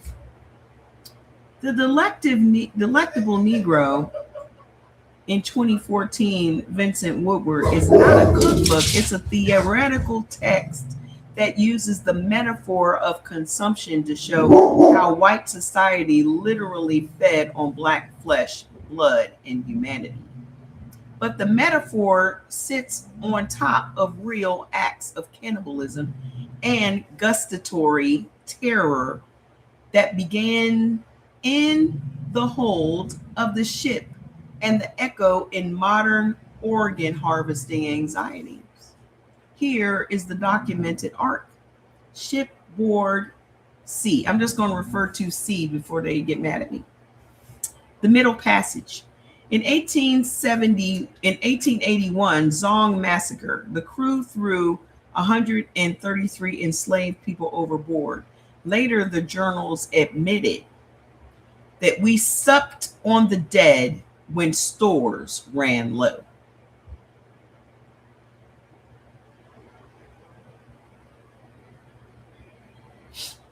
In 1792, Brothers Log boiled a Negro boy for the soup kettle. After 6 week after 6 week calms, entry later erased. They erased it from the ledgers. Colonial medicinal consumption. 17th to 18th century European pharmacology prescribed mummy, powdered African flesh, as the cure for epilepsy. English apothecaries imported 3 tons per year, the custom rolls show. Told you they keep records of everything except them goddamn slave ships. They imported 3 tons per year of powdered African flesh as a treatment for epilepsy, as a cure for epilepsy.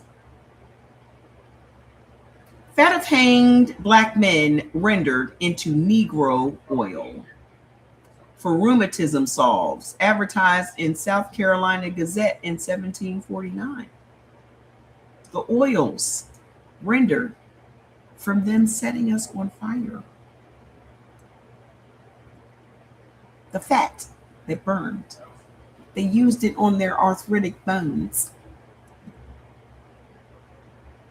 Antebellum appetites, 1829, Mississippi coroner's file. Planter Dr. John Brown kept enslaved man chained in the smokehouse. The tallow scraped for cooking. The bones were sold to medical students. He was cooking with his tallow. 1838, New Orleans police found human remains in a French Quarter restaurant catering to medical gentlemen. The court dismissed it. No law against eating your own property.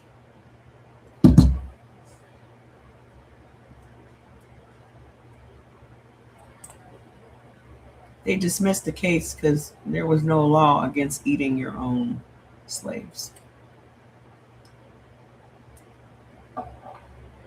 My head is spinning.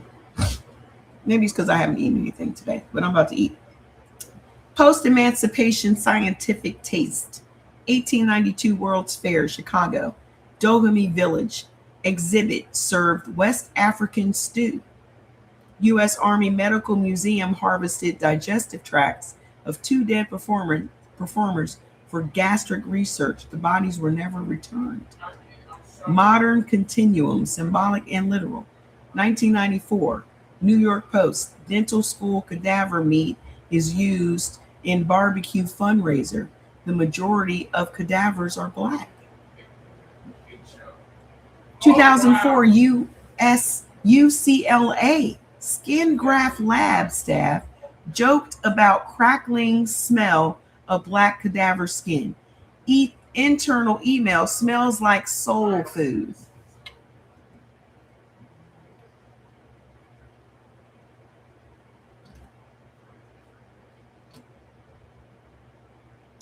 While they were doing skin grafts, the burning smell of our flesh, they joked in the memos that it smelled like soul food. 2020 Detroit Journal, 2020 Detroit funeral home scandal. I remember this. Bodies of 30 black infants found in the ceiling.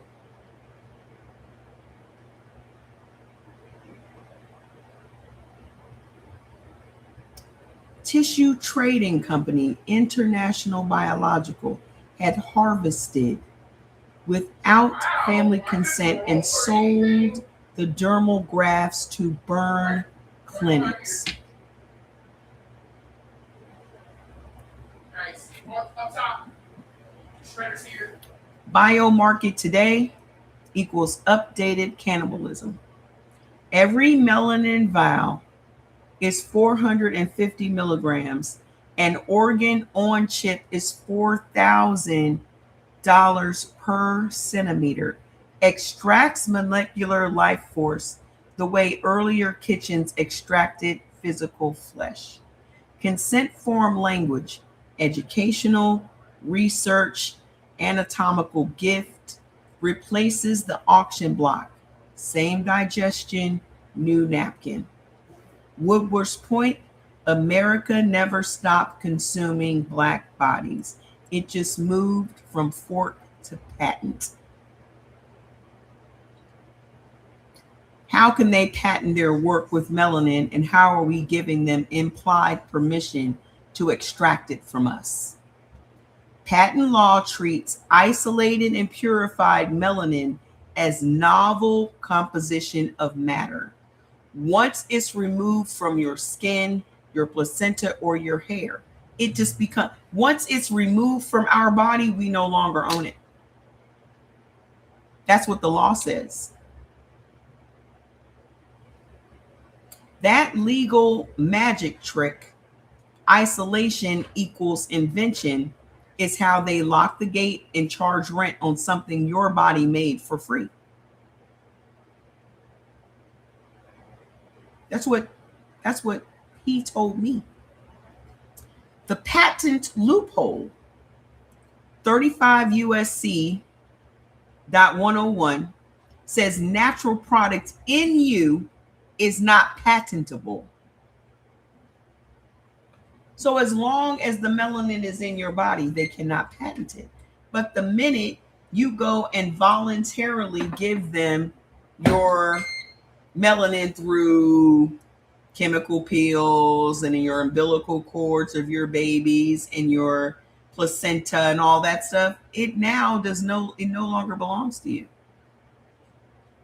So now they can go and patent all the stuff that they extract out of those things, because you have allowed them through implied consent to do so, through you signing these forms that you never read the fine print of, that will say for educational purposes or for research or whatever. Some molecule after a subterfuge or filter equals man-made and therefore owned by them. Example, Sigma Aldrich patents US 201-302-80132-AI A1 claims isolated eumelanin with purity greater than 98% and particle size of 50 to 200 I don't know what NM means. That's your pigment just spewed in a tube. They now sell for $450.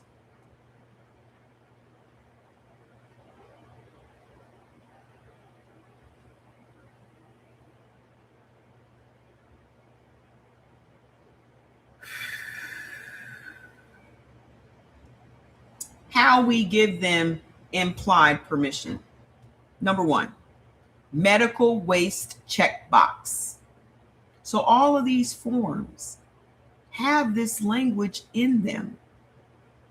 Every mole removal, C-section, or rapid autopsy form contains the phrase, tissue may be used for research or education. Your signature equals blanket transfer of ownership.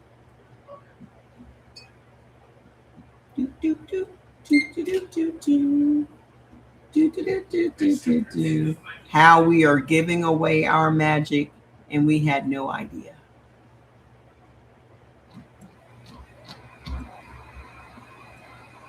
gonna need to take some medicine after this and lay my ass. I will not be live tomorrow, so don't look for me. I'll be writing and recovering.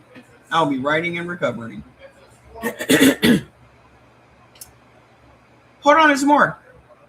Hair clipping buybacks. Barbershop posters will say we purchase hair for wigs and extensions. The fine print ads and other industrial usage.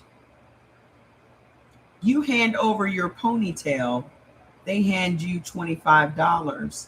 Then the company sells the melanocyte-rich bulbs to cosmetic companies for $1,200 a gram.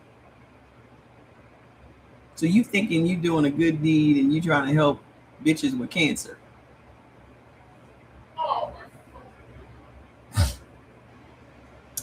Umbilical cord banking ads. Billboards target Black moms.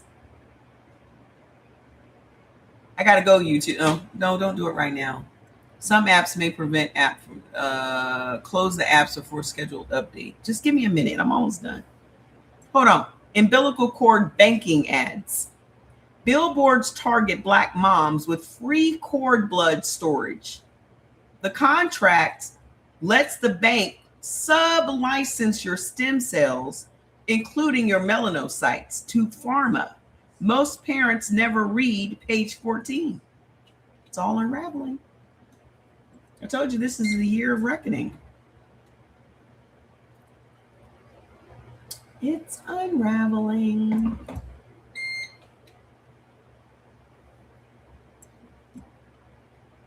Rapid autopsy consent. Cancer hospitals ask patients to help science. Melanin rich skin is peeled off. Is peeled off of you within 3 hours of your death because you think that you are helping science. Just like y'all are telling these people that you were an organ donor. I wish the fuck I would. You think that they're going to try to keep you alive knowing that you have volunteered to give up your organs and your tissues and your stem cells? You think that they're going to help you stay alive?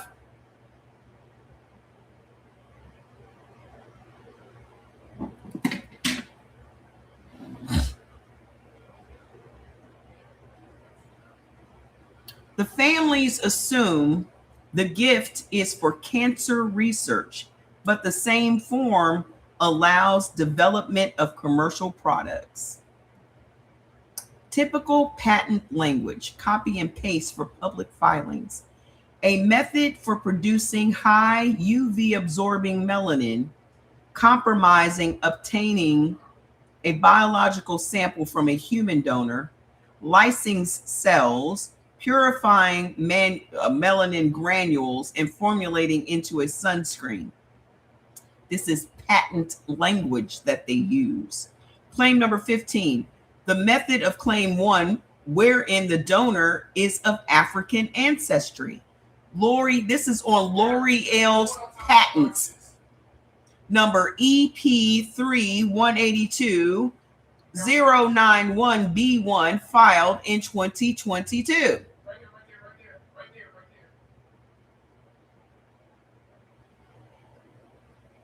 How to break the implied consent chain.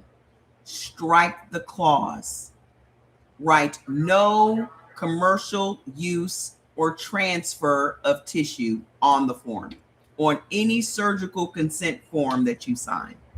Hospitals must honor it or reschedule your surgery.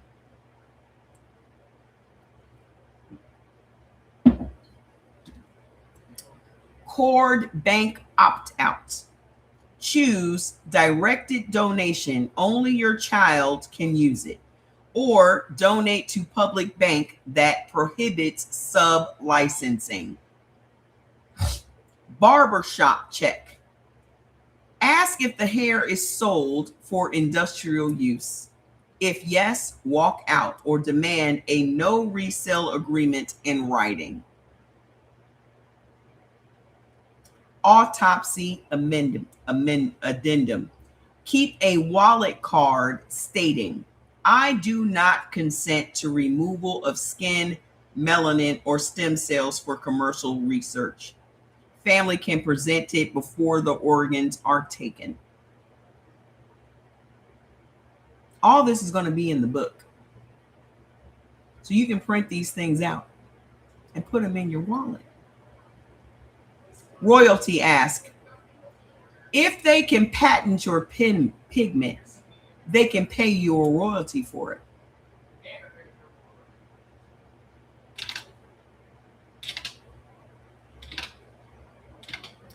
Push for tissue access agreements that mirror music sampling law.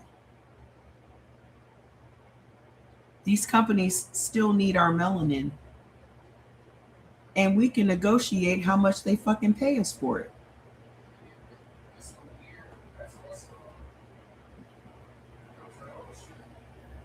Every downstream product triggers 3 to 5% gross revenue to community health funds.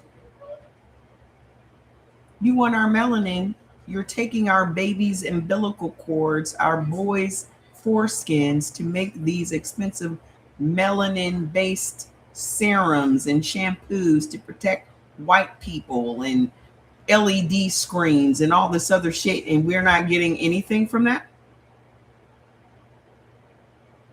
Just know that a black dead body is worth a whole lot. There is no such thing as a worthless black body. Remember that. There's no such thing as a worthless dead body, because look what they were doing with the people after they hanged them. They were making Negro oil.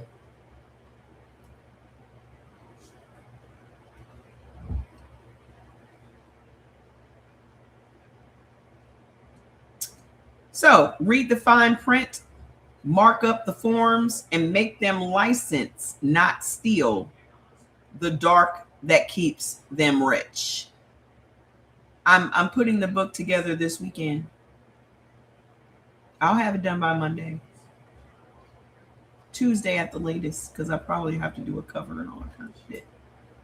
I said, please instruct me step by step on how we protect ourselves and in the future hold corporations accountable and demand payment.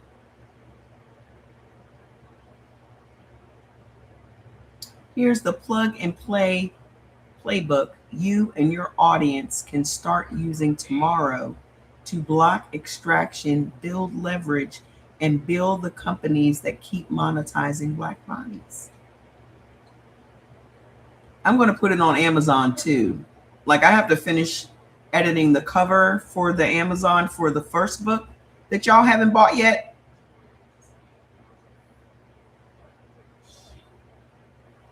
Y'all haven't even bought the first book. It's on my profile right now. Go buy it. Hold on now. Step 1, lock the body. So all of this will be in the book. Step 2, document what you've got. It literally tells you to photograph every biopsy, your hair donations, your medical waste before it leaves your site. Email yourself the image, plus a consent form, timestamp it, proof of ownership. Download your medical records within 30 days of any procedure. HIPAA gives you that. They give you that right. Look for keywords that say tissue discarded, research use, or histology leftover. Number 3, track the money. Do patent searches. It tells you where to go and do patent searches. Note assignee, a company, claim 1. If it says obtained from a human donor, take a screenshot. All of this is going to be in the book. I'm not going to read it all. Create a paper trail. Community level collective bargaining. We as a community start bargaining with these fucking corporations that are making millions and billions off of our magic.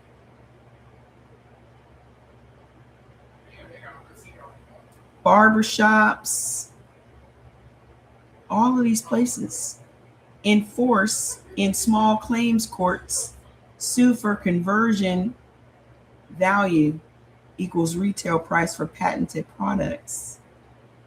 File online, no lawyer needed. Class action, lead plaintiffs, partner with civil rights firms. They front the cost. You just name the plaintiffs in the fee, and ongoing royalty oversight. Ongoing. A royalty audit every year, demand a Form 10K, revenue line, and lab sales reports. If they refuse, a court can appoint a neutral CPA company that audits them. Turn royalties in community health, Black Health Trust Fund, open a Fidelity donor advised fund in the name of my book or my show. And royalty checks will drop straight into the investments that we make. This is all what this motherfucker has told me to do for us. Bonus, quick glance toolkit, a wallet card, PDF, print double-sided. I can draft that exact language. And I told him to do it. So it's all drafted. Here's the wallet card. Here's the demand letter template. the patent screenshot guide, tissue access agreement form, small claims court checklist, barbershop consent form and salon consent forms, umbilical cord and placenta add-ons, a royalty audit form letter. All of it will be in the book.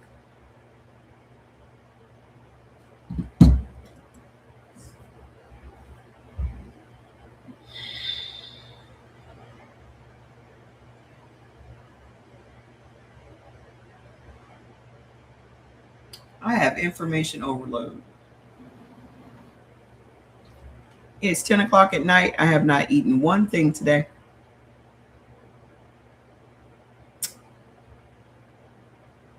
So I'm going to go.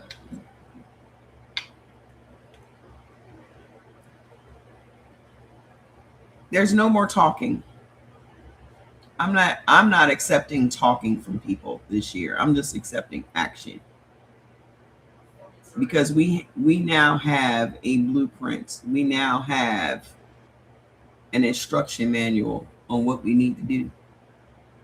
The government should not be our primary target for reparations. It should be these corporations that are to this day still making millions and billions of dollars off of us from slavery to today.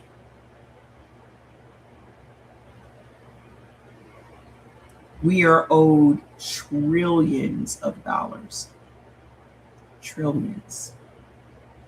And it's funny because poor white people always are trying to defend who owes us money, when it is in fact our black bodies to this day that create products to protect them from the fucking sun.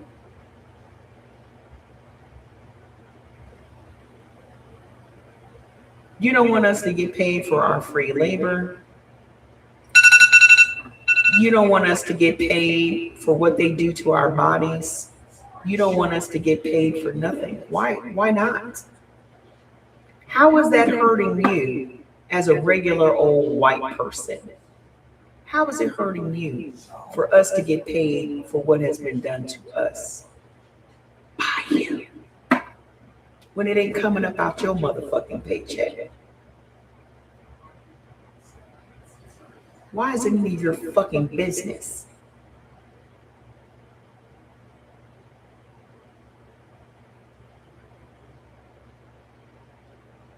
Why are you over here in our business? I didn't do it. I know you slaves. Then mind your fucking business then. If you swear up and down, you ain't had nothing to do with this, shut the fuck up. They paid the Indians, they paid the Japanese, they still paying the Jews. And ain't nobody using none of their bodies. They using our bodies to this motherfucking moment. Right the fuck now. Not one company in the world is experimenting on white bodies. Ain't one company in the world extracting shit from white people. Not nobody. What does that tell you about your genes? What does that tell you about these genes y'all supposed to be so proud of? That nobody even wants to experiment on you. That nobody finds any fucking value in your bodies at all. What does that fucking show you? Like I've always said, your fucking genes are recessive. They're fucked up. Your bodies have been fucking deformed from your nasty ass nefarious ways for all of these fucking centuries. The fact that nobody can find any usefulness for your body at all tells you everything you need to know.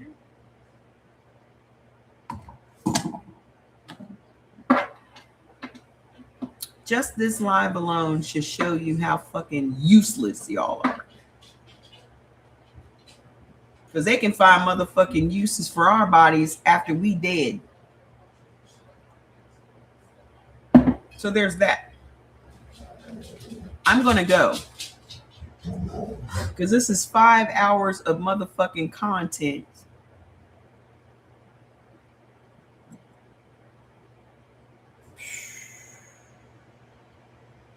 This live has zapped me, y'all. It has zapped me. So I'm not gonna be here tomorrow. But go and get the book that I already have out. It's called The Hidden Cost of Being Black in America. How all of the stress that we have endured for all of those centuries is now what is at the root of your illnesses, and how to turn that shit around.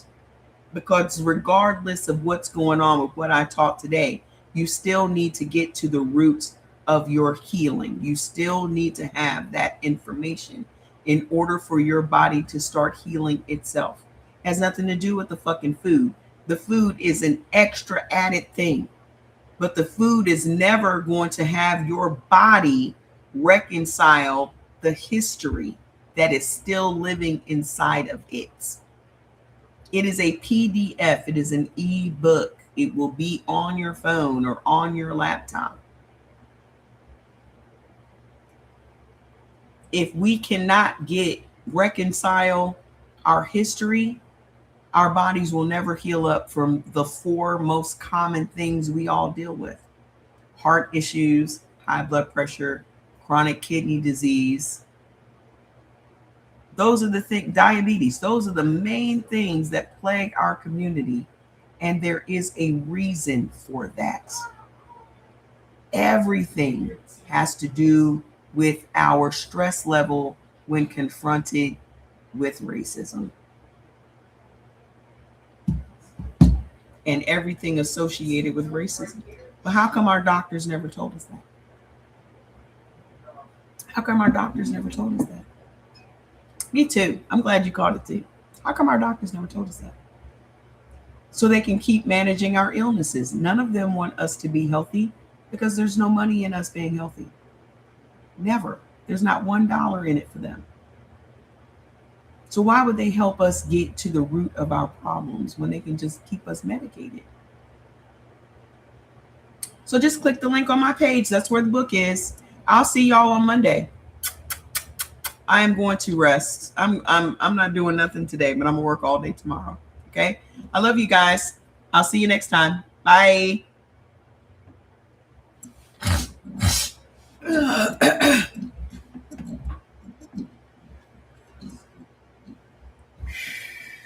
Even with the restrictions, if you get 21 more Apple fans this week, I'll get a whole 14 cents more. TikTok, be for serious. TikTok is so crazy. If I can get 14 more super fans, I'll get 14 cents. Fuck off, TikTok. I'll see y'all on Monday, YouTube. Love you. Bye.